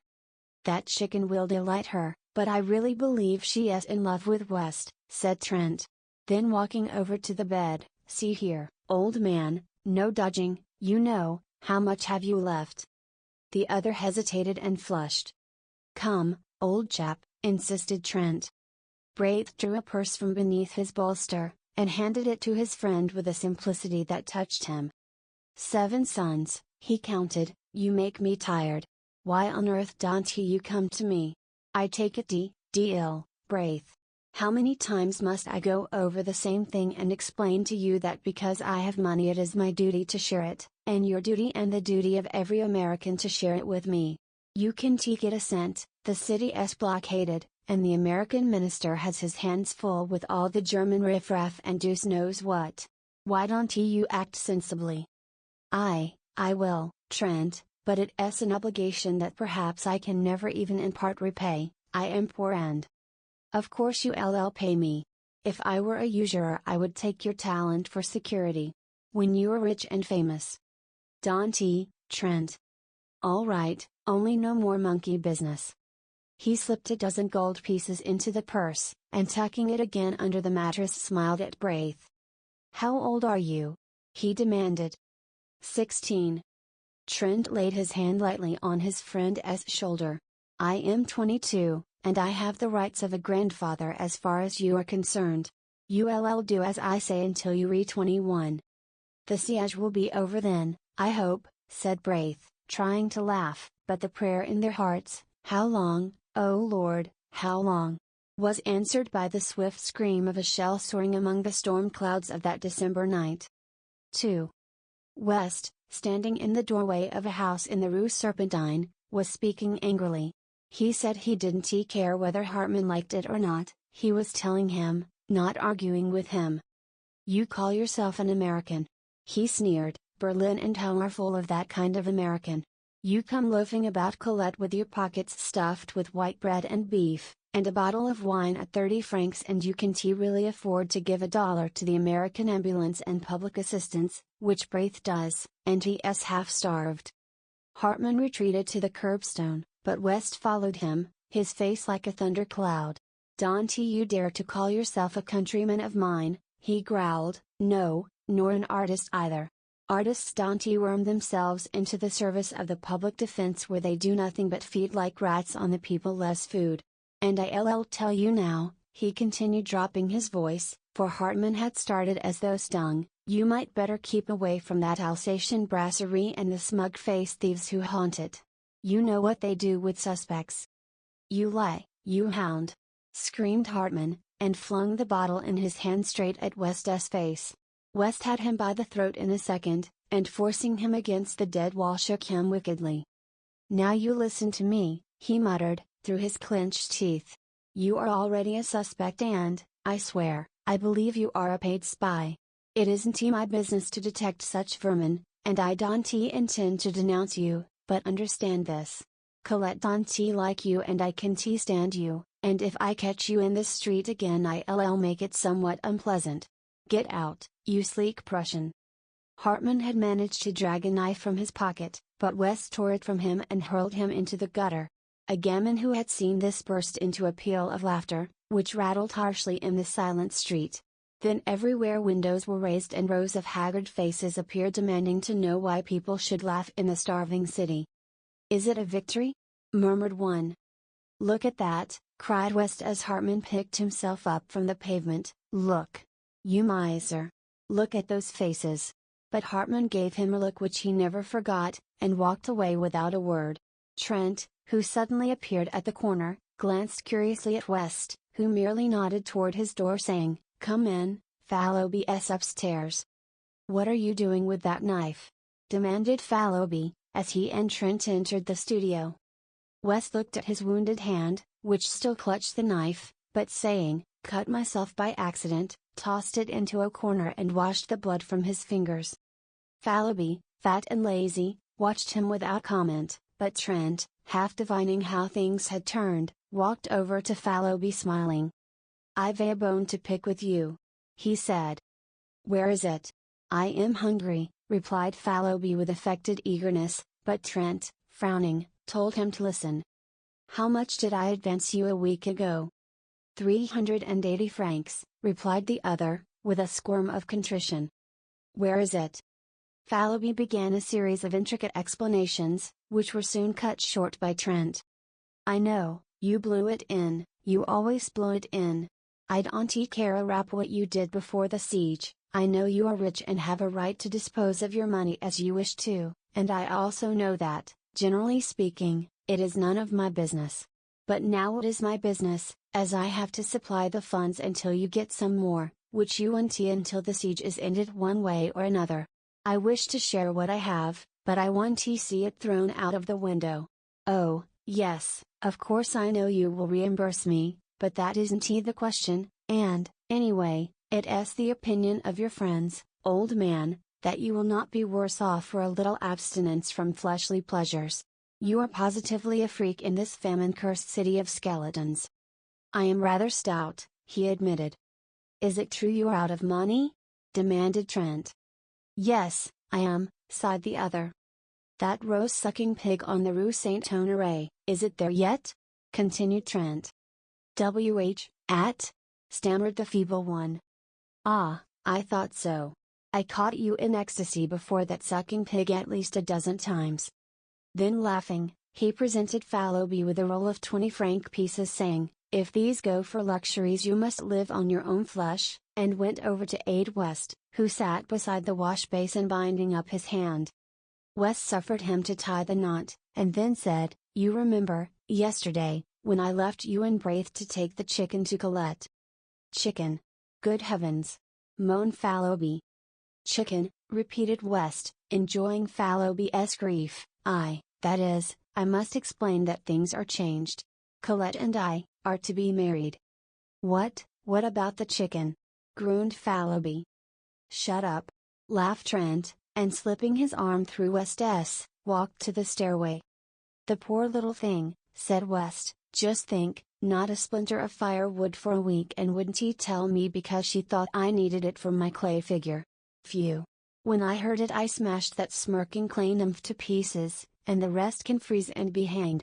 After a moment he added timidly, "Won't you call on your way down and say bonsoir? It's number 17. "Yes," said Trent, and he went out softly, closing the door behind. He stopped on the third landing, lighted a match, scanned the numbers over the row of dingy doors, and knocked at number 17. "C.S. Toy George's?" The door opened. "Oh, pardon, Monsieur Jack, I thought it was Monsieur West." Then blushing furiously, "Oh, I see you have heard. Oh, thank you so much for your wishes, and I am sure we love each other very much, and I am dying to see Sylvia and tell her and." "And what?" laughed Trent. "I am very happy," she sighed. "He is pure gold," returned Trent, and then gaily, "I want you and George to come and dine with us tonight. It's a little treat. You see, tomorrow is Sylvia's fete. She will be 19. I have written to Thorne, and the Gurnalecs will come with their cousin Odile. Fallowby has engaged not to bring anybody but himself." The girl accepted shyly, charging him with loads of loving messages to Sylvia, and he said good night. He started up the street, walking swiftly, for it was bitter cold, and cutting across the Rue de la Lune he entered the Rue de Seine. The early winter night had fallen, almost without warning, but the sky was clear and myriads of stars glittered in the heavens. The bombardment had become furious, a steady rolling thunder from the Prussian cannon punctuated by the heavy shocks from Mont-Valérien. The shells streamed across the sky, leaving trails like shooting stars, and now, as he turned to look back, rockets blue and red flared above the horizon from the fort of Issy, and the fortress of the north flamed like a bonfire. "Good news!" a man shouted over by the Boulevard Saint-Germain. As if by magic the streets were filled with people, shivering, chattering people with shrunken eyes. "Jacques!" cried one. "The Army of the Loire!" Mon Vieux, it has come then at last. I told thee. I told thee. Tomorrow, tonight, who knows? Is it true? Is it a sortie?" Someone said, "Oh, God, a sortie, and my son?" Another cried, "To the Seine? They say one can see the signals of the Army of the Loire from the Pont Neuf." There was a child standing near Trent who kept repeating, "Mama, Mama, then tomorrow we may eat white bread?" And beside him, an old man swaying, stumbling, his shriveled hands crushed to his breast, muttering as if insane. Could it be true? Who has heard the news? The shoemaker on the Rue de Bussy had it from a mobile who had heard a franc-tirer repeat it to a captain of the National Guard. Trent followed the throng surging through the Rue de Seine to the river. Rocket after rocket clove the sky, and now, from Montmartre, the cannon clanged, and the batteries on Montparnasse joined in with a crash. The bridge was packed with people. Trent asked, "Who has seen the signals of the Army of the Loire?" "We are waiting for them," was the reply. He looked toward the north. Suddenly the huge silhouette of the Arc de Triomphe sprang into black relief against the flash of a cannon. The boom of the gun rolled along the quay and the old bridge vibrated. Again over by the Point du Jour a flash and heavy explosion shook the bridge, and then the whole eastern bastion of the fortifications blazed and crackled, sending a red flame into the sky. "Has anyone seen the signals yet?" he asked again. "We are waiting," was the reply. "Yes, waiting," murmured a man behind him, "waiting, sick, starved, freezing, but waiting. Is it a sortie? They go gladly. Is it to starve? They starve. They have no time to think of surrender. Are they heroes, these Parisians? Answer me, Trent." The American ambulance surgeon turned about and scanned the parapets of the bridge. "Any news, doctor?" asked Trent mechanically. "News?" said the doctor, "I don't know any, I haven't time to know any. What are these people after?" "They say that the Army of the Loire has signaled Mont-Valérien." "Poor devils." The doctor glanced about him for an instant, and then, "I am so harried and worried that I don't know what to do. After the last sortie we had the work of 50 ambulances on our poor little corps. Tomorrow there's another sortie, and I wish you fellows could come over to headquarters. We may need volunteers. How is Madam?" he added abruptly. "Well," replied Trent, "but she seems to grow more nervous every day. I ought to be with her now." "Take care of her," said the doctor, then with a sharp look at the people, "I can stop now, good night." And he hurried away muttering, "Poor devils." Trent leaned over the parapet and blinked at the black river surging through the arches. Dark objects, carried swiftly on the breast of the current, struck with a grinding tearing noise against the stone piers, spun around for an instant, and hurried away into the darkness. The ice from the Marne. As he stood staring into the water, a hand was laid on his shoulder. "Hello, Southwark," he cried, turning around, "this is a queer place for you." "Trent, I have something to tell you. Don't stay here, don't believe in the Army of the Loire," and the attaché of the American legation slipped his arm through Trent's and drew him toward the Louvre. "Then it's another lie," said Trent bitterly. "Worse, we know at the legation, I can speak of it. But that's not what I have to say. Something happened this afternoon. The Alsatian brasserie was visited and an American named Hartmann has been arrested. Do you know him?" "I know a German who calls himself an American, his name is Hartmann." "Well, he was arrested about 2 hours ago. They mean to shoot him." "What?" "Of course we at the legation can't allow them to shoot him offhand, but the evidence seems conclusive." "Is he a spy?" "Well, the papers seized in his rooms are pretty damning proofs, and besides he was caught, they say, swindling the Public Food Committee. He drew rations for 50, how, I don't know. He claims to be an American artist here, and we have been obliged to take notice of it at the legation. It's a nasty affair." "To cheat the people at such a time is worse than robbing the poor box," cried Trent angrily. "Let them shoot him. He's an American citizen." "Yes, oh yes," said the other with bitterness. "American citizenship is a precious privilege when every goggle-eyed German." His anger choked him. Southwark shook hands with him warmly. "It can't be helped, we must tone the carrion. I am afraid you may be called upon to identify him as an American artist," he said with a ghost of a smile on his deep-lined face, and walked away through the Cours la Reine. Trent swore silently for a moment and then drew out his watch. 7 o'clock. Sylvia will be anxious, he thought, and hurried back to the river. The crowd still huddled shivering on the bridge, a somber pitiful congregation, peering out into the night for the signals of the Army of the Loire, and their hearts beat time to the pounding of the guns, their eyes lighted with each flash from the bastions, and hope rose with the drifting rockets. A black cloud hung over the fortifications.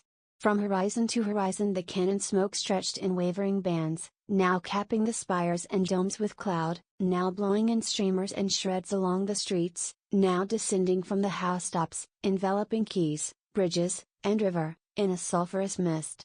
And through the smoke pall the lightning of the cannon played, while from time to time a rift above showed a fathomless black vault set with stars.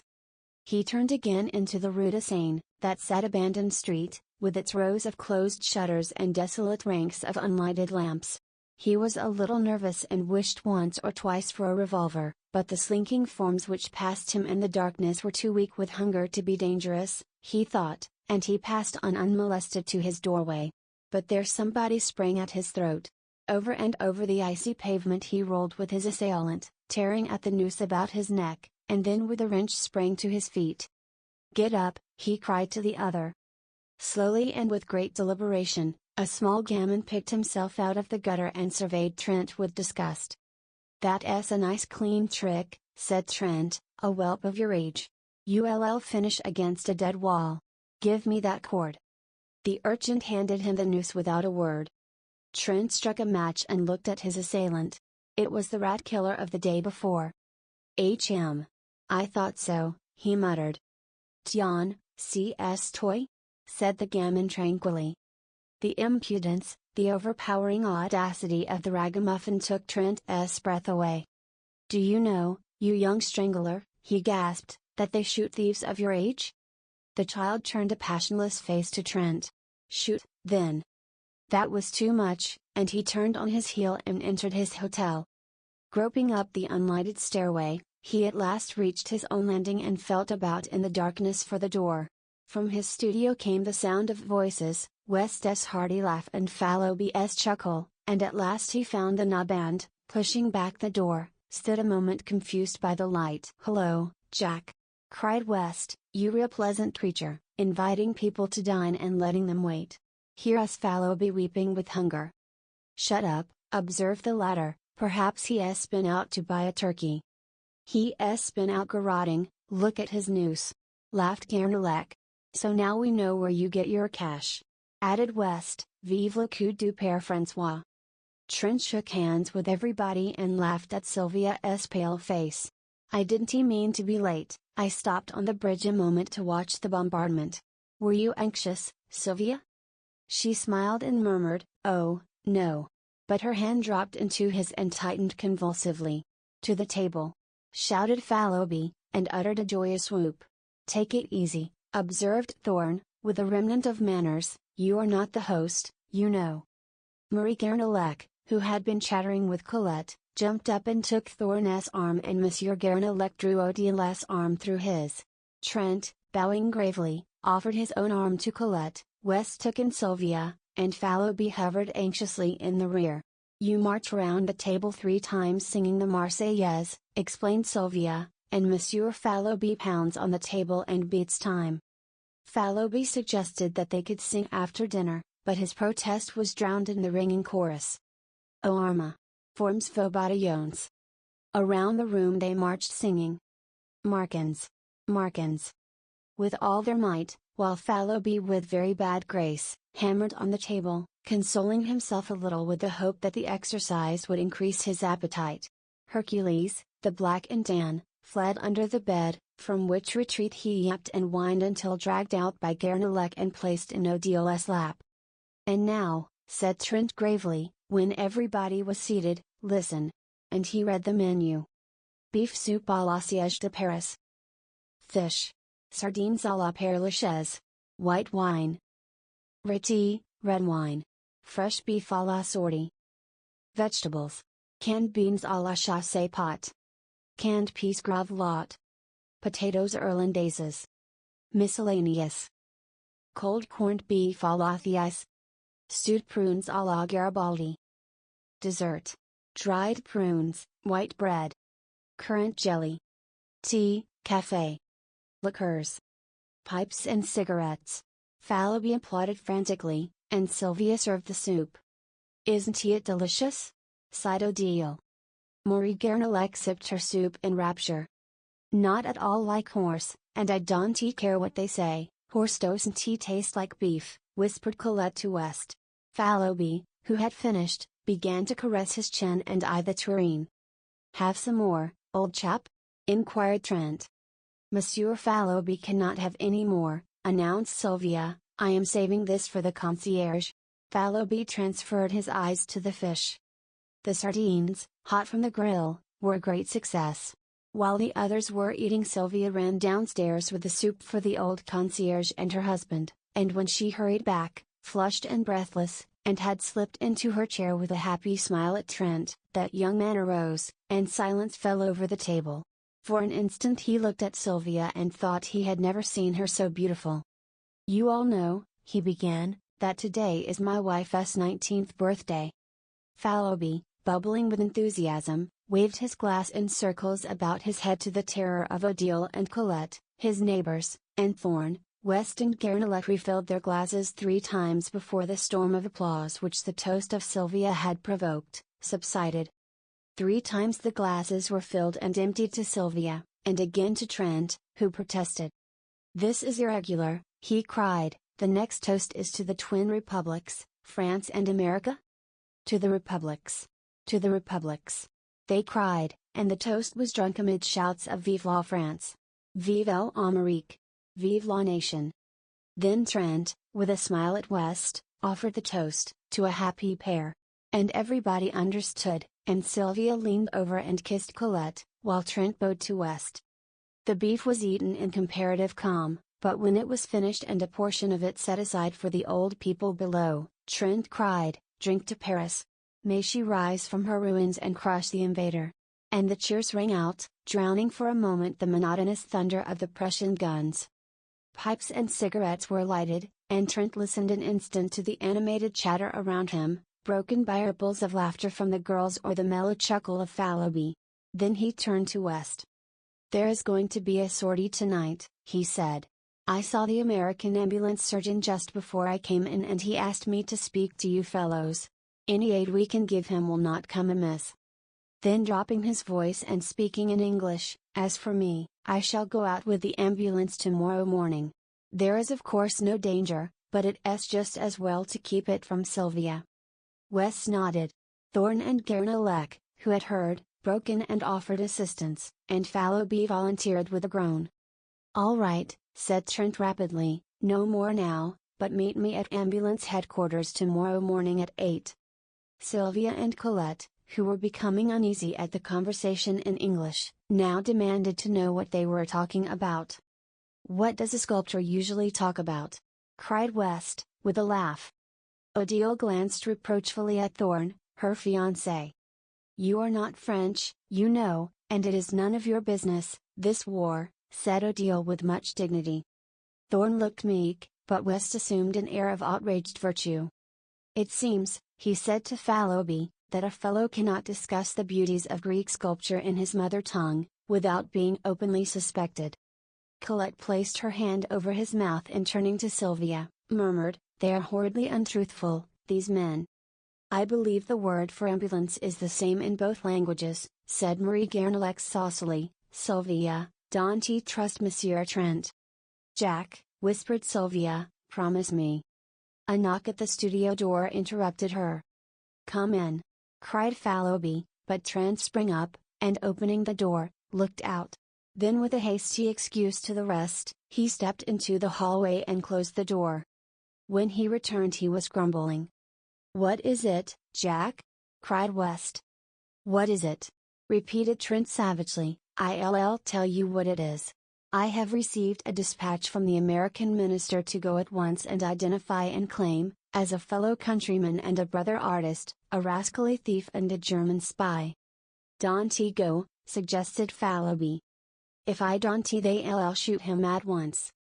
"Let them," growled Thorne. "Do you fellows know who it is?" "Hartman!" shouted West, inspired. Sylvia sprang up deathly white, but Odile slipped her arm around her and supported her to a chair, saying calmly, "Sylvia has fainted, it's the hot room, bring some water." Trent brought it at once. Sylvia opened her eyes, and after a moment rose, and supported by Marie Guernalec and Trent, passed into the bedroom. It was the signal for breaking up, and everybody came and shook hands with Trent, saying they hoped Sylvia would sleep it off and that it would be nothing. When Marie Guernalec took leave of him, she avoided his eyes, but he spoke to her cordially and thanked her for her aid.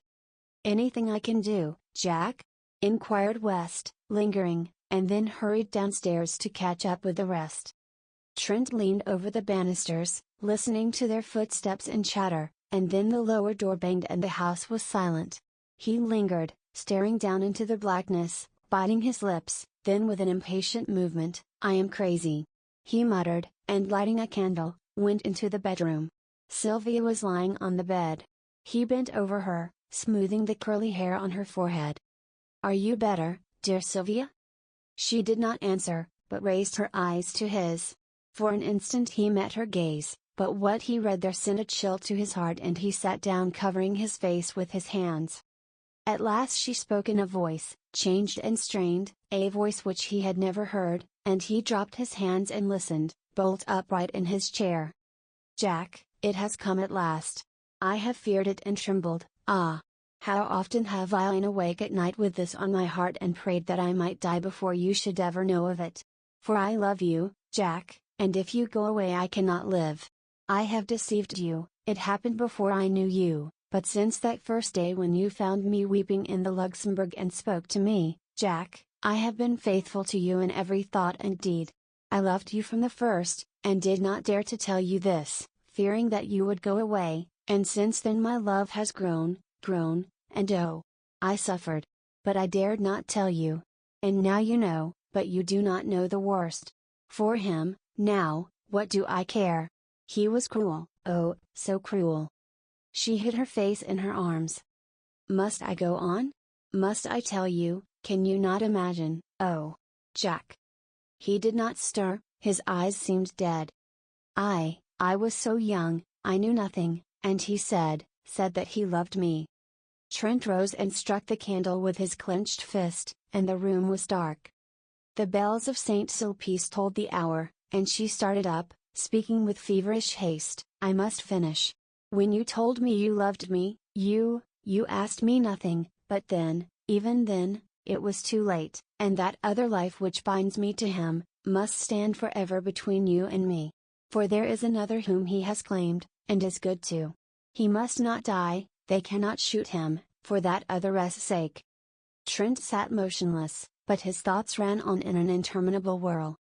Sylvia, little Sylvia, who shared with him his student life, who bore with him the dreary desolation of the siege without complaint, this slender blue-eyed girl whom he was so quietly fond of, whom he teased or caressed as the whim suited, who sometimes made him the least bit impatient with her passionate devotion to him, could this be the same Sylvia who lay weeping there in the darkness? Then he clenched his teeth. Let him die. Let him die. But then, for Sylvia's sake, and, for that other's sake, yes, he would go, he must go, his duty was plain before him. But Sylvia, he could not be what he had been to her, and yet a vague terror seized him. Now all was said. Trembling, he struck a light. She lay there, her curly hair tumbled about her face, her small white hands pressed to her breast. He could not leave her, and he could not stay. He never knew before that he loved her. She had been a mere comrade, this girl wife of his. Ah! He loved her now with all his heart and soul, and he knew it, only when it was too late. Too late? Why? Then he thought of that other one, binding her, linking her forever to the creature who stood in danger of his life. With an oath he sprang to the door, but the door would not open, or was it that he pressed it back, locked it, and flung himself on his knees beside the bed, knowing that he dared not for his life's sake leave what was his all in life. 3. It was 4 in the morning when he came out of the prison of the condemned with the secretary of the American legation. A knot of people had gathered around the American minister's carriage, which stood in front of the prison, the horses stamping and pawing in the icy street, the coachman huddled on the box, wrapped in furs.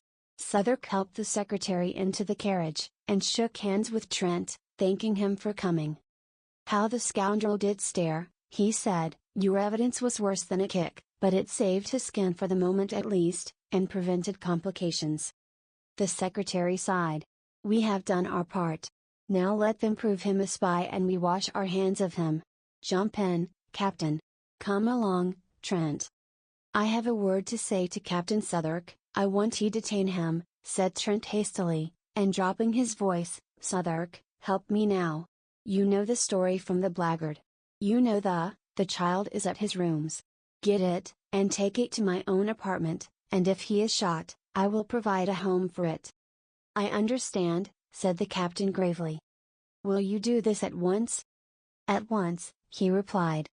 Their hands met in a warm clasp, and then Captain Southwark climbed into the carriage, motioning Trent to follow, but he shook his head saying, Goodbye. And the carriage rolled away.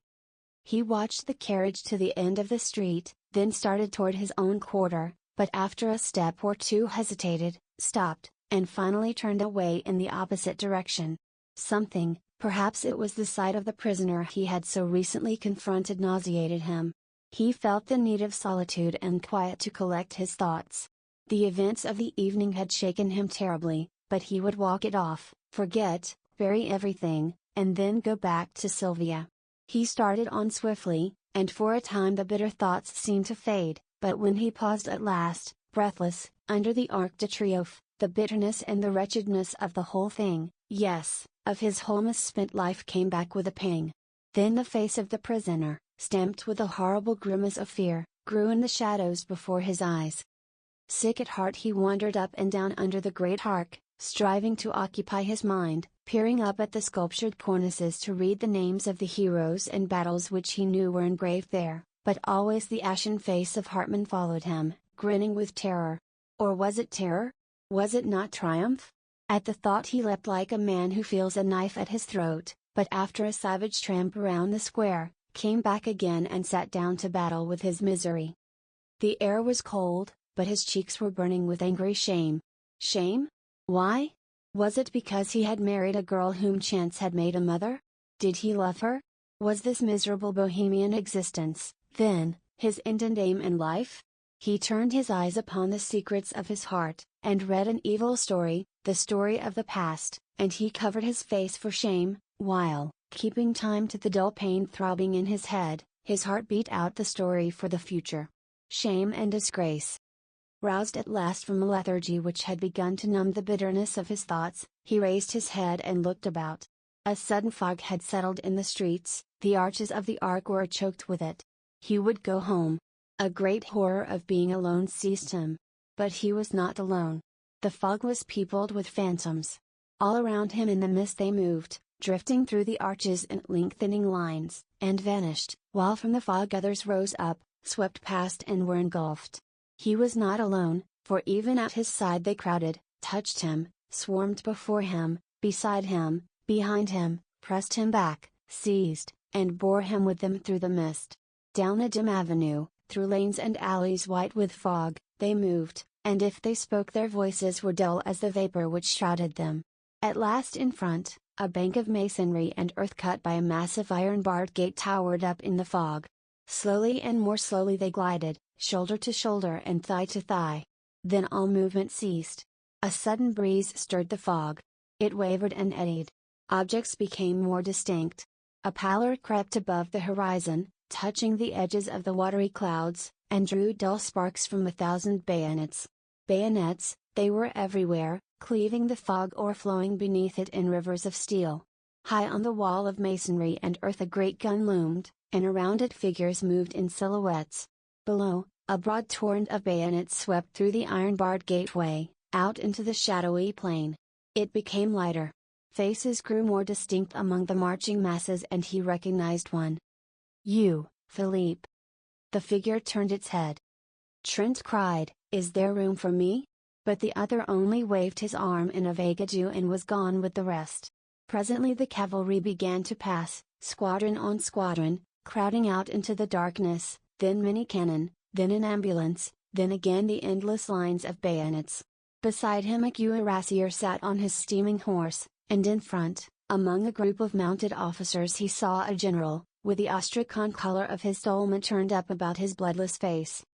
Some women were weeping near him and one was struggling to force a loaf of black bread into a soldier's haversack.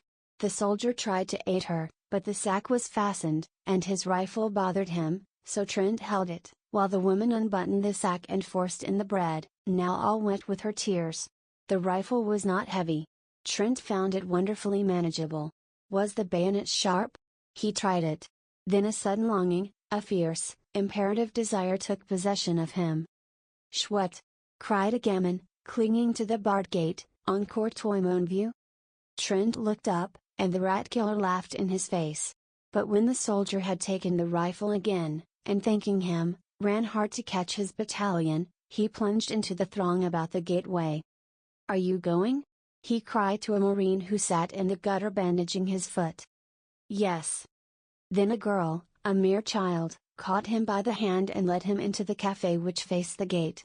The room was crowded with soldiers, some, white and silent, sitting on the floor, others groaning on the leather-covered settees. The air was sour and suffocating. "Choose," said the girl with a little gesture of pity, "they can't go." In a heap of clothing on the floor he found a capote and képi. She helped him buckle his knapsack, cartridge box, and belt, and showed him how to load the chassepot rifle, holding it on her knees. When he thanked her she started to her feet. "You are a foreigner." "American," he said, moving toward the door, but the child barred his way. "I am a Breton. My father is up there with the cannon of the marine. He will shoot you if you are a spy." They faced each other for a moment. Then sighing, he bent over and kissed the child. "Pray for France, little one," he murmured, and she repeated with a pale smile, "For France and you, beau monsieur." He ran across the street and through the gateway. Once outside, He edged into line and shouldered his way along the road.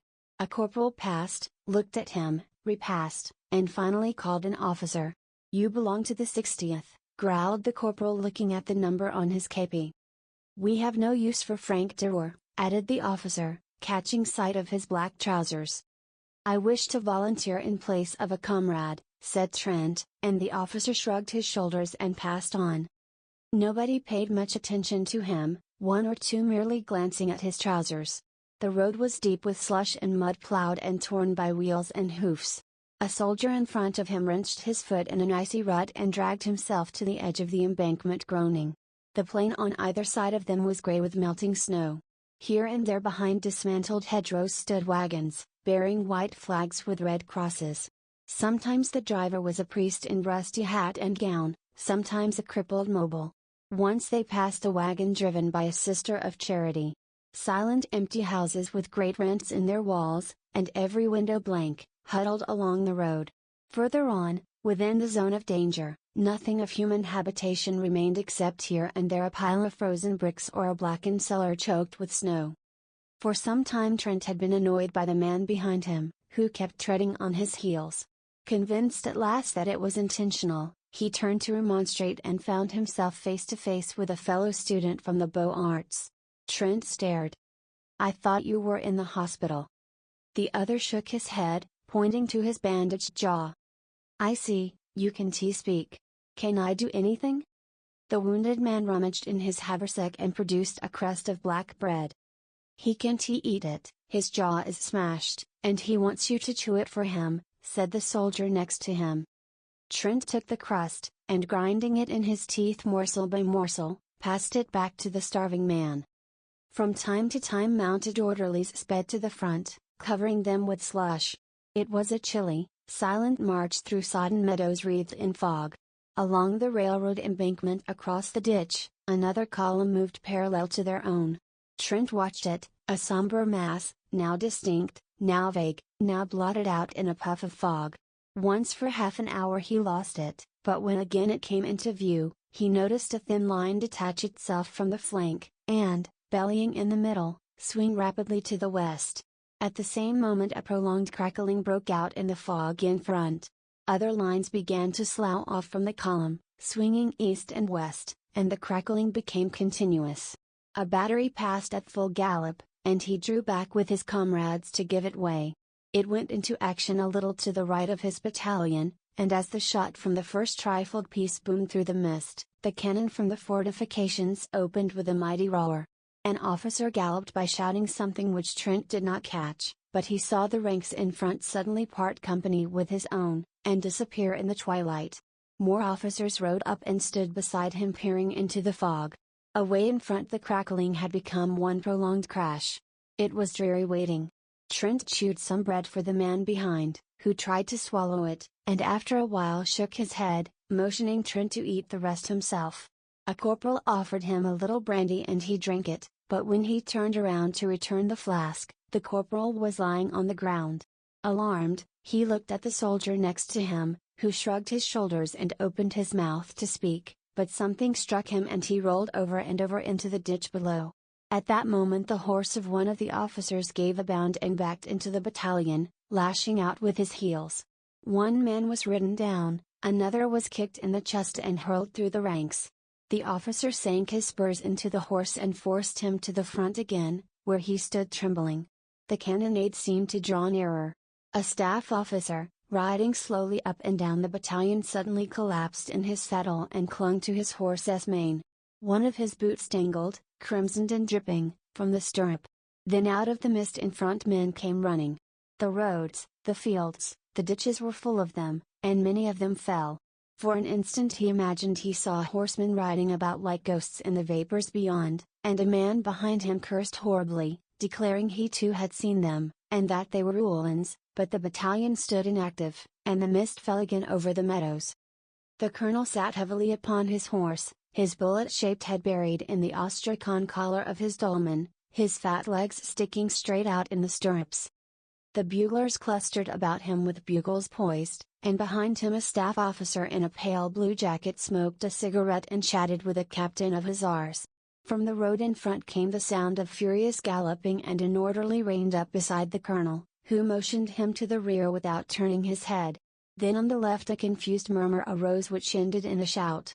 A hussar passed like the wind, followed by another and another, and then squadron after squadron whirled by them into the sheeted mists. At that instant the colonel reared in his saddle, the bugles clanged, and the whole battalion scrambled down the embankment, over the ditch, and started across the soggy meadow. Almost at once Trent lost his cap. Something snatched it from his head. He thought it was a tree branch. A good many of his comrades rolled over in the slush and ice, and he imagined that they had slipped. One pitched right across his path and he stopped to help him up, but the man screamed when he touched him and an officer shouted, "Forward! Forward!" So he ran on again. It was a long jog through the mist, and he was often obliged to shift his rifle. When at last they lay panting behind the railroad embankment, he looked about him. He had felt the need of action, of a desperate physical struggle, of killing and crushing. He had been seized with a desire to fling himself among masses and tear right and left. He longed to fire, to use the thin sharp bayonet on his chassé pot. He had not expected this. He wished to become exhausted, to struggle and cut until incapable of lifting his arm. Then he had intended to go home. He heard a man say that half the battalion had gone down in the charge, and he saw another examining a corpse under the embankment. The body, still warm, was clothed in a strange uniform, but even when he noticed the spiked helmet lying a few inches further away, he did not realize what had happened.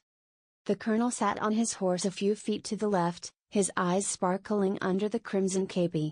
Trent heard him reply to an officer, "I can hold it, but another charge, and I want to have enough men left to sound a bugle." "Were the Prussians here?" Trent asked of a soldier who sat wiping the blood trickling from his hair. "Yes. The hussars cleaned them out. We caught their crossfire." "We are supporting a battery on the embankment," said another. Then the battalion crawled over the embankment and moved along the lines of twisted rails. Trent rolled up his trousers and tucked them into his woolen socks, but they halted again, and some of the men sat down on the dismantled railroad track. Trent looked for his wounded comrade from the Beaux Arts. He was standing in his place, very pale. The cannonade had become terrific. For a moment the mist lifted. He caught a glimpse of the 1st Battalion motionless on the railroad track in front, of regiments on either flank, and then, as the fog settled again, the drums beat and the music of the bugles began away on the extreme left. A restless movement passed among the troops, the colonel threw up his arm, the drums rolled, and the battalion moved off through the fog.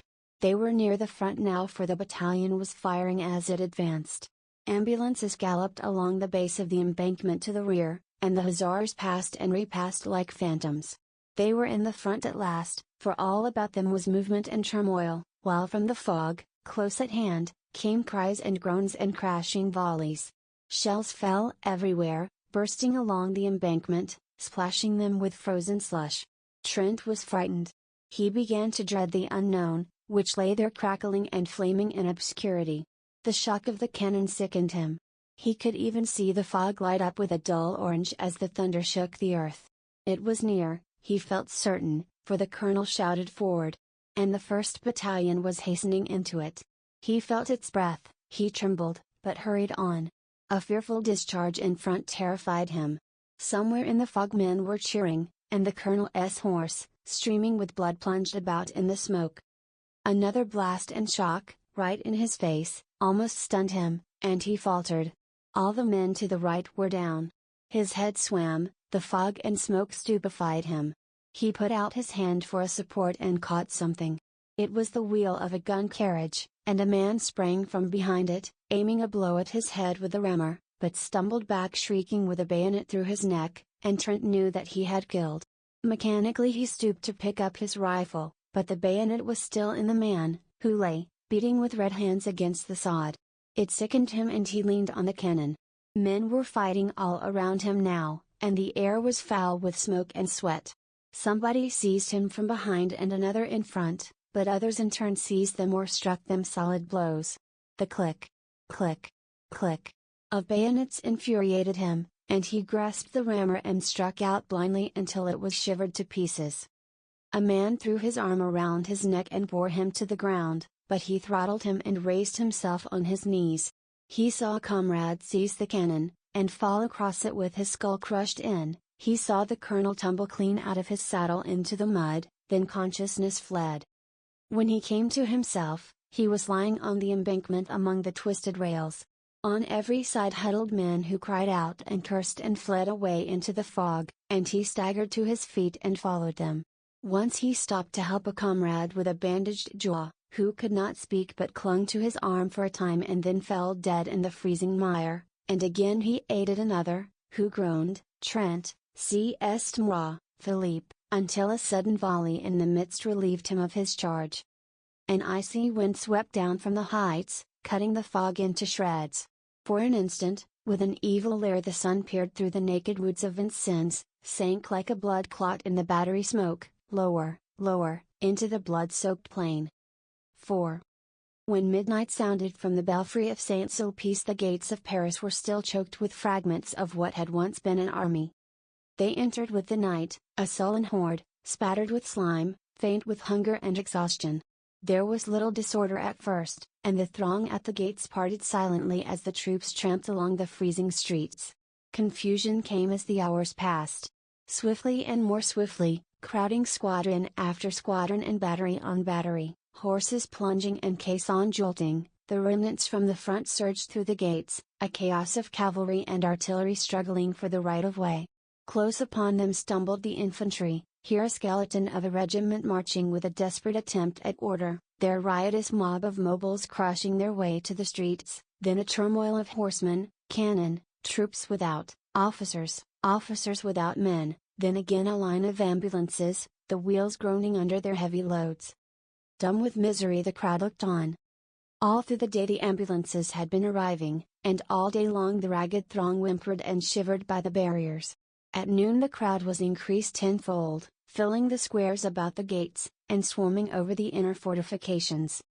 At 4 o'clock in the afternoon the German batteries suddenly wreathed themselves in smoke, and the shells fell fast on Montparnasse. At 20 minutes after 4 two projectiles struck a house in the Rue de Bac, and a moment later the first shell fell in the Latin Quarter. Braith was painting in bed when West came in very much scared. "I wish you would come down, our house has been knocked into a cocked hat, and I am afraid that some of the pillagers may take it into their heads to pay us a visit tonight." Braith jumped out of bed and bundled himself into a garment which had once been an overcoat. "Anybody hurt?"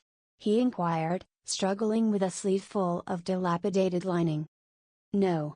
Colette is barricaded in the cellar, and the concierge ran away to the fortifications. There will be a rough gang there if the bombardment keeps up. You might help us." "Of course," said Braith, but it was not until they had reached the Rue Serpente and had turned in the passage which led to West's cellar, that the latter cried, "Have you seen Jack Trent, today?" "No," replied Braith, looking troubled, "he was not at ambulance headquarters." "He stayed to take care of Sylvia, I suppose." A bomb came crashing through the roof of a house at the end of the alley and burst in the basement, showering the street with slate and plaster. A second struck a chimney and plunged into the garden, followed by an avalanche of bricks, and another exploded with a deafening report in the next street. They hurried along the passage to the steps which led to the cellar. Here again Braith stopped. "Don't you think I had better run up to see if Jack and Sylvia are well entrenched? I can get back before dark." "No. Go in and find Colette, and I'll go." "No, no, let me go, there's no danger." "I know it," replied West calmly, and, dragging Braith into the alley, pointed to the cellar steps. The iron door was barred. "Colette! Colette!" he called. The door swung inward, and the girl sprang up the stairs to meet them. At that instant, Braith, glancing behind him, gave a startled cry, and pushing the two before him into the cellar, jumped down after them and slammed the iron door. A few seconds later a heavy jar from the outside shook the hinges. "They are here," muttered West, very pale. "That door," observed Colette calmly, "will hold forever." Braith examined the low iron structure, now trembling with the blows rained on it from without. West glanced anxiously at Colette, who displayed no agitation, and this comforted him. "I don't believe they will spend much time here," said Braith. "They only rummage in cellars for spirits, I imagine. Unless they hear that valuables are buried there." "But surely nothing is buried here?" exclaimed Braith uneasily. "Unfortunately there is," growled West. "That miserly landlord of mine." A crash from the outside, followed by a yell, cut him short, then blow after blow shook the doors, until there came a sharp snap, a clinking of metal, and a triangular bit of iron fell inwards, leaving a hole through which struggled a ray of light. Instantly West knelt, and shoving his revolver through the aperture fired every cartridge. For a moment the alley resounded with the racket of the revolver, then absolute silence followed.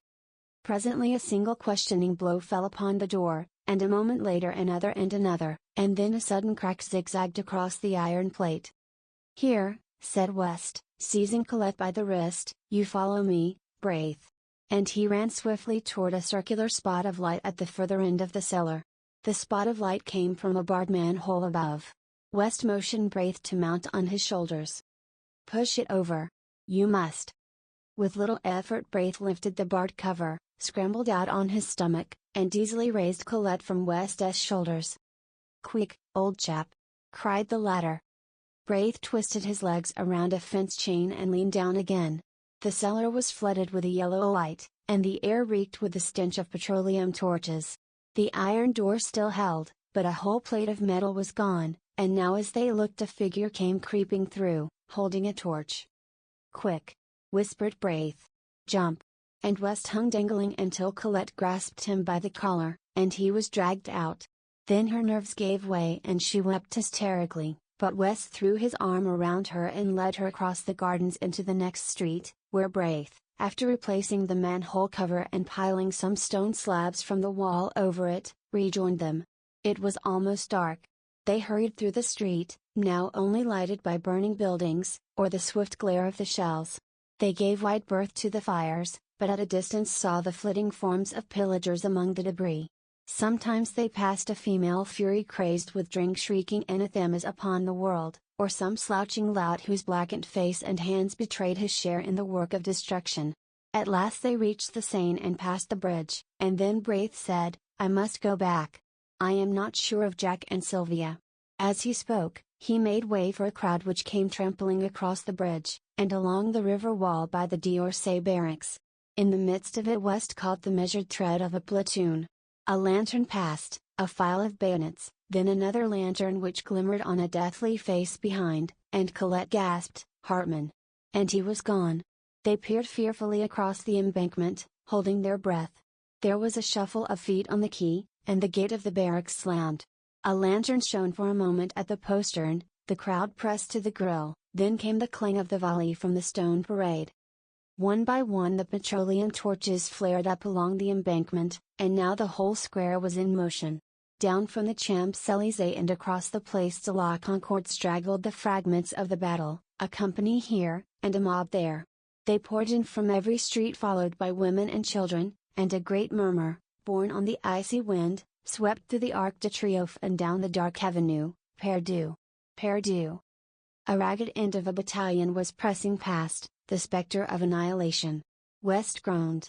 Then a figure sprang from the shadowy ranks and called West's name, and when he saw it was Trent he cried out. Trent seized him, white with terror. "Sylvia?" West stared speechless, but Colette moaned, "Oh, Sylvia! Sylvia! And they're shelling the quarter." "Trent!" shouted Braith, but he was gone, and they could not overtake him. The bombardment ceased as Trent crossed the Boulevard Saint-Germain, but the entrance to the Rue de Seine was blocked by a heap of smoking bricks. Everywhere the shells had torn great holes in the pavement. The café was a wreck of splinters and glass, the bookstore tottered, ripped from roof to basement, and the little bakery, long since closed, bulged outward above a mass of slate and tin. He climbed over the steaming bricks and hurried into the Rue de Tournon. On the corner a fire blazed, lighting up his own street, and on the bank wall, beneath a shattered gas lamp, a child was writing with a bit of cinder. Here fell the first shell. The letters stared him in the face. The rat killer finished and stepped back to view his work, but catching sight of Trent's bayonet, screamed and fled, And as Trent staggered across the shattered street, from holes and crannies in the ruins fierce women fled from their work of pillage, cursing him. At first he could not find his house, for the tears blinded him, but he felt along the wall and reached the door. A lantern burned in the concierge's lodge and the old man lay dead beside it. Faint with fright he leaned a moment on his rifle, then, snatching the lantern, sprang up the stairs. He tried to call, but his tongue hardly moved. On the second floor he saw plaster on the stairway, and on the third the floor was torn and the concierge lay in a pool of blood across the landing. The next floor was his, theirs. The door hung from its hinges, the walls gaped. He crept in and sank down by the bed, and there 2 arms were flung around his neck, and a tear-stained face sought his own. Sylvia. Oh Jack. Jack. Jack. From the tumbled pillow beside them a child wailed. They brought it, it is mine, she sobbed. Ours, he whispered, with his arms around them both. Then from the stairs below came Braith's anxious voice. Trent. Is all well? The street of Our Lady of the Fields. Et tout les jours passes dans la tristesse. Nous sommes comme des jours. 1. The street is not fashionable, neither is it shabby. It is a pariah among streets, a street without a quarter. It is generally understood to lie outside the pale of the aristocratic Avenue de l'Observatoire. The students of the Montparnasse quarter consider it swell and will have none of it. The Latin quarter, from the Luxembourg, its northern frontier, sneers at its respectability and regards with disfavor the correctly costumed students who haunt it. Few strangers go into it. At times, however, the Latin quarter students use it as a thoroughfare between the Rue de Rennes and the Bullier, but except for that and the weekly afternoon visits of parents and guardians to the convent near the Rue Vivonne, the street of Our Lady of the Fields is as quiet as a Passy boulevard. Perhaps the most respectable portion lies between the Rue de la Grande Chaumière and the Rue Vivonne, at least this was the conclusion arrived at by the Reverend Joel Byram, as he rambled through it with Hastings in charge.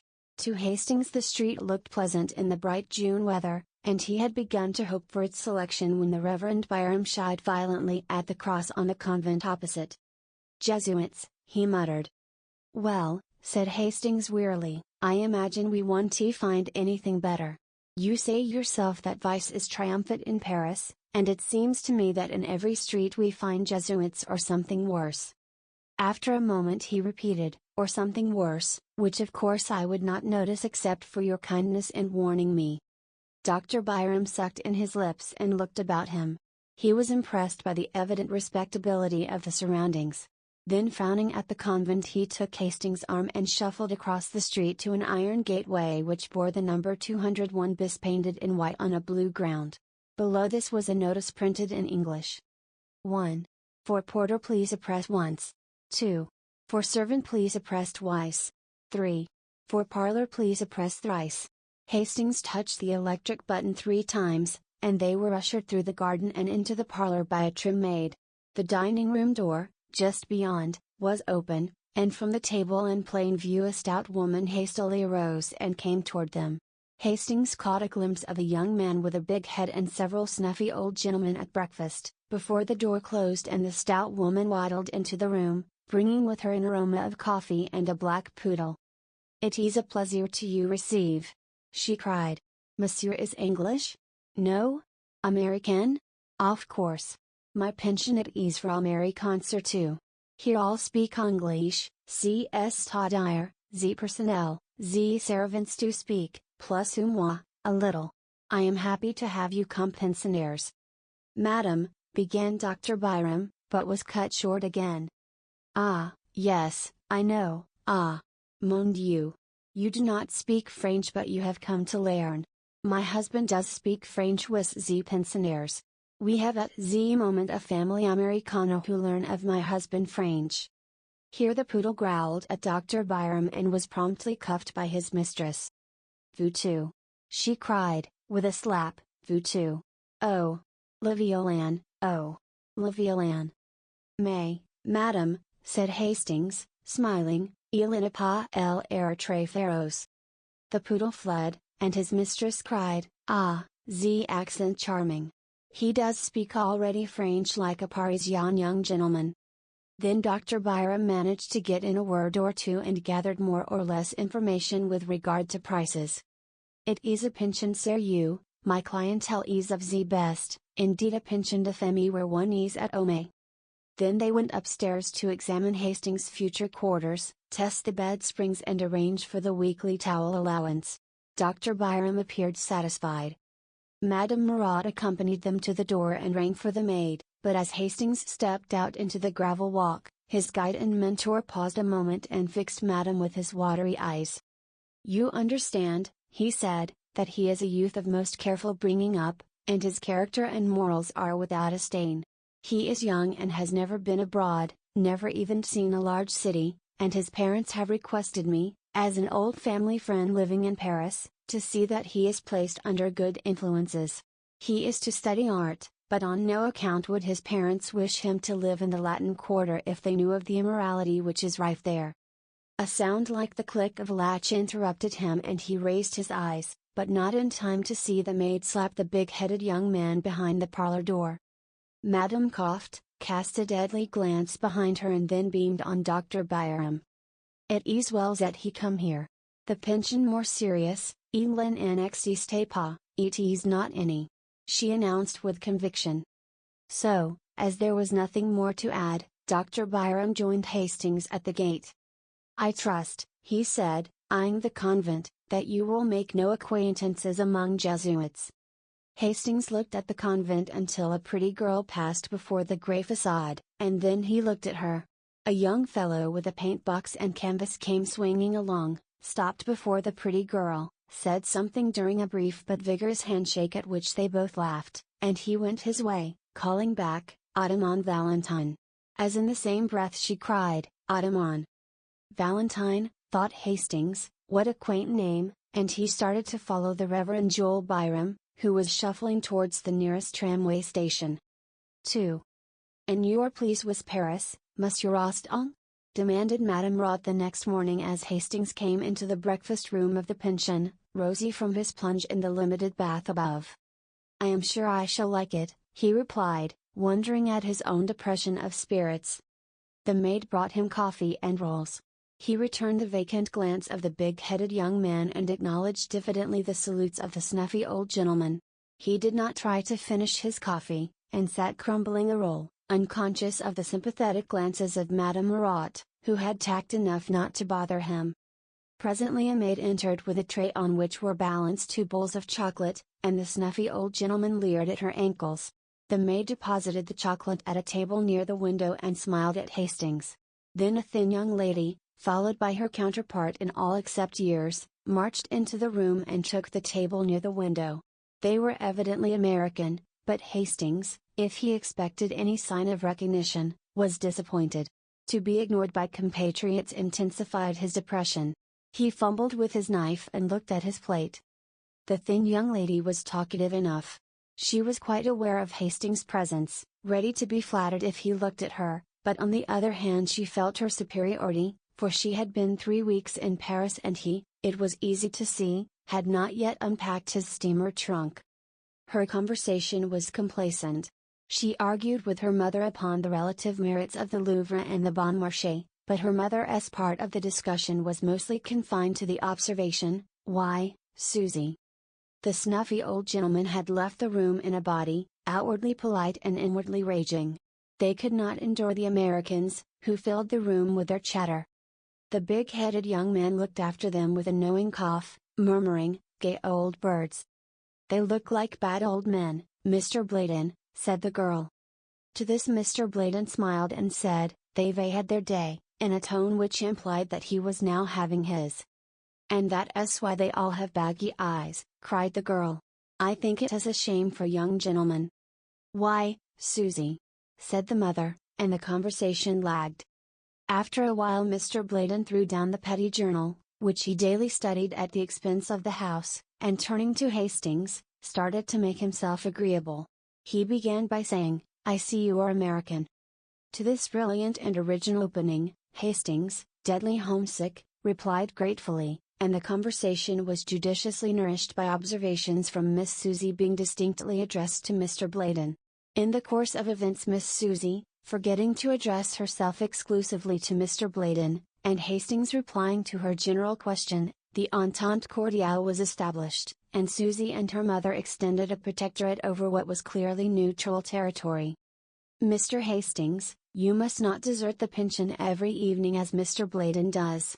Paris is an awful place for young gentlemen, and Mr. Bladen is a horrid cynic." Mr. Bladen looked gratified. Hastings answered, "I shall be at the studio all day, and I imagine I shall be glad enough to come back at night." Mr. Bladen, who, at a salary of $15 a week, acted as agent for the Puley Manufacturing Company of Troy, New York, smiled a skeptical smile and withdrew to keep an appointment with a customer on the Boulevard Magenta. Hastings walked into the garden with Mrs. Byng and Susie, and, at their invitation, sat down in the shade before the iron gate. The chestnut trees still bore their fragrant spikes of pink and white, and the bees hummed among the roses, trellised on the white-walled house. A faint freshness was in the air. The watering carts moved up and down the street, and a clear stream bubbled over the spotless gutters of the Rue de la Grande Chaumière. The sparrows were merry along the curbstones, taking bath after bath in the water and ruffling their feathers with delight.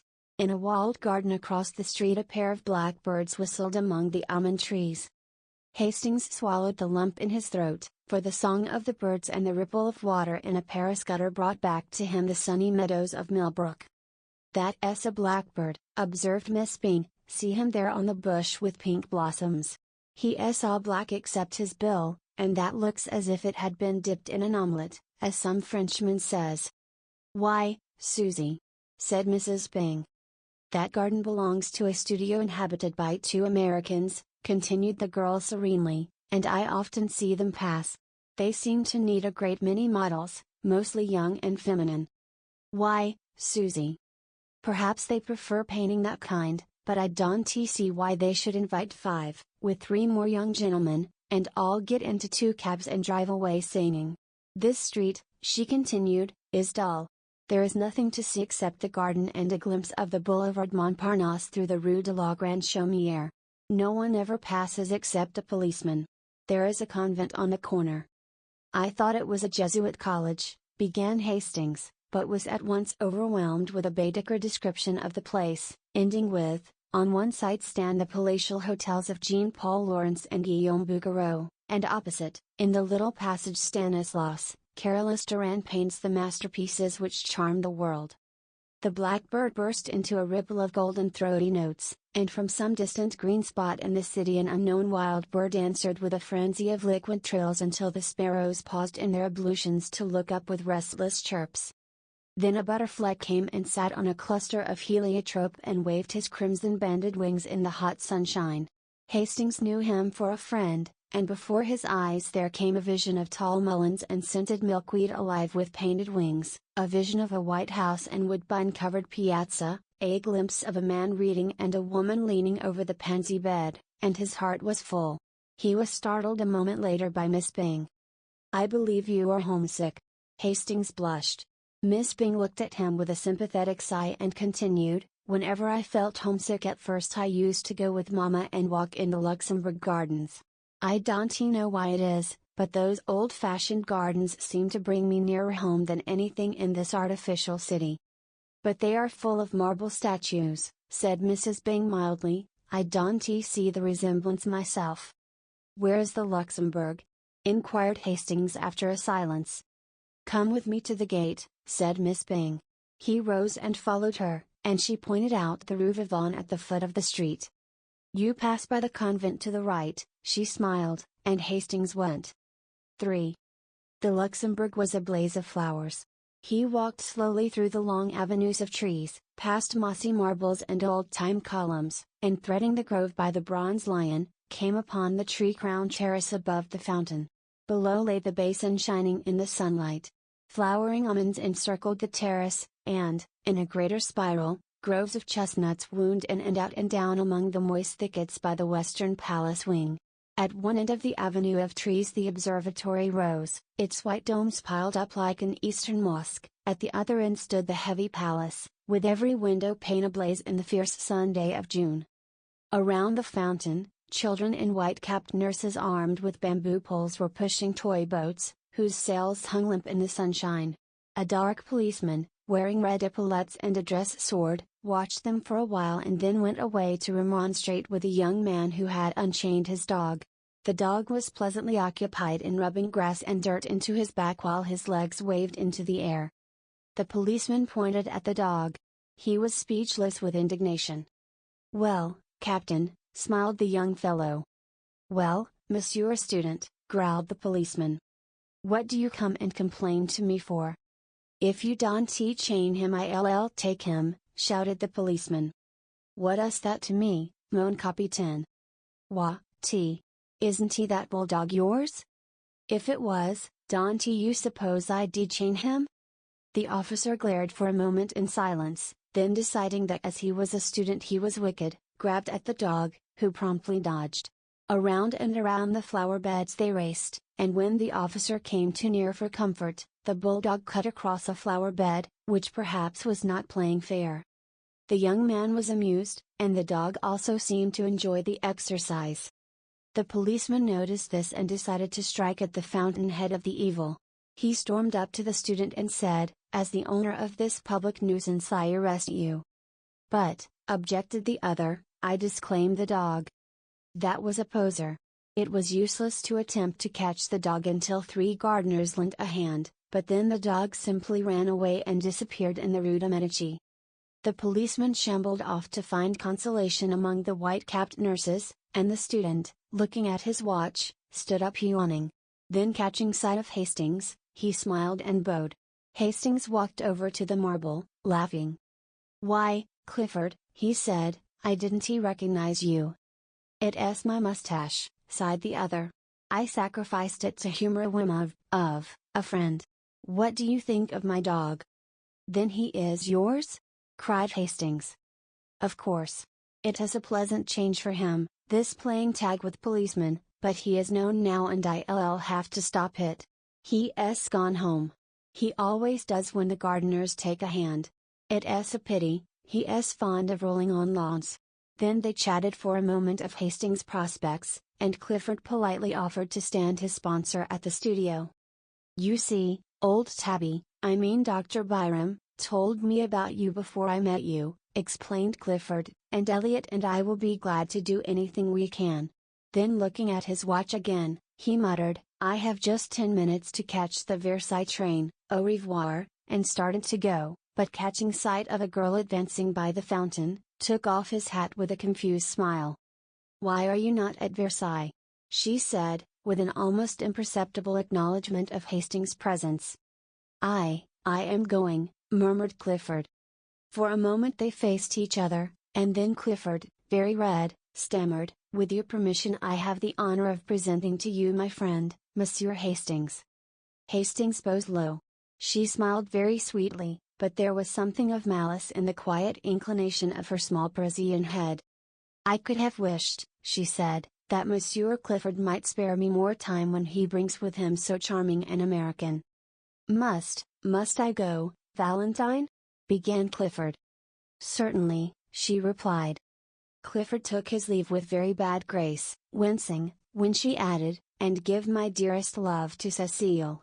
As he disappeared in the Rue d'Isses, the girl turned as if to go, but then suddenly remembering Hastings, looked at him and shook her head.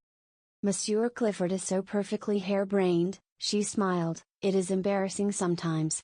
You have heard, of course, all about his success at the salon?" He looked puzzled and she noticed it. "You have been to the salon, of course?" "Why, no," he answered, "I only arrived in Paris 3 days ago." She seemed to pay little heed to his explanation, but continued, "Nobody imagined he had the energy to do anything good, but on varnishing day the salon was astonished by the entrance of Monsieur Clifford, who strolled about as bland as you please with an orchid in his buttonhole, and a beautiful picture on the line." She smiled to herself at the reminiscence, and looked at the fountain. "Monsieur Bouguereau told me that Monsieur Julien was so astonished that he only shook hands with Monsieur Clifford in a dazed manner, and actually forgot to pat him on the back. Fancy," she continued with much merriment, "fancy Papa Julien forgetting to pat one on the back." Hastings, wondering at her acquaintance with the great Bouguereau, looked at her with respect. "May I ask," he said diffidently, "whether you are a pupil of Bouguereau?" "I?" she said in some surprise. Then she looked at him curiously. Was he permitting himself the liberty of joking on such short acquaintance? His pleasant serious face questioned hers. "Tiens," she thought, "what a droll man. You surely study art?" he said. She leaned back on the crooked stick of her parasol, and looked at him. "Why do you think so?" "Because you speak as if you did." "You are making fun of me," she said, "and it is not good taste." She stopped, confused, as he colored to the roots of his hair. "How long have you been in Paris?" she said at length. 3 days, he replied gravely. But, surely you are not a nouveau. You speak French too well." Then after a pause, "Really, are you a nouveau?" "I am," he said. She sat down on the marble bench lately occupied by Clifford, and tilting her parasol over her small head looked at him. "I don't believe it." He felt the compliment, and for a moment hesitated to declare himself one of the despised. Then mustering up his courage, he told her how new and green he was, and all with a frankness which made her blue eyes open very wide and her lips part in the sweetest of smiles. "You have never seen a studio?" "Never." "Nor a model?" "No." "How funny," she said solemnly. Then they both laughed. "And you," he said, "have seen studios?" "Hundreds." "And models?" "Millions." "And you know Bouguereau?" "Yes, and Henner, and Constant and Lawrence, and Puvis de Chavannes and Dignon and Courtois, and all the rest of them." "And yet you say you are not an artist." "Pardon," she said gravely, "did I say I was not?" "One do you tell me?" He hesitated. At first she looked at him, shaking her head and smiling, then of a sudden her eyes fell and she began tracing figures with her parasol in the gravel at her feet. Hastings had taken a place on the seat, and now, with his elbows on his knees, sat watching the spray drifting above the fountain jet. A small boy, dressed as a sailor, stood poking his yacht and crying, "I want to go home. I want to go home." His nurse raised her hands to heaven. Just like a little American boy, thought Hastings, and a pang of homesickness shot through him. Presently the nurse captured the boat, and the small boy stood at bay. "Monsieur René, when you decide to come here you may have your boat." The boy backed away scowling. "Give me my boat, I say," he cried, "and don't call me René, for my name is Randall and you know it." "Hello," said Hastings, "Randall? That's English."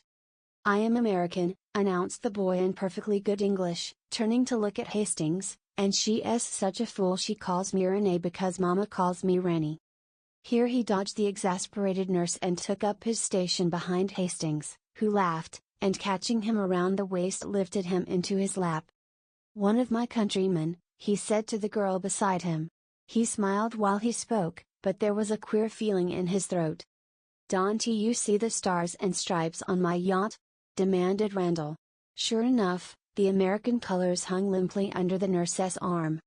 "Oh," cried the girl, "he is charming," and impulsively stooped to kiss him, but the infant Randall wriggled out of Hastings' arms, and his nurse pounced upon him with an angry glance at the girl. She reddened and then bit her lips as the nurse, with eyes still fixed on her, dragged the child away and ostentatiously wiped his lips with her handkerchief. Then she stole a look at Hastings and bit her lip again. "What an ill-tempered woman!" he said. "In America, most nurses are flattered when people kiss their children." For an instant she tipped the parasol to hide her face, then closed it with a snap and looked at him defiantly. "Do you think it strange that she objected?" "Why not?" he said in surprise. Again she looked at him with quick searching eyes. His eyes were clear and bright, and he smiled back, repeating, "Why not?" "You are droll," she murmured, bending her head. "Why?" But she made no answer, and sat silent, tracing curves and circles in the dust with her parasol. After a while he said, "I am glad to see that young people have so much liberty here. I understood that the French were not at all like us. You know in America, or at least where I live in Millbrook, girls have every liberty, go out alone and receive their friends alone, and I was afraid I should miss it here. But I see how it is now, and I am glad I was mistaken." She raised her eyes to his and kept them there. He continued pleasantly, "Since I have sat here I have seen a lot of pretty girls walking alone on the terrace there, and then you are alone too. Tell me, for I do not know French customs, do you have the liberty of going to the theater without a chaperone?" For a long time she studied his face, and then with a trembling smile said, "Why do you ask me?" "Because you must know, of course," he said gaily. "Yes," she replied indifferently, "I know." He waited for an answer, but getting none, decided that perhaps she had misunderstood him. "I hope you don't think I mean to presume on our short acquaintance," he began. "In fact it is very odd but I don't know your name. When Mr. Clifford presented me he only mentioned mine. Is that the custom in France?" "It is the custom in the Latin Quarter," she said with a queer light in her eyes. Then suddenly she began talking almost feverishly. "You must know, Monsieur Hastings, that we are all un peu sans gêne here in the Latin Quarter. We are very bohemian, and etiquette and ceremony are out of place. It was for that Monsieur Clifford presented you to me with small ceremony, and left us together with less, only for that, and I am his friend, and I have many friends in the Latin Quarter, and we all know each other very well, and I am not studying art, but. But what?" he said, bewildered. "I shall not tell you, it is a secret," she said with an uncertain smile. On both cheeks a pink spot was burning, and her eyes were very bright. Then in a moment her face fell. "Do you know Monsieur Clifford very intimately?" "Not very." After a while she turned to him, grave and a little pale. "My name is Valentine, Valentine Tissot. Might I ask a service of you on such very short acquaintance?" "Oh," he cried, "I should be honored." "It is only this," she said gently, "it is not much. Promise me not to speak to Monsieur Clifford about me. Promise me that you will speak to no one about me." "I promise," he said, greatly puzzled. She laughed nervously. "I wish to remain a mystery. It is a caprice." "But," he began, I had hoped that you might give Monsieur Clifford permission to bring me, to present me at your house." My house," she repeated. "I mean, where you live, in fact, to present me to your family." The change in the girl's face shocked him. "I beg your pardon," he cried, "I have hurt you." And as quick as a flash she understood him because she was a woman. "My parents are dead," she said. Presently he began again, very gently. "Would it displease you if I beg you to receive me? It is the custom?" "I cannot," she answered. Then glancing up at him, "I am sorry, I should like to, but believe me, I cannot." He bowed seriously and looked vaguely uneasy. "It isn't because I don't wish to. I like you, you are very kind to me." "Kind?" he cried, surprised and puzzled. "I like you," she said slowly, "and we will see each other sometimes if you will." "At friends' houses?" "No, not at friends' houses." "Where?" "Here," she said with defiant eyes. "Why," he cried, "in Paris you are much more liberal in your views than we are." She looked at him curiously. "Yes, we are very bohemian." "I think it is charming," he declared. "You see, we shall be in the best of society," she ventured timidly, with a pretty gesture toward the statues of the dead queens, ranged in stately ranks above the terrace. He looked at her, delighted, and she brightened at the success of her innocent little pleasantry. "Indeed," she smiled, "I shall be well chaperoned, because you see we are under the protection of the gods themselves. Look, there are Apollo, and Juno, and Venus, on their pedestals, counting them on her small gloved fingers, and Ceres, Hercules, but I can't make out." Hastings turned to look up at the winged god under whose shadow they were seated. "Why, it's love," he said. 4. "There is a nouveau here," drawled Buffet, leaning around his easel and addressing his friend Bowles. "There is a nouveau here who is so tender and green and appetizing that heaven help him if he should fall into a salad bowl." "Hayseed?" inquired Bowles, plastering in a background with a broken palette knife and squinting at the effect with approval. Yes, Squealinquashgosh, and how he ever grew up among the daisies and escaped the cows, heaven alone knows. Bowles rubbed his thumb across the outlines of his study to throw in a little atmosphere, as he said, glared at the model, pulled at his pipe and finding it out struck a match on his neighbor's back to relight it. His name, continued Lafette, hurling a bit of bread at the hat rack, his name is Hastings. He is a berry. He knows no more about the world, and here Mr. Lafette's face spoke volumes for his own knowledge of that planet, than a maiden cat on its first moonlight stroll. Bowles, now having succeeded in lighting his pipe, repeated the thumb touch on the other edge of the study and said, "Ah. Yes," continued his friend, "and would you imagine it, he seems to think that everything here goes on as it does in his d little backwoods ranch at home, talks about the pretty girls who walk alone in the street, says how sensible it is, and how French parents are misrepresented in America, says that for his part he finds French girls, and he confessed to only knowing one, as jolly as American girls. I tried to set him right, tried to give him a pointer as to what sort of ladies walk about alone or with students, and he was either too stupid or too innocent to catch on. Then I gave it to him straight, and he said I was a vile-minded fool and marched off." "Did you assist him with your shoe?" inquired Bowles, languidly interested. "Well, no. He called you a vile-minded fool." "He was correct," said Clifford from his easel in front. What do you mean?" demanded Lafette, turning red. "That," replied Clifford. "Who spoke to you? Is this your business?" sneered Bowles, but nearly lost his balance as Clifford swung about and eyed him. "Yes," he said slowly, "it's my business." No one spoke for some time. Then Clifford sang out, "I say, Hastings." And when Hastings left his easel and came around, he nodded toward the astonished Lafette. "This man has been disagreeable to you, and I want to tell you that any time you feel inclined to kick him, why, I will hold the other creature." Hastings, embarrassed, said, "Why no, I don't agree with his ideas, nothing more."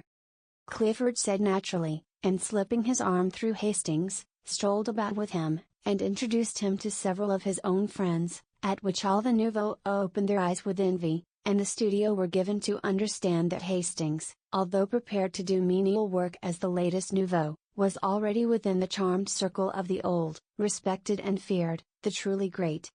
The rest finished, the model resumed his place, and work went on in a chorus of songs and yells and every ear-splitting noise which the art student utters when studying the beautiful. 5 o'clock struck, the model yawned, stretched and climbed into his trousers, and the noisy contents of 6 studios crowded through the hall and down into the street. 10 minutes later, Hastings found himself on top of a Montrouge tram, and shortly afterward was joined by Clifford. They climbed down at the Rue Gay-Lussac. "I always stop here," observed Clifford, "I like the walk through the Luxembourg." "By the way," said Hastings, "how can I call on you when I don't know where you live?" "Why, I live opposite you." "What, the studio in the garden where the almond trees are and the blackbirds?" "Exactly," said Clifford. "I am with my friend Elliot." Hastings thought of the description of the 2 American artists which he had heard from Miss Susie Byng, and looked blank. Clifford continued, "Perhaps you had better let me know when you think of coming so that I will be sure to be there," he ended rather lamely. "I shouldn't care to meet any of your model friends there," said Hastings, smiling. "You know, my ideas are rather straight-laced, I suppose you would say, puritanical. I shouldn't enjoy it and wouldn't know how to behave." "Oh, I understand," said Clifford, but added with great cordiality, "I am sure we'll be friends although you may not approve of me and my set, but you will like Severn and Selby because, well, they're like yourself, old chap." After a moment he continued, "There is something I want to speak about. You see, when I introduced you, last week, in the Luxembourg, to Valentine—" "Not a word!"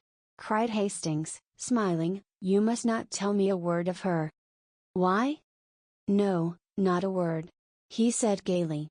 "I insist, promise me upon your honor you will not speak of her until I give you permission, promise."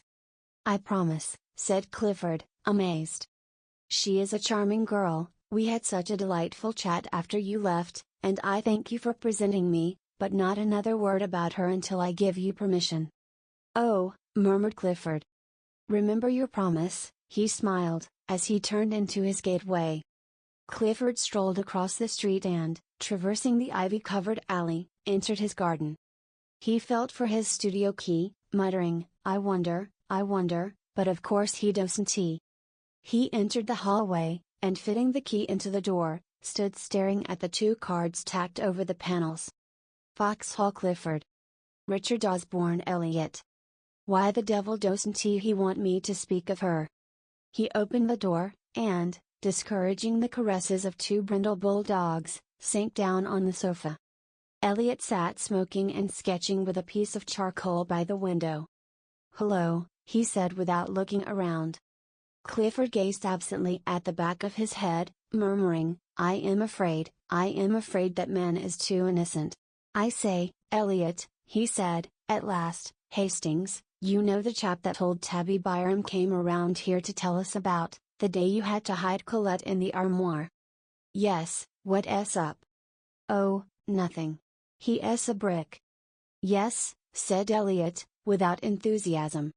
"Don't you think so?" demanded Clifford. "Why yes, but he is going to have a tough time when some of his illusions are dispelled."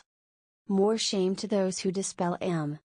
"Yes, wait until he comes to pay his call on us, unexpectedly, of course." Clifford looked virtuous and lighted a cigar. "I was just going to say," he observed, "that I have asked him not to come without letting us know, so I can postpone any orgy you may have intended." "Ah!" cried Elliot indignantly, "I suppose you put it to him in that way." "Not exactly," grinned Clifford. Then more seriously, "I don't want anything to occur here to bother him. He's a brick, and it's a pity we can't be more like him." "I am," observed Elliot complacently, "only living with you." "Listen!" cried the other. "I have managed to put my foot in it in great style. Do you know what I've done? Well, the first time I met him in the street, or rather, it was in the Luxembourg, I introduced him to Valentine." "Did he object?" "Believe me," said Clifford, solemnly, "this rustic Hastings has no more idea that Valentine is Valentine, than he has that he himself is a beautiful example of moral decency in a quarter where morals are as rare as elephants. I heard enough in a conversation between that blackguard Lawford and the little immoral eruption, Bowles, to open my eyes. I tell you Hastings is a trump. He's a healthy, clean-minded young fellow, bred in a small country village, brought up with the idea that saloons are way stations to hell, and as for women—" "Well?" demanded Elliot. "Well," said Clifford, "his idea of the dangerous woman is probably a painted Jezebel." "Probably," replied the other. "He's a trump," said Clifford, "and if he swears the world is as good and pure as his own heart, I'll swear he's right." Elliot rubbed his charcoal on his file to get a point and turned to his sketch saying, "He will never hear any pessimism from Richard Osborne. He's a lesson to me," said Clifford. Then he unfolded a small perfumed note, written on rose-colored paper, which had been lying on the table before him. He read it, smiled, whistled a bar or two from Miss Elliot, and sat down to answer it on his best cream-laid notepaper. When it was written and sealed, he picked up his stick and marched up and down the studio 2 or 3 times, whistling. "Going out?" inquired the other, without turning. "Yes," he said, but lingered a moment over Elliot's shoulder, watching him pick out the lights in his sketch with a bit of bread. "Tomorrow is Sunday," he observed after a moment's silence. "Well?" inquired Elliot. "Have you seen Colette?" "No, I will tonight. She and Roden and Jacqueline are coming to Boulogne. I suppose you and Cecile will be there?" "Well, no," replied Clifford. "Cecile dines at home tonight, and I had an idea of going to Mignon's." Elliot looked at him with disapproval. "You can make all the arrangements for La Roche without me," he continued, avoiding Elliot's eyes. "What are you up to now?" "Nothing," protested Clifford. "Don't tell me," replied his chum, with scorn. Fellows don't rush off to Mignonnes when the set dine at Boulogne. Who is it now? But no, I won't ask that, what's the use? Then he lifted up his voice in complaint and beat upon the table with his pipe. What's the use of ever trying to keep track of you? What will Cecile say? Oh, yes, what will she say? It is a pity you can't be constant 2 months, yes, by Jove. And the quarter is indulgent, but you abuse its good nature and mine too. Presently he arose, and jamming his hat on his head, marched to the door. Heaven alone knows why anyone puts up with your antics, but they all do, and so do I. If I were Cecile or any of the other pretty fools after whom you have toddled and will, in all human probabilities, continue to toddle, I say, if I were Cecile I'd spank you. Now I am going to Boulogne, and as usual I shall make excuses for you and arrange the affair, and I don't care continental where you are going, but, by the skull of the studio skeleton, if you don't turn up tomorrow with your sketching kit under one arm and Cecile under the other, if you don't turn up in good shape, I am done with you, and the rest can think what they please. Good night. Clifford said good night with as pleasant a smile as he could muster, and then sat down with his eyes on the door. He took out his watch and gave Elliot 10 minutes to vanish, then rang the concierge's call, murmuring, oh dear, why the devil do I do it? Alfred, he said, as that gimlet-eyed person answered the call, make yourself clean and proper, Alfred, and replace your sabot with a pair of shoes. Then put on your best hat and take this letter to the big white house in the Rue de Dragon. There is no answer, mon petit Alfred. The concierge departed with a snort in which unwillingness for the errand and affection for M. Clifford were blended. Then with great care the young fellow arrayed himself in all the beauties of his and Elliot's wardrobe. He took his time about it, and occasionally interrupted his toilet to play his banjo or make pleasing diversion for the bulldogs by gambolling about on all fours. I've got 2 hours before me, he thought, and borrowed a pair of Elliot's silken footgear, with which he and the dogs played ball until he decided to put them on. Then he lighted a cigarette and inspected his dress coat. When he had emptied it of 4 handkerchiefs, a fan, and a pair of crumpled gloves as long as his arm, he decided it was not suited to add éclat to his charms and cast about in his mind for a substitute. Elliot was too thin, and, anyway, his coats were now under lock and key. Roden probably was as badly off as himself. Hastings was the man. But when he threw on a smoking jacket and sauntered over to Hastings' house, he was informed that he had been gone over an hour. Now, where in the name of all that's reasonable could he have gone? Muttered Clifford, looking down the street. The maid didn't know, so he bestowed upon her a fascinating smile and lounged back to the studio. Hastings was not far away. The Luxembourg is within 5 minutes' walk of the Rue Notre Dame des Champs, and there he sat under the shadow of a winged god, and there he had sat for an hour, poking holes in the dust and watching the steps which lead from the northern terrace to the fountain. The sun hung, a purple globe, above the misty hills of Meudon.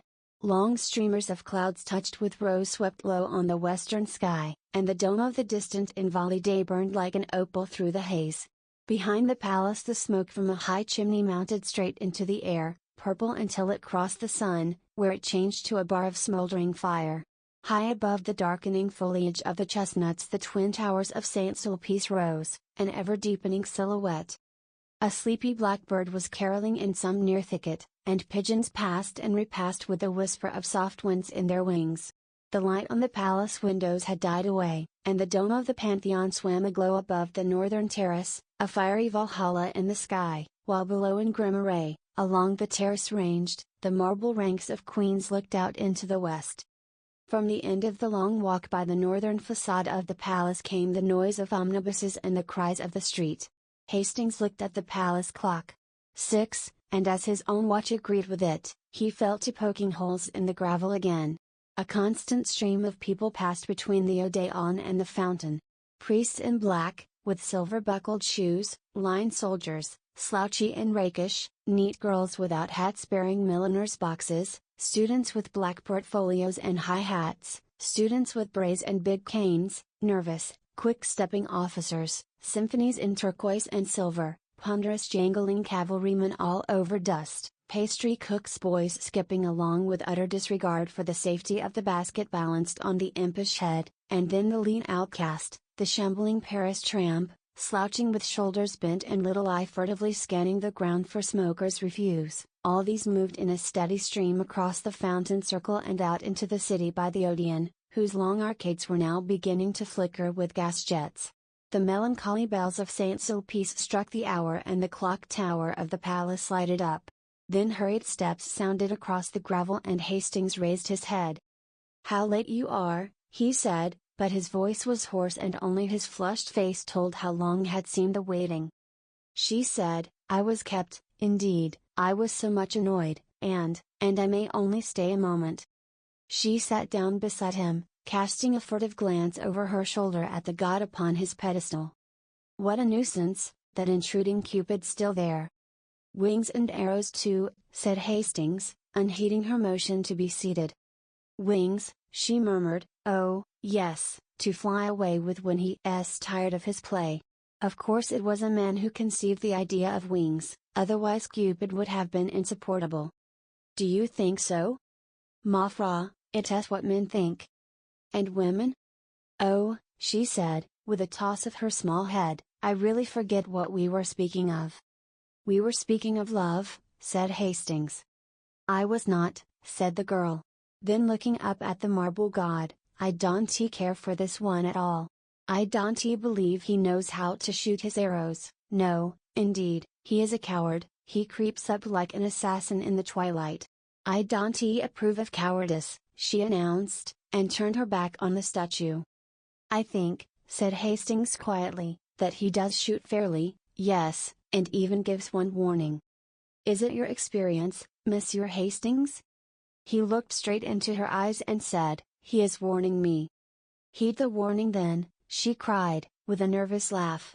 As she spoke she stripped off her gloves, and then carefully proceeded to draw them on again. When this was accomplished she glanced at the palace clock, saying, "Oh dear, how late it is," furled her umbrella, then unfurled it, and finally looked at him. "No," he said, "I shall not heed his warning." "Oh dear," she sighed again, still talking about that tiresome statue. Then stealing a glance at his face, I suppose you are in love." "I don't know," he muttered, "I suppose I am." She raised her head with a quick gesture. "You seem delighted at the idea," she said, but bit her lip and trembled as his eyes met hers. Then sudden fear came over her and she sprang up, staring into the gathering shadows. "Are you cold?" he said. But she only answered, oh dear, it is late, so late. I must go, good night." She gave him her gloved hand a moment and then withdrew it with a start. "What is it?" he insisted. "Are you frightened?" She looked at him strangely. No, not frightened, you are very good to me." "By Jove!" he burst out, "what do you mean by saying I am good to you? That's at least the third time, and I don't understand." The sound of a drum from the guardhouse at the palace cut him short. "Listen," she whispered, "they are going to close. It's late, oh, so late." The rolling of the drum came nearer and nearer, and then the silhouette of the drummer cut the sky above the eastern terrace. The fading light lingered a moment on his belt and bayonet, then he passed into the shadows, drumming the echoes awake. The roll became fainter along the eastern terrace, then grew and rattled with increasing sharpness when he passed the avenue by the Bronze Lion and turned down the western terrace walk. Louder and louder the drum sounded, and the echoes struck back the notes from the grey palace wall, and now the drummer loomed up before them, his red trousers a dull spot in the gathering gloom, the brass of his drum and bayonet touched with a pale spark, his epaulettes tossing on his shoulders. He passed leaving the crash of the drum in their ears, and far into the alley of trees they saw his little tin cup shining on his haversack. Then the sentinels began the monotonous cry, "En ferme! En ferme!" and the bugle blew from the barracks in the Rue de Tournon. "En ferme! En ferme!" "Good night," she whispered, "I must return alone tonight." He watched her until she reached the northern terrace, and then sat down on the marble seat until a hand on his shoulder and a glimmer of bayonets warned him away. She passed on through the grove, and turning into the Rue de Medici, traversed it to the boulevard. At the corner she bought a bunch of violets and walked on along the boulevard to the Rue des Etules. A cab was drawn up before Boulonnais, and a pretty girl aided by Elliot jumped out. "Valentine!" cried the girl, "come with us." "I can't," she said, stopping a moment, "I have a rendezvous at Mignon's." "Not Victor?" cried the girl, laughing, but she passed with a little shiver, nodding good night, then turning into the Boulevard Saint-Germain, she walked a tittle faster to escape a gay party sitting before the Café Cluny who called to her to join them. At the door of the restaurant Mignon stood a coal-black Negro in buttons. He took off his peaked cap as she mounted the carpeted stairs. "Send Eugene to me," she said at the office, and passing through the hallway to the right of the dining room stopped before a row of panel doors. A waiter passed and she repeated her demand for Eugene, who presently appeared, noiselessly skipping, and bowed murmuring, "Madam." "Who is here?" "No one in the cabinets, madam, in the half Madame Modelon and Monsieur Gay, Monsieur de Clamart, Monsieur Clisson, Madame Marie in their set." Then he looked around and bowing again murmured, "Monsieur awaits madam since half an hour," and he knocked at one of the paneled doors bearing the number 6. Clifford opened the door and the girl entered. The garçon bowed her in, and whispering, "Will monsieur have the goodness to ring?" vanished. He helped her off with her jacket and took her hat and umbrella. When she was seated at the little table with Clifford opposite she smiled and leaned forward on both elbows looking him in the face. "What are you doing here?" she demanded. "Waiting," he replied, in accents of adoration. For an instant she turned and examined herself in the glass. The wide blue eyes, the curling hair, the straight nose and short curled lip flashed in the mirror an instant only, and then its depths reflected her pretty neck and back. "Thus do I turn my back on vanity," she said, and then leaning forward again, "What are you doing here?" "Waiting for you," repeated Clifford, slightly troubled. "And Cecile?" "Now Dante, Valentine." "Do you know," she said calmly, "I dislike your conduct?" He was a little disconcerted, and rang for Eugene to cover his confusion. The soup was bisque, and the wine Pommery, and the courses followed each other with the usual regularity until Eugene brought coffee, and there was nothing left on the table but a small silver lamp. "Valentine," said Clifford, after having obtained permission to smoke, "is it the Vaudeville or the El Dorado, or both, or the Nouveau Cirque, or—" "It is here," said Valentine. "Well," he said, greatly flattered, "I am afraid I couldn't amuse you." "Oh, yes, you are funnier than the El Dorado. Now see here, don't guy me, Valentine. You always do, and, you know what they say, a good laugh kills." "What?" Love and all that." She laughed until her eyes were moist with tears. "Tiens," she cried, "he is dead, then." Clifford eyed her with growing alarm. "Do you know why I came?" she said. "No," he replied uneasily, "I don't." "How long have you made love to me?" "Well," he admitted, somewhat startled, "I should say, for about a year." "It is a year, I think. Are you not tired?" He did not answer. "Don't you know that I like you too well to ever fall in love with you?" she said. "Don't you know that we are too good comrades, too old friends for that? And were we not, do you think that I do not know your history, Monsieur Clifford?" Don't be so sarcastic," he urged, "don't be unkind, Valentine." "I am not. I am kind. I am very kind, to you and to Cecile." "Cecile is tired of me." "I hope she is," said the girl, "for she deserves a better fate. Tiens, do you know your reputation in the quarter? Of the inconstant, the most inconstant, utterly incorrigible and no more serious than a gnat on a summer night. Poor Cecile." Clifford looked so uncomfortable that she spoke more kindly. "I like you. You know that. Everybody does. You are a spoiled child here. Everything is permitted you and everyone makes allowance, but everyone cannot be a victim to caprice." "Caprice!" he cried. "By Jove, if the girls of the Latin Quarter are not capricious!" Never mind about that. You must not sit in judgment, you of all men. Why are you here tonight?" "Oh," she cried, "I will tell you why. Monsieur receives a little note, he sends a little answer, he dresses in his conquering raiment. "I don't she," said Clifford, very red. "You do, and it becomes you," she retorted with a faint smile. Then again, very quietly, "I am in your power, but I know I am in the power of a friend. I have come to acknowledge it to you here, and it is because of that I am here to beg of you, a favor." Clifford opened his eyes, but said nothing. "I am in great distress of mind. It is Monsieur Hastings." "Well?" said Clifford, in some astonishment. "I want to ask you," she continued in a low voice, "I want to ask you to, in case you should speak of me before him, not to say. "I shall not speak of you to him," he said quietly. Can you prevent others?" "I might if I was present. May I ask why?" "That is not fair," she murmured, "you know how he considers me, as he considers every woman. You know how different he is from you and the rest. I have never seen a man, such a man as Monsieur Hastings." He let his cigarette go out unnoticed. "I am almost afraid of him, afraid he should know, what we all are in the quarter. Oh, I do not wish him to know. I do not wish him to turn from me, to cease from speaking to me as he does. You and the rest cannot know what it has been to me. I could not believe him, I could not believe he was so good and noble.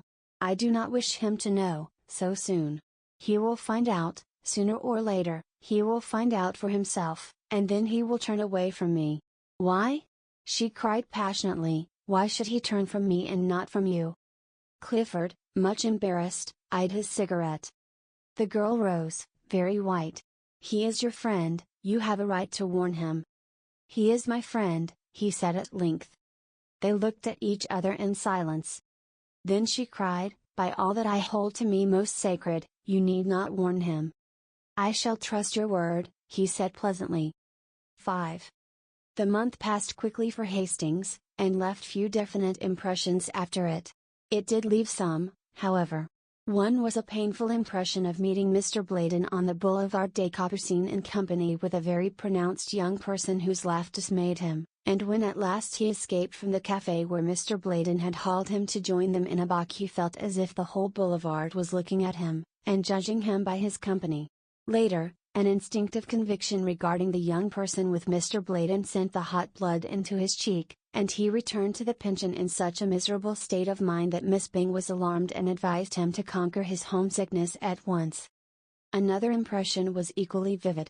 One Saturday morning, feeling lonely, his wanderings about the city brought him to the Gare Saint-Lazare. It was early for breakfast, but he entered the Hotel Terminus and took a table near the window. As he wheeled about to give his order, a man passing rapidly along the aisle collided with his head, and looking up to receive the expected apology, he was met instead by a slap on the shoulder and a hearty, "What the deuce are you doing here, old chap?" It was Roden, who seized him and told him to come along. So, mildly protesting, he was ushered into a private dining room where Clifford, rather red, jumped up from the table and welcomed him with a startled air which was softened by the unaffected glee of Roden and the extreme courtesy of Elliot. The latter presented him to 3 bewitching girls who welcomed him so charmingly and seconded Roden in his demand that Hastings should make one of the party, that he consented at once. While Elliot briefly outlined the projected excursion to La Roche, Hastings delightedly ate his omelette, and returned the smiles of encouragement from Cecile and Colette and Jacqueline. Meantime Clifford in a bland whisper was telling Roden what an ass he was. Poor Roden looked miserable until Elliot, divining how affairs were turning, frowned on Clifford and found a moment to let Roden know that they were all going to make the best of it. "You shut up," he observed to Clifford, "it's fate, and that settles it." "It's Roden, and that settles it," murmured Clifford, concealing a grin. For after all he was not Hastings' wet nurse. So it came about that the train which left the Gare Saint-Lazare at 9:15 a.m. stopped a moment in its career towards Havre and deposited at the red roof station of La Roche a merry party, armed with sunshades, trout rods, and one cane, carried by the non-combatant, Hastings. Then, when they had established their camp in a grove of sycamores which bordered the little riverette, Clifford, the acknowledged master of all that pertained to sportsmanship, took command. "You, Roden," he said, "divide your flies with Elliot and keep an eye on him, or else he'll be trying to put on a float and sinker. Prevent him by force from grubbing about for worms." Elliot protested, but was forced to smile in the general laugh. "You make me ill," he asserted. "Do you think this is my first trout?" "I shall be delighted to see your first trout," said Clifford, and dodging a fly hook, hurled with intent to hit, proceeded to sort and equip 3 slender rods destined to bring joy and fish to Cecile, Colette, and Jacqueline. With perfect gravity he ornamented each line with 4 split shot, a small hook, and a brilliant quill float. "I shall never touch the worms," announced Cecile with a shudder. Jacqueline and Colette hastened to sustain her, and Hastings pleasantly offered to act in the capacity of general baiter and take a raft of fish. But Cecile, doubtless fascinated by the gaudy flies in Clifford's book, decided to accept lessons from him in the true art, and presently disappeared up the Ept with Clifford in tow. Elliot looked doubtfully at Colette. "I prefer gudgeons," said that damsel with decision, "and you and Monsieur Roden may go away when you please, may they not, Jacqueline?" "Certainly," responded Jacqueline. Elliot, undecided, examined his rod and reel. "You've got your reel on wrong side up," observed Roden. Elliot wavered, and stole a glance at Colette. I have almost decided to, not to flip the flies about just now," he began. "There's the pole that Cecile left." "Don't call it a pole," corrected Roden. "Rod, then," continued Elliot, and started off in the wake of the 2 girls, but was promptly collared by Roden. "No, you don't. Fancy a man fishing with a float and sinker when he has a fly rod in his hand. You come along." Where the placid little Ept flows down between its thickets to the Seine, a grassy bank shadows the haunt of the gudgeon, and on this bank sat Colette and Jacqueline and chattered and laughed and watched the swerving of the scarlet quills, while Hastings, his hat over his eyes, his head on a bank of moss, listened to their soft voices and gallantly unhooked the small and indignant gudgeon when a flash of a rod and a half-suppressed scream announced a catch. The sunlight filtered through the leafy thickets awaking to song the forest birds. Magpies in spotless black and white flirted past, alighting nearby with a hop and bound and twitch of the tail. Blue and white jays with rosy breasts shrieked through the trees, and a low-sailing hawk wheeled among the fields of ripening wheat, putting to flight flocks of twittering hedge birds. Across the Seine a gull dropped on the water like a plume. The air was pure and still. Scarcely a leaf moved. Sounds from a distant farm came faintly, the shrill cock-crow and dull baying. Now and then a steam tug with big raking smoke pipe, bearing the name Gep 27, plowed up the river dragging its interminable train of barges, or a sailboat dropped down with the current toward sleepy Rouen. A faint fresh odor of earth and water hung in the air, and through the sunlight, orange-tipped butterflies danced above the marsh grass, soft velvety butterflies flapped through the mossy woods. Hastings was thinking of Valentine. It was 2 o'clock when Elliot strolled back, and frankly admitting that he had eluded Roden, sat down beside Colette and prepared to doze with satisfaction. "Where are your trout?" said Colette severely. "They still live," murmured Elliot, and went fast asleep. Roden returned shortly after, and casting a scornful glance at the slumbering one, displayed 3 crimson-flecked trout. "And that," smiled Hastings lazily, "that is the holy end to which the faithful plod, the slaughter of these small fish with a bit of silk and feather." Roden disdained to answer him. Colette caught another gudgeon and awoke Elliot, who protested and gazed about for the lunch baskets, as Clifford and Cecile came up demanding instant refreshment. Cecile's skirts were soaked, and her gloves torn, but she was happy, and Clifford, dragging out a 2-pound trout, stood still to receive the applause of the company. "Where the deuce did you get that?" demanded Elliot. Cecile, wet and enthusiastic, recounted the battle, and then Clifford eulogized her powers with the fly, and, in proof, produced from his creel a defunct chub, which, he observed, just missed being a trout.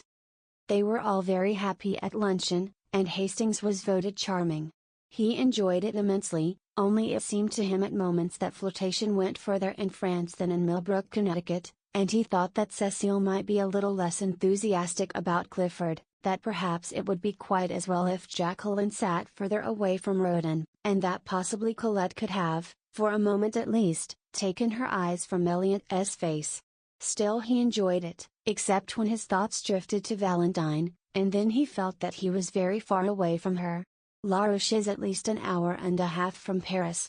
It is also true that he felt a happiness, a quick heartbeat when, at 8 o'clock that night, the train which bore them from La Roche rolled into the Gare Saint-Lazare and he was once more in the city of Valentine. "Good night," they said, pressing around him. "You must come with us next time." He promised, and watched them, 2 by 2, drift into the darkening city, and stood so long that, when again he raised his eyes, the vast boulevard was twinkling with gas jets through which the electric lights stared like moons. 6. It was with another quick heartbeat that he awoke next morning, for his first thought was of Valentine. The sun already gilded the towers of Notre Dame, the clatter of workmen's sabots awoke sharp echoes in the street below, and across the way a blackbird in a pink almond tree was going into an ecstasy of trills. He determined to awake Clifford for a brisk walk in the country, hoping later to beguile that gentleman into the American church for his solace sake. He found Alfred the gimlet-eyed washing the asphalt walk which led to the studio. "Monsieur Elliot?" he replied to the perfunctory inquiry, "Je ne sais pas." "And Monsieur Clifford," began Hastings, somewhat astonished. "Monsieur Clifford," said the concierge with fine irony, "will be pleased to see you," as he retired early. "In fact, he has just come in."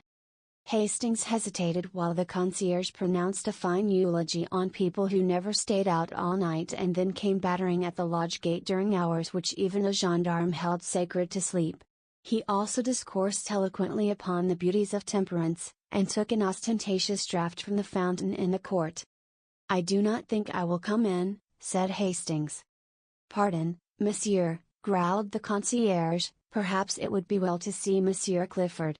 He possibly needs aid. He drives forth with hairbrushes and boots. It is a mercy if he has not set fire to something with his candle." Hastings hesitated for an instant, but swallowing his dislike of such a mission, walked slowly through the ivy-covered alley and across the inner garden to the studio. He knocked. Perfect silence. Then he knocked again, and this time something struck the door from within with a crash. "That," said the concierge, "was a boot." He fitted his duplicate key into the lock and ushered Hastings in. Clifford, in disordered evening dress, sat on the rug in the middle of the room. He held in his hand a shoe, and did not appear astonished to see Hastings. "Good morning, do you use Pear's soap?" he inquired with a vague wave of his hand and a vaguer smile. Hastings' heart sank. "For heaven's sake," he said, "Clifford, go to bed. Not while that Alfred pokes his shaggy head in here and I have a shoe left." Hastings blew out the candle, picked up Clifford's hat and cane, and said, with an emotion he could not conceal, "This is terrible, Clifford, I never knew you did this sort of thing." "Well, I do," said Clifford. "Where is Elliot?" "Old chap," returned Clifford, becoming maudlin, "Providence which feeds, sparrows and that sort of thing watcheth over the intemperate wanderer." "Where is Elliot?" But Clifford only wagged his head and waved his arm about. "He is out there, somewhere about."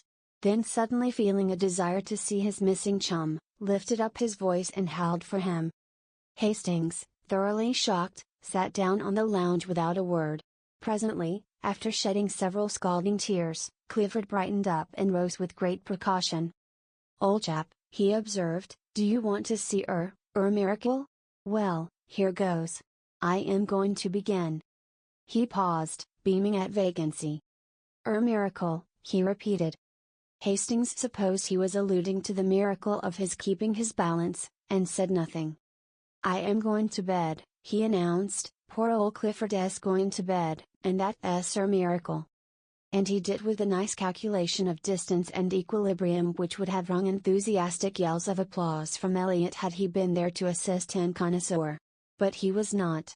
He had not yet reached the studio. He was on his way, however, and smiled with magnificent condescension on Hastings, who, half an hour later, found him reclining upon a bench in the Luxembourg. He permitted himself to be aroused, dusted and escorted to the gate. Here, however, he refused all further assistance, and bestowing a patronizing bow upon Hastings, steered a tolerably true course for the Rue Vivant. Hastings watched him out of sight, and then slowly retraced his steps toward the fountain. At first he felt gloomy and depressed, but gradually the clear air of the morning lifted the pressure from his heart, and he sat down on the marble seat under the shadow of the winged god. The air was fresh and sweet with perfume from the orange flowers. Everywhere pigeons were bathing, dashing the water over their iris-hued breasts, flashing in and out of the spray or nestling almost to the neck along the polished basin. The sparrows, too, were abroad in force, soaking their dust-colored feathers in the limpid pool and chirping with might and main. Under the sycamores which surrounded the duck pond opposite the fountain of Marie de Medici, the waterfowl cropped the herbage, or waddled in rows down the bank to embark on some solemn aimless cruise. Butterflies, somewhat lame from a chilly night's repose under the lilac leaves, crawled over and over the white phlox, or took a rheumatic flight towards some sun-warmed shrub. The bees were already busy among the heliotrope, and one or two gray flies with brick-colored eyes sat in a spot of sunlight beside the marble seat, or chased each other about, only to return again to the spot of sunshine and rub their forelegs, exulting. The sentries paced briskly before the painted boxes, pausing at times to look toward the guardhouse for their relief. They came at last, with a shuffle of feet and click of bayonets, the word was passed, the relief fell out, and away they went, crunch, crunch, across the gravel. A mellow chime floated from the clock tower of the palace, the deep bell of St. Sulpice echoed the stroke. Hastings sat dreaming in the shadow of the god, and while he mused somebody came and sat down beside him. At first he did not raise his head. It was only when she spoke that he sprang up. "You? At this hour?" "I was restless, I could not sleep." Then in a low, happy voice, "And you? At this hour?" I slept, but the sun awoke me." "I could not sleep," she said, and her eyes seemed, for a moment, touched with an indefinable shadow. Then, smiling, "I am so glad, I seemed to know you were coming. Don't you laugh, I believe in dreams." "Did you really dream of my being here?" "I think I was awake when I dreamed it," she admitted. Then for a time they were mute, acknowledging by silence the happiness of being together. And after all their silence was eloquent, for faint smiles, and glances born of their thoughts, crossed and recrossed, until lips moved and words were formed, which seemed almost superfluous. What they said was not very profound. Perhaps the most valuable jewel that fell from Hastings' lips bore direct reference to breakfast.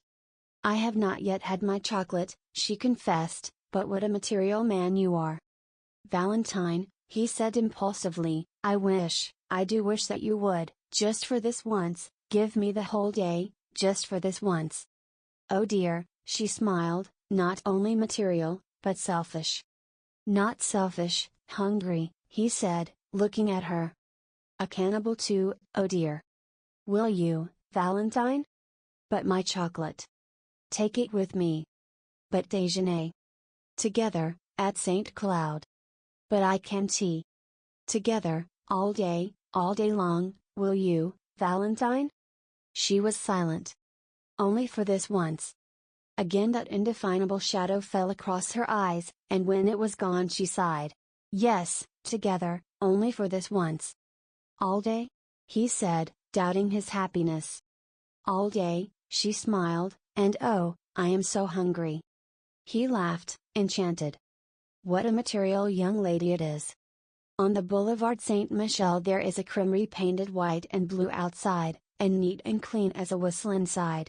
The auburn-haired young woman who speaks French like a native, and rejoices in the name of Murphy, smiled at them as they entered, and tossing a fresh napkin over the zinc tete-a-tete table, whisked before them 2 cups of chocolate and a basket full of crisp, fresh croissants. The primrose-colored pats of butter, each stamped with a shamrock in relief, seemed saturated with the fragrance of Normandy pastures. "How delicious!" they said in the same breath, and then laughed at the coincidence. With but a single thought, he began. "How absurd!" she cried with cheeks all rosy. "I am thinking I do like a croissant." "So am I," he replied triumphant, "that proves it."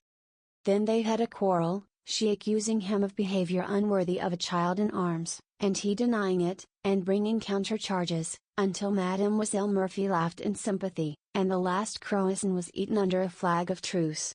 Then they rose, and she took his arm with a bright nod to Mile Murphy, who cried them a merry, "Bonjour, madame. Bonjour, monsieur," and watched them hail a passing cab and drive away. "Dieu. Tu est beau," she sighed, adding after a moment, "Do they be married, I dunno, ma foi ils ont bien l'air."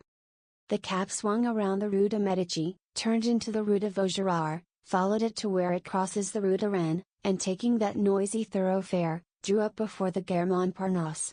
They were just in time for a train and scampered up the stairway and out to the cars as the last note from the starting gong rang through the arched station.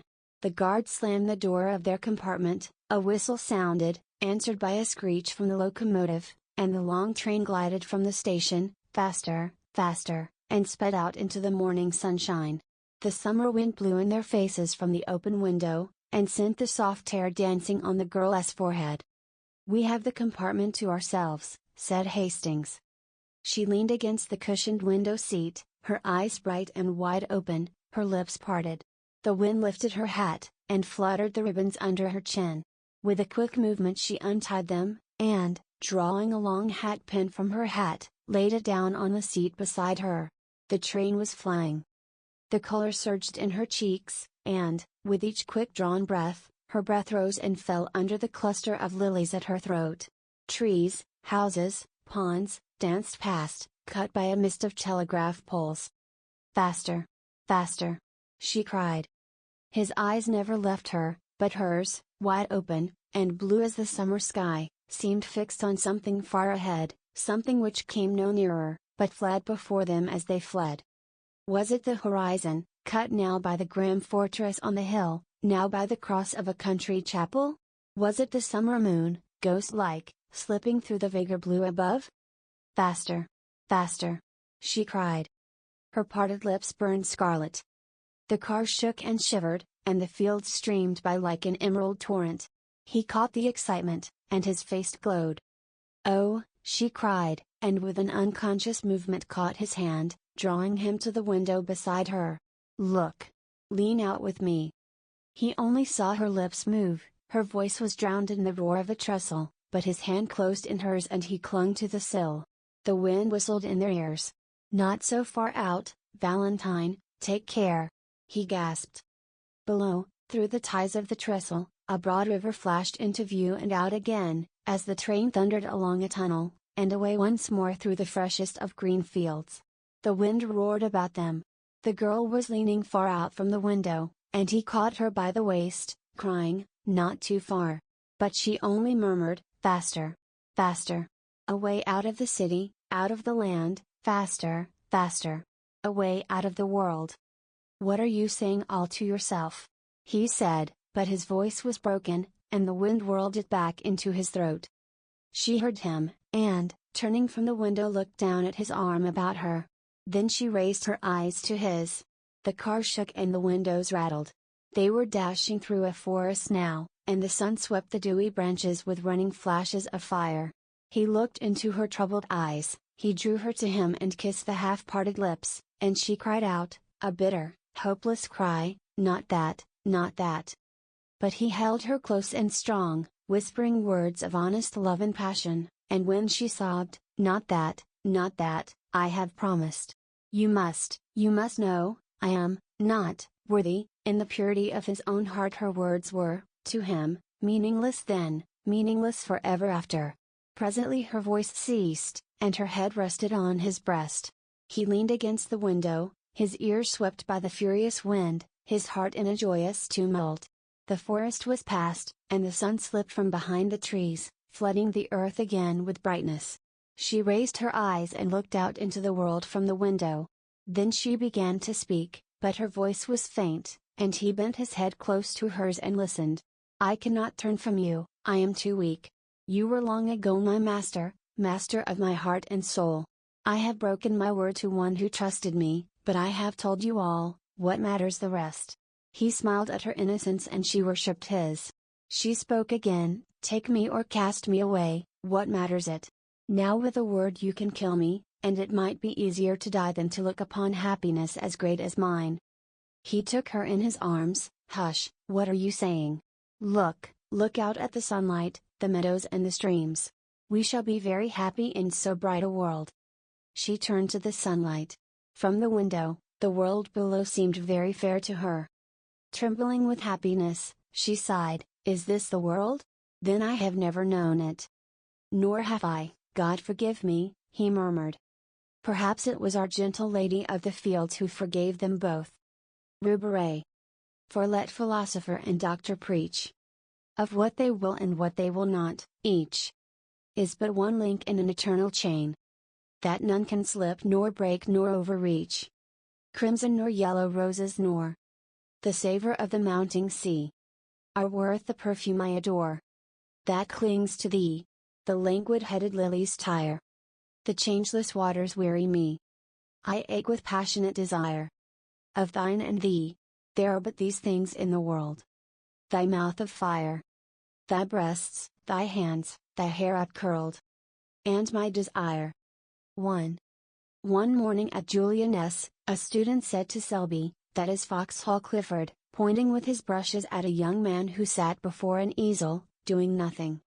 Selby, shy and nervous, walked over and began, "My name is Selby, I have just arrived in Paris, and bring a letter of introduction." His voice was lost in the crash of a falling easel, the owner of which promptly assaulted his neighbor, and for a time the noise of battle rolled through the studios of MM.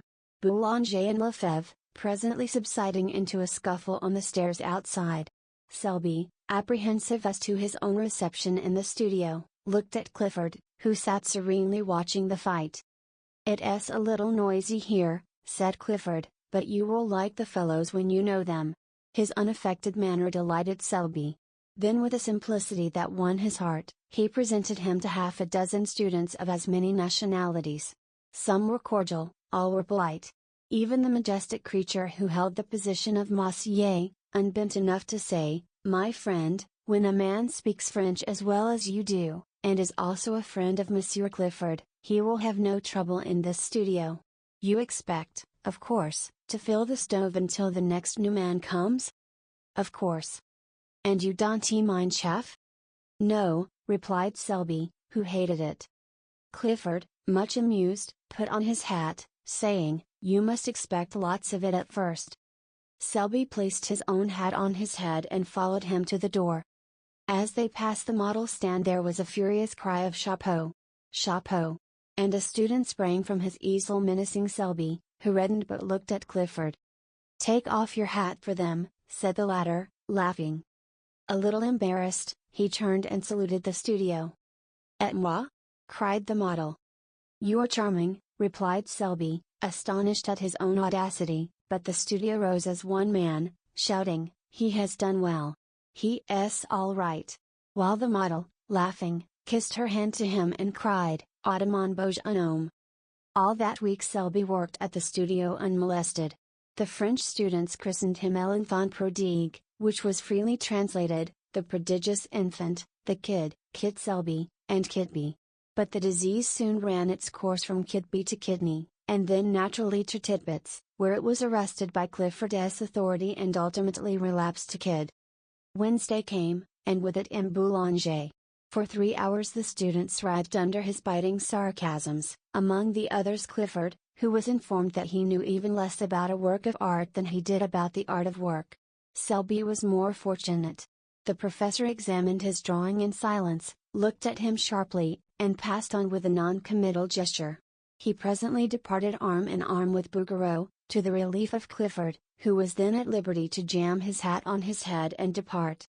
The next day he did not appear, and Selby, who had counted on seeing him at the studio, a thing which he learned later it was vanity to count on, wandered back to the Latin Quarter alone.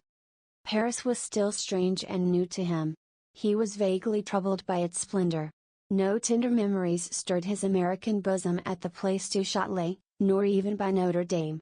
The Palais de Justice with its clock and turrets and stalking sentinels in blue and vermilion, the Place Saint-Michel with its jumble of omnibuses and ugly water-spitting griffins, the hill of the Boulevard Saint-Michel, The tooting trams, the policemen dawdling 2 by 2, and the table-lined terraces of the Café Vastet were nothing to him, as yet, nor did he even know, when he stepped from the stones of the Place Saint-Michel to the asphalt of the boulevard, that he had crossed the frontier and entered the student zone, the famous Latin Quarter.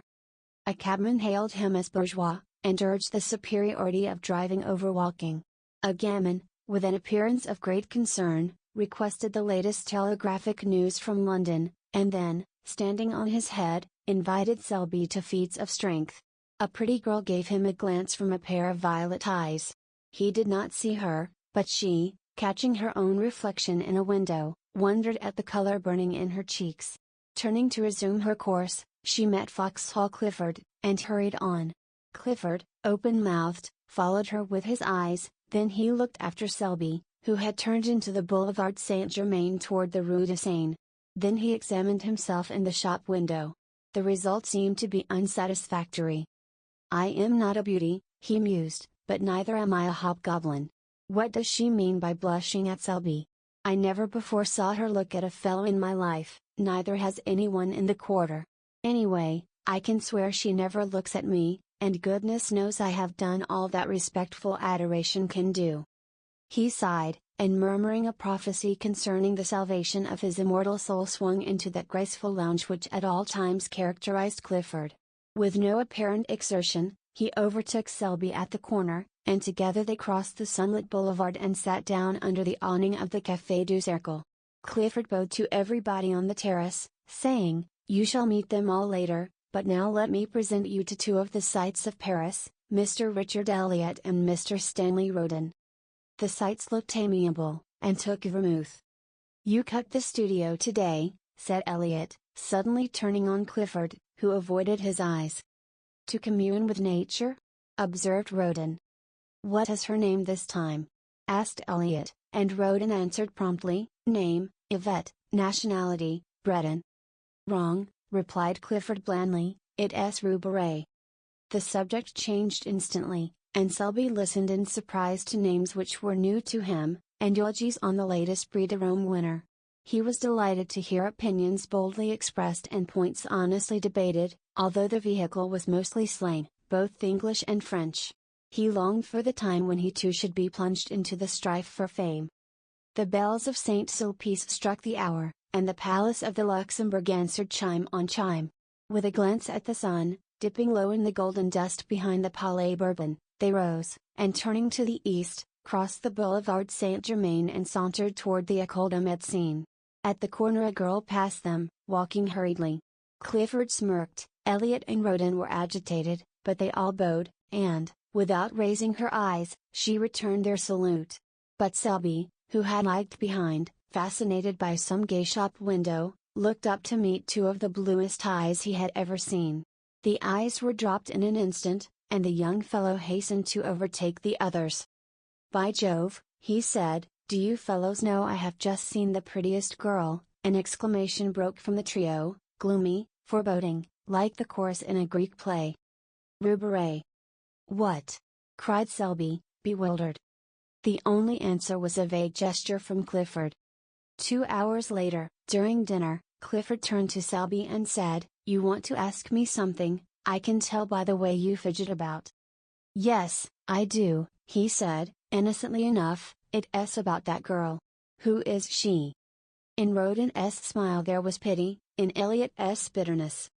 "Her name," said Clifford solemnly, "is unknown to anyone, at least," he added with much conscientiousness, "as far as I can learn.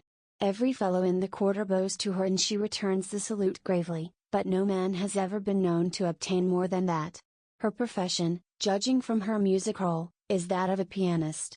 Her residence is in a small and humble street which is kept in a perpetual process of repair by the city authorities, and from the black letters painted on the barrier which defends the street from traffic, she has taken the name by which we know her, Rue Barré.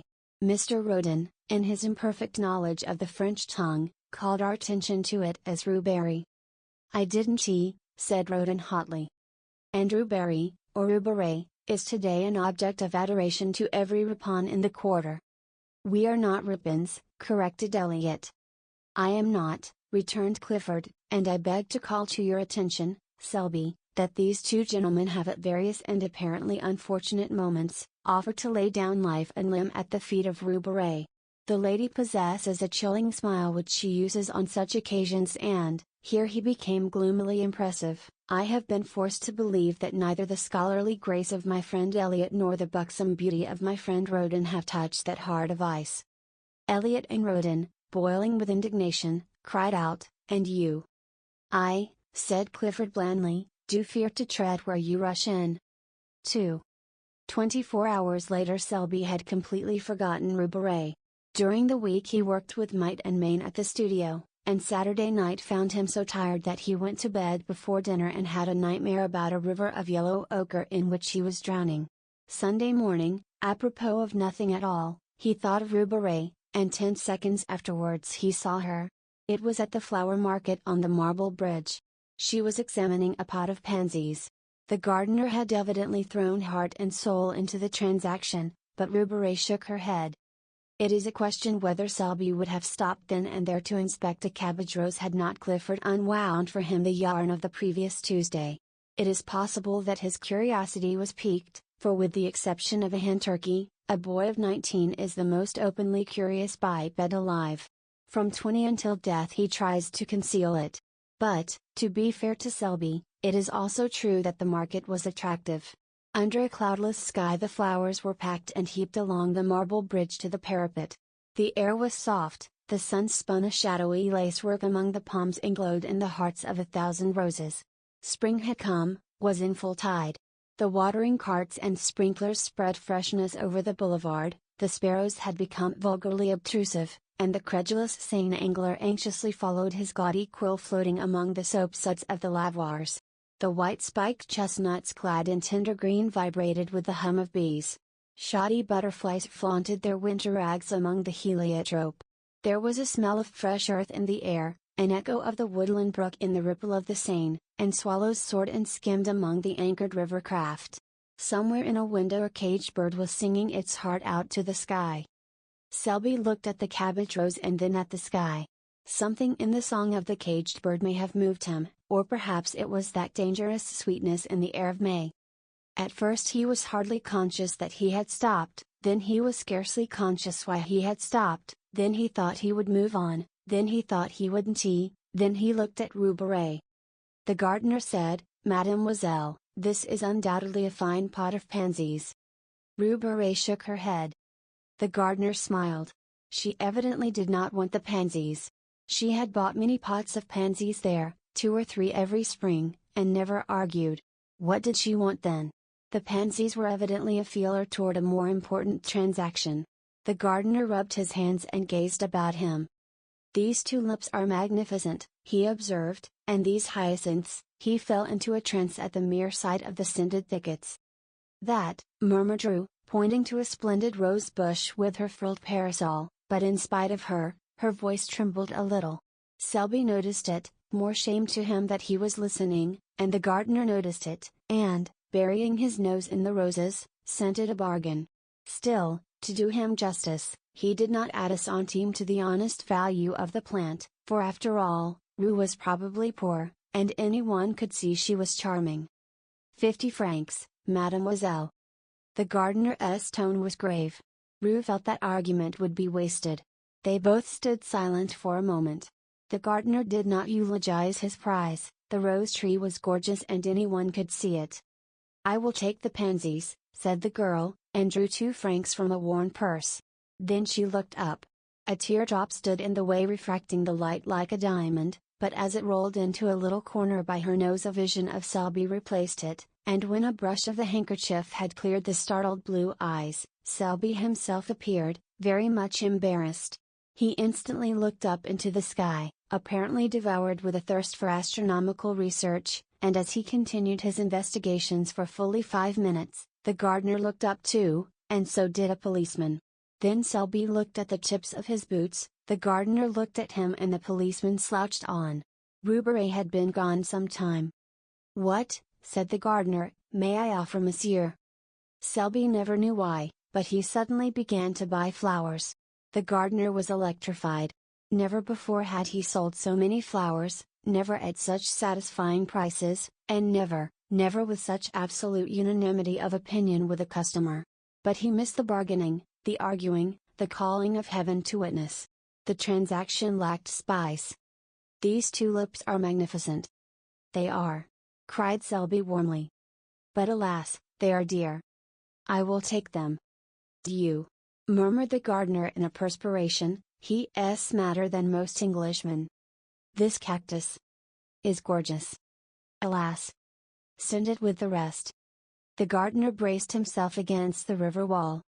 "That splendid rose bush," he began faintly. "That is a beauty. I believe it is 50 francs. He stopped, very red. The gardener relished his confusion. Then a sudden cool self-possession took the place of his momentary confusion, and he held the gardener with his eye, and bullied him. "I'll take that bush. Why did not the young lady buy it?" "Mademoiselle is not wealthy." "How do you know?" "Dame, I sell her many pansies. Pansies are not expensive." "Those are the pansies she bought?" "These, monsieur, the blue and gold." "Then you intend to send them to her?" "At midday after the market." "Take this rose bush with them," and here he glared at the gardener. "Don't you dare say from whom they came."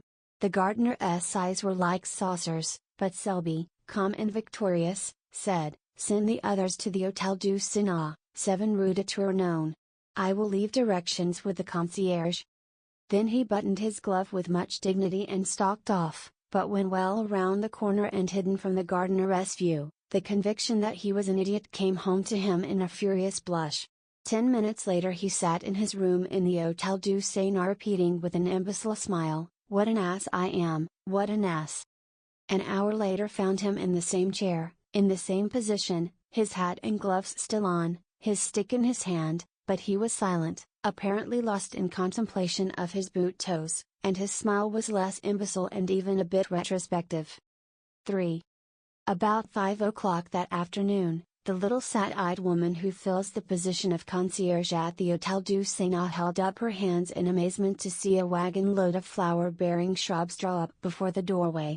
She called Joseph, the intemperate garçon, who, while calculating the value of the flowers in petit verres, gloomily disclaimed any knowledge as to their destination. "Voyons," said the little concierge, "cherchons la femme." "You?" he suggested. The little woman stood a moment pensive and then sighed. Joseph caressed his nose, a nose which for gaudiness could vie with any floral display. Then the gardener came in, hat in hand, and a few minutes later Selby stood in the middle of his room, his coat off, his shirt sleeves rolled up. The chamber originally contained, besides the furniture, about 2 square feet of walking room, and now this was occupied by a cactus. The bed groaned under crates of pansies, lilies and heliotrope, the lounge was covered with hyacinths and tulips, and the washstand supported a species of young tree warranted to bear flowers at some time or other. Clifford came in a little later, fell over a box of sweet peas, swore a little, apologized, and then, as the full splendor of the floral fete burst upon him, sat down in astonishment upon a geranium. The geranium was a wreck, but Selby said, "Don't you mind," and glared at the cactus. "Are you going to give a ball?" demanded Clifford. No, I am very fond of flowers," said Selby, but the statement lacked enthusiasm. "I should imagine so. Then, after a silence, that's a fine cactus." Selby contemplated the cactus, touched it with the air of a connoisseur, and pricked his thumb. Clifford poked a pansy with his stick. Then Joseph came in with the bill, announcing the sum total in a loud voice, partly to impress Clifford, partly to intimidate Selby into disgorging a pourboire which he would share, if he chose, with the gardener. Clifford tried to pretend that he had not heard, while Selby paid bill and tribute without a murmur. Then he lounged back into the room with an attempt at indifference which failed entirely when he tore his trousers on the cactus. Clifford made some commonplace remark, lighted a cigarette and looked out of the window to give Selby a chance. Selby tried to take it, but getting as far as, "Yes, spring is here at last," froze solid. He looked at the back of Clifford's head. It expressed volumes. Those little perked up ears seemed tingling with suppressed glee. He made a desperate effort to master the situation, and jumped up to reach for some Russian cigarettes as an incentive to conversation, but was foiled by the cactus, to whom again he fell a prey. The last straw was added. Damn the cactus! This observation was wrung from Selby against his will, against his own instinct of self-preservation, but the thorns on the cactus were long and sharp, and at their repeated prick his pent-up wrath escaped. It was too late now, it was done, and Clifford had wheeled around. "See here, Selby, why the deuce did you buy those flowers?" "I am fond of them," said Selby. "What are you going to do with them? You can't sleep here." "I could, if you'd help me take the pansies off the bed." "Where can you put them?" "Couldn't I give them to the concierge?" As soon as he said it he regretted it. What in heaven's name would Clifford think of him? He had heard the amount of the bill. Would he believe that he had invested in these luxuries as a timid declaration to his concierge? And would the Latin Quarter comment upon it in their own brutal fashion? He dreaded ridicule and he knew Clifford's reputation. Then somebody knocked. Selby looked at Clifford with a hunted expression which touched that young man's heart. It was a confession and at the same time a supplication.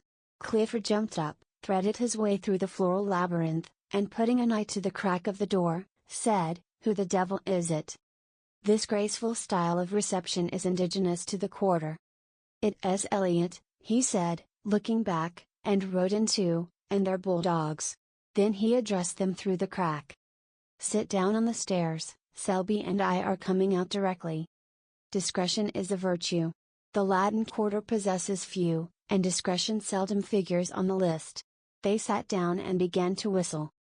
Presently Roden called out, "I smell flowers. They feast within." "You ought to know Selby better than that," growled Clifford behind the door, while the other hurriedly exchanged his torn trousers for others. "We know Selby," said Elliot with emphasis. "Yes," said Roden, "he gives receptions with floral decorations and invites Clifford, while we sit on the stairs." "Yes, while the youth and beauty of the Quarter revel," suggested Roden. Then, with sudden misgiving, "Is Odette there?" "See here," demanded Elliot, "is Colette there?" Then he raised his voice in a plaintive howl, "Are you there, Colette, while I am kicking my heels on these tiles?" "Clifford is capable of anything," said Roden, "his nature is soured since Roubaret sat on him." Elliot raised his voice, "I say, you fellows, we saw some flowers carried into Roubaret's house at noon." "Posies and roses," specified Roden. "Probably for her," added Elliot, caressing his bulldog. Clifford turned with sudden suspicion upon Selby. The latter hummed a tune, selected a pair of gloves and, choosing a dozen cigarettes, placed them in a case. Then walking over to the cactus, he deliberately detached a blossom, drew it through his buttonhole, and picking up hat and stick, smiled upon Clifford, at which the latter was mightily troubled. 4.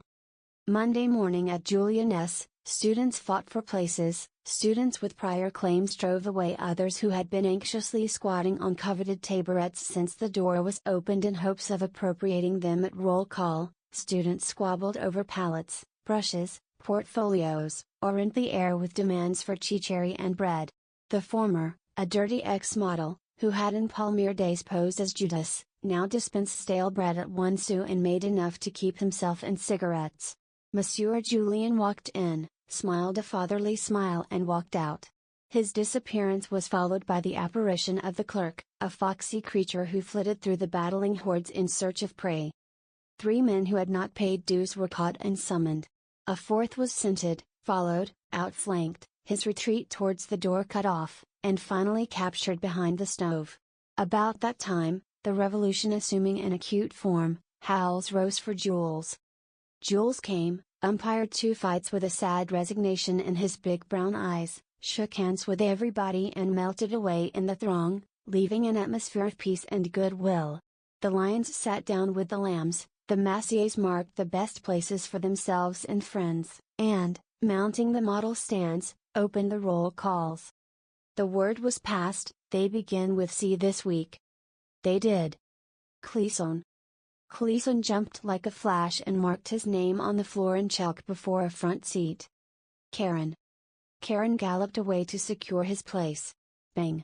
Went an easel. Nom de you. In French, where in H.L. are you going? In English. Crash. A paint box fell with brushes and all on board. Duda, spat. A blow, a short rush, a clinch and scuffle, and the voice of the monsieur, stern and reproachful. Cochon. Then the roll call was resumed. Clifford.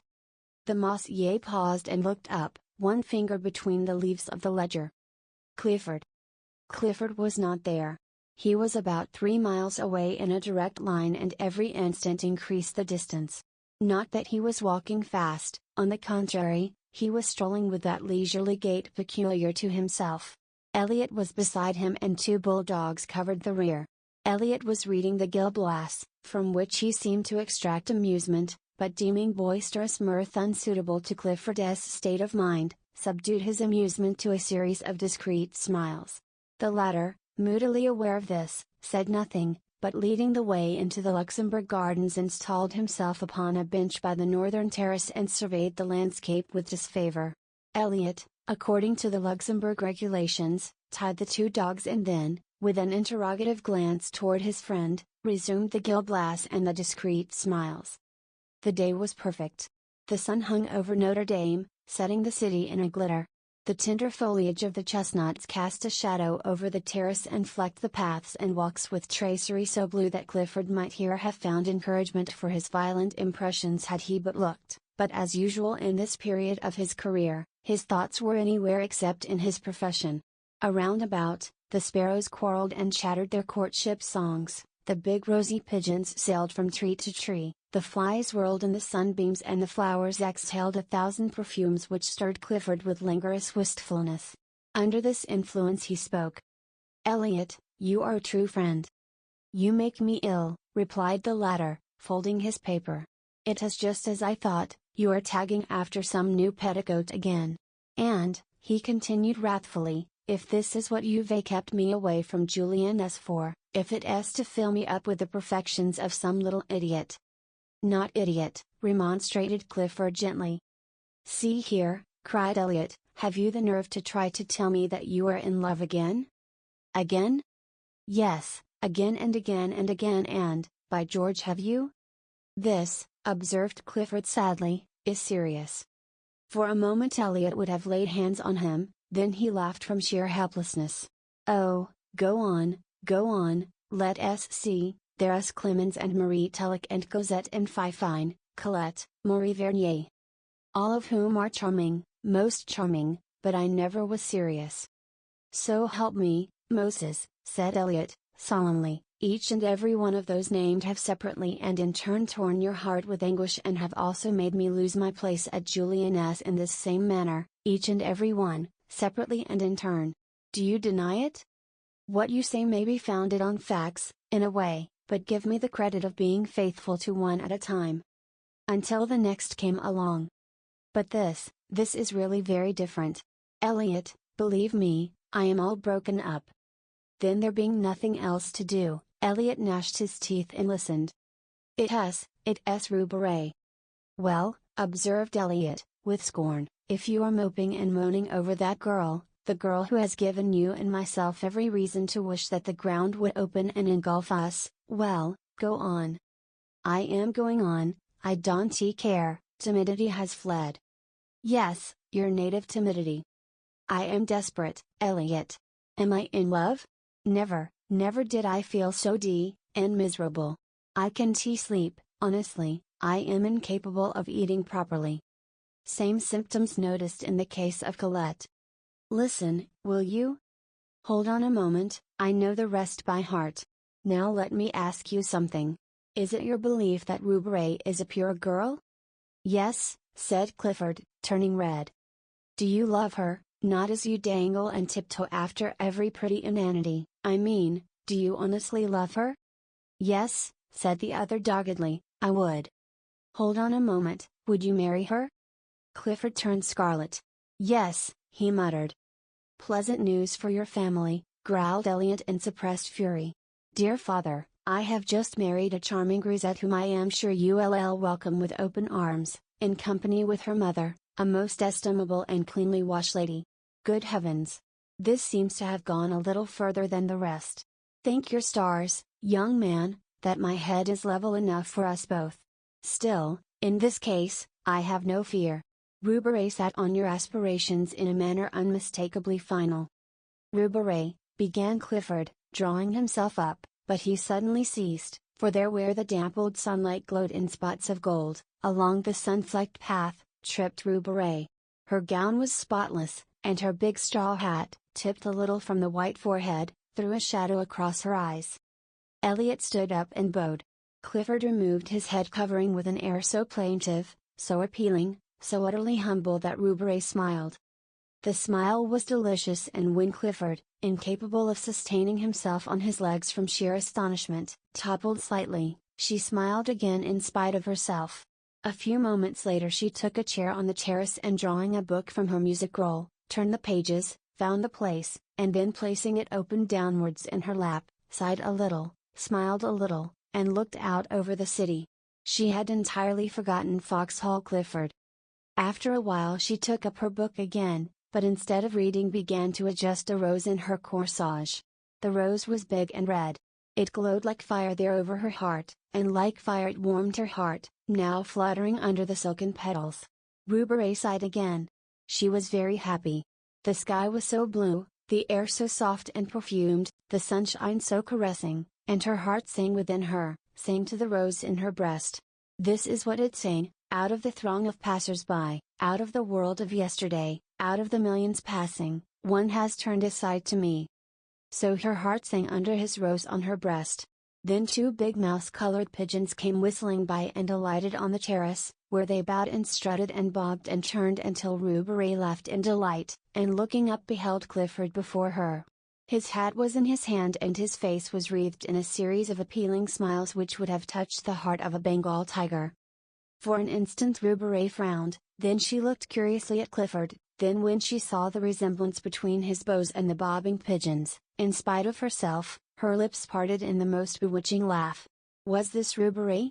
So changed that she did not know herself, but oh! That song in her heart which drowned all else, which trembled on her lips, struggling for utterance, which rippled forth in a laugh at nothing, at a strutting pigeon, and Mr. Clifford.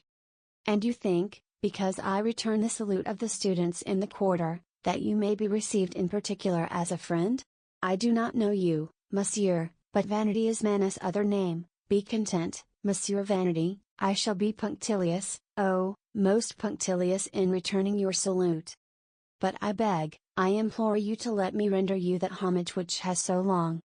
Oh dear, I don't care for homage. Let me only be permitted to speak to you now and then, occasionally, very occasionally. And if you, why not another? Not at all, I will be discretion itself. Discretion, why? Her eyes were very clear, and Clifford winced for a moment, but only for a moment. Then the devil of recklessness seizing him, he sat down and offered himself, soul and body, goods and chattels. And all the time he knew he was a fool and that infatuation is not love, and that each word he uttered bound him in honor from which there was no escape. And all the time Elliot was scowling down on the Fountain Plaza and savagely checking both bulldogs from their desire to rush to Clifford's rescue, for even they felt there was something wrong, as Elliot stormed within himself and growled maledictions. When Clifford finished, he finished in a glow of excitement, but Roubaret's response was long in coming and his ardor cooled while the situation slowly assumed its just proportions. Then regret began to creep in, but he put that aside and broke out again in protestations. At the first word Roubaret checked him. I thank you, she said, speaking very gravely. No man has ever before offered me marriage. She turned and looked out over the city. After a while she spoke again. You offer me a great deal.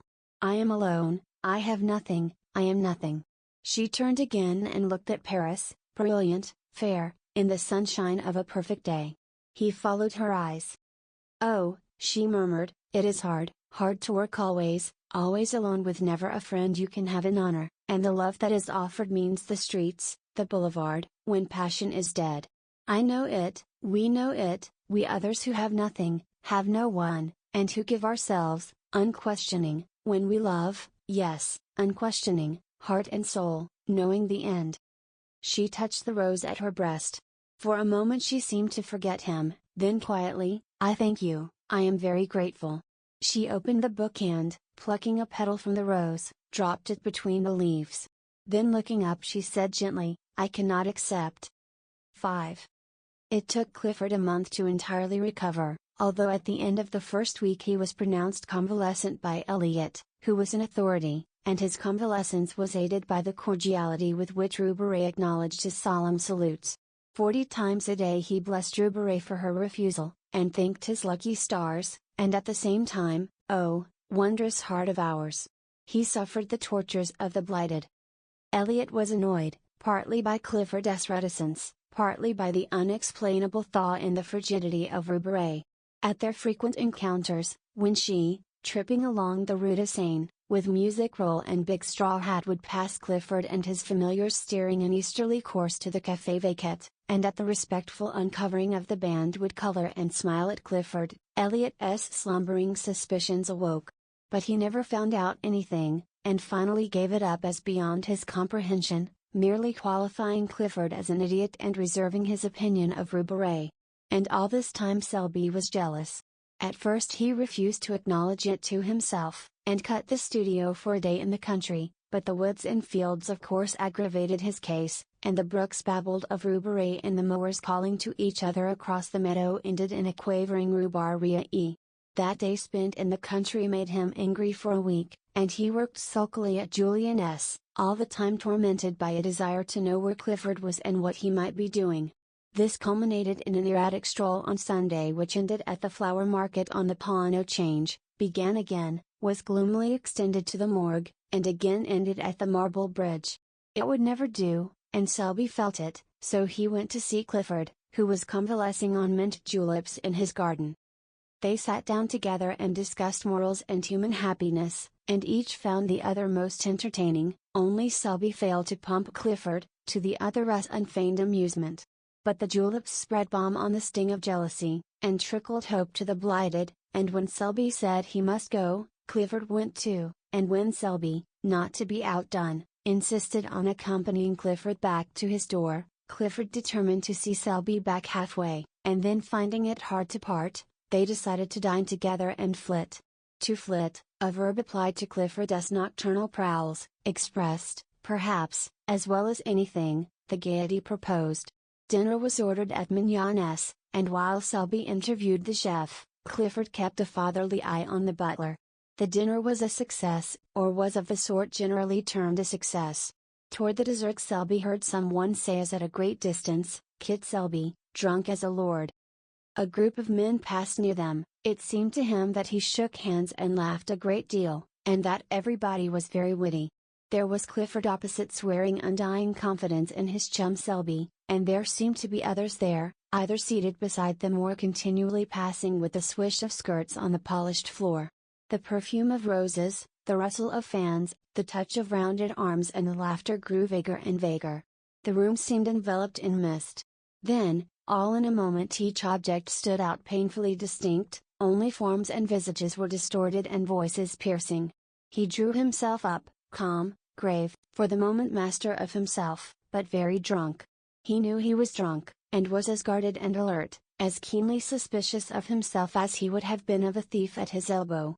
His self-command enabled Clifford to hold his head safely under some running water, and repair to the street considerably the worse for wear, but never suspecting that his companion was drunk. For a time he kept his self-command.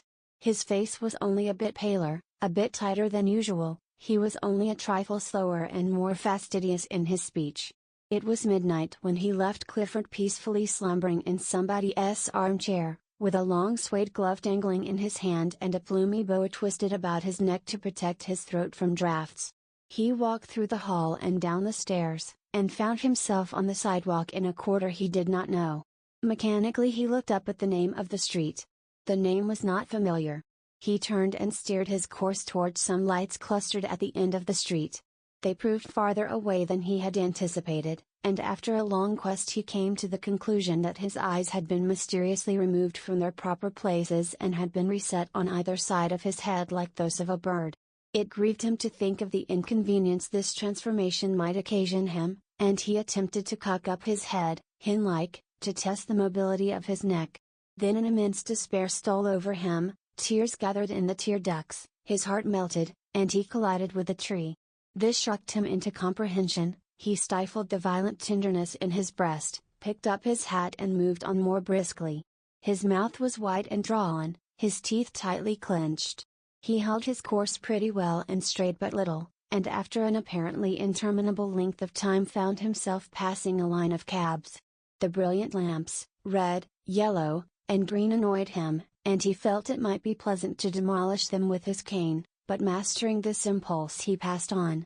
Later an idea struck him that it would save fatigue to take a cab, and he started back with that intention, but the cabs seemed already so far away and the lanterns were so bright and confusing that he gave it up, and pulling himself together looked around. A shadow, a mass, huge, undefined, rose to his right. He recognized the Arc de Triomphe and gravely shook his cane at it. Its size annoyed him. He felt it was too big. Then he heard something fall clattering to the pavement and thought probably it was his cane, but it didn't much matter. When he had mastered himself and regained control of his right leg, which betrayed symptoms of insubordination, he found himself traversing the Place de la Concorde at a pace which threatened to land him at the Madeleine. This would never do. He turned sharply to the right and crossing the bridge passed the Palais Bourbon at a trot and wheeled into the Boulevard Saint-Germain. He got on well enough, although the size of the War Office struck him as a personal insult, and he missed his cane, which it would have been pleasant to drag along the iron railings as he passed. It occurred to him, however, to substitute his hat, but when he found it he forgot what he wanted it for and replaced it upon his head with gravity. Then he was obliged to battle with a violent inclination to sit down and weep. This lasted until he came to the Rue de Rennes, but there he became absorbed in contemplating the dragon on the balcony overhanging the Cour du Dragon, and time slipped away until he remembered vaguely that he had no business there, and marched off again. It was slow work. The inclination to sit down and weep had given place to a desire for solitary and deep reflection. Here his right leg forgot its obedience and attacking the left, outflanked it and brought him up against a wooden board which seemed to bar his path. He tried to walk around it, but found the street closed. He tried to push it over, and found he couldn't. Then he noticed a red lantern standing on a pile of paving stones inside the barrier. This was pleasant. How was he to get home if the boulevard was blocked? But he was not on the boulevard. His treacherous right leg had beguiled him into a detour, for there, behind him lay the boulevard with its endless line of lamps, and here, what was this narrow dilapidated street piled up with earth and mortar and heaps of stone? He looked up. Written in staring black letters on the barrier was Rue Barré. He sat down. 2 policemen whom he knew came by and advised him to get up, but he argued the question from a standpoint of personal taste, and they passed on, laughing. For he was at that moment absorbed in a problem. It was, how to see Rue Barré. She was somewhere or other in that big house with the iron balconies, and the door was locked, but what of that? The simple idea struck him to shout until she came. This idea was replaced by another equally lucid, to hammer on the door until she came, but finally rejecting both of these as too uncertain, he decided to climb into the balcony, and opening a window politely inquire for Rue Barré. There was but one lighted window in the house that he could see. It was on the 2nd floor, and toward this he cast his eyes. Then mounting the wooden barrier and clambering over the piles of stones, he reached the sidewalk and looked up at the facade for a foothold. It seemed impossible. But a sudden fury seized him, a blind, drunken obstinacy, and the blood rushed to his head, leaping, beating in his ears like the dull thunder of an ocean. He set his teeth, and springing at a window sill, dragged himself up and hung to the iron bars. Then reason fled. There surged in his brain the sound of many voices, his heart leapt up beating a mad tattoo, and gripping at cornice and ledge he worked his way along the facade, clung to pipes and shutters, and dragged himself up, over and into the balcony by the lighted window. His hat fell off and rolled against the pane. For a moment he leaned breathless against the railing, then the window was slowly opened from within. They stared at each other for some time. Presently the girl took 2 unsteady steps back into the room. He saw her face, all crimson now, He saw her sink into a chair by the lamplit table, and without a word he followed her into the room, closing the big door like pains behind him. Then they looked at each other in silence. The room was small and white, everything was white about it, the curtained bed, the little washstand in the corner, the bare walls, the china lamp, and his own face, had he known it, but the face and neck of Rue were surging in the color that dyed the blossoming rose tree there on the hearth beside her. It did not occur to him to speak. She seemed not to expect it. His mind was struggling with the impressions of the room. The whiteness, the extreme purity of everything occupied him, began to trouble him. As his eye became accustomed to the light, other objects grew from the surroundings and took their places in the circle of lamplight. There was a piano and a coal scuttle and a little iron trunk and a bathtub. Then there was a row of wooden pegs against the door, with a white chintz curtain covering the clothes underneath. On the bed lay an umbrella and a big straw hat, and on the table, a music roll unfurled, an inkstand, and sheets of ruled paper. Behind him stood a wardrobe faced with a mirror, but somehow he did not care to see his own face just then. He was sobering. The girl sat looking at him without a word. Her face was expressionless, yet the lips at times trembled almost imperceptibly. Her eyes, so wonderfully blue in the daylight, seemed dark and soft as velvet, and the color on her neck deepened and whitened with every breath. She seemed smaller and more slender than when he had seen her in the street, and there was now something in the curve of her cheek almost infantine. When at last he turned and caught his own reflection in the mirror behind him, a shock passed through him as though he had seen a shameful thing, and his clouded mind and his clouded thoughts grew clearer. For a moment their eyes met, then his sought the floor, his lips tightened, and the struggle within him bowed his head and strained every nerve to the breaking. And now it was over, for the voice within had spoken. He listened, dully interested but already knowing the end. Indeed it little mattered, the end would always be the same for him, he understood now, always the same for him, and he listened, dully interested, to a voice which grew within him. After a while he stood up, and she rose at once, one small hand resting on the table.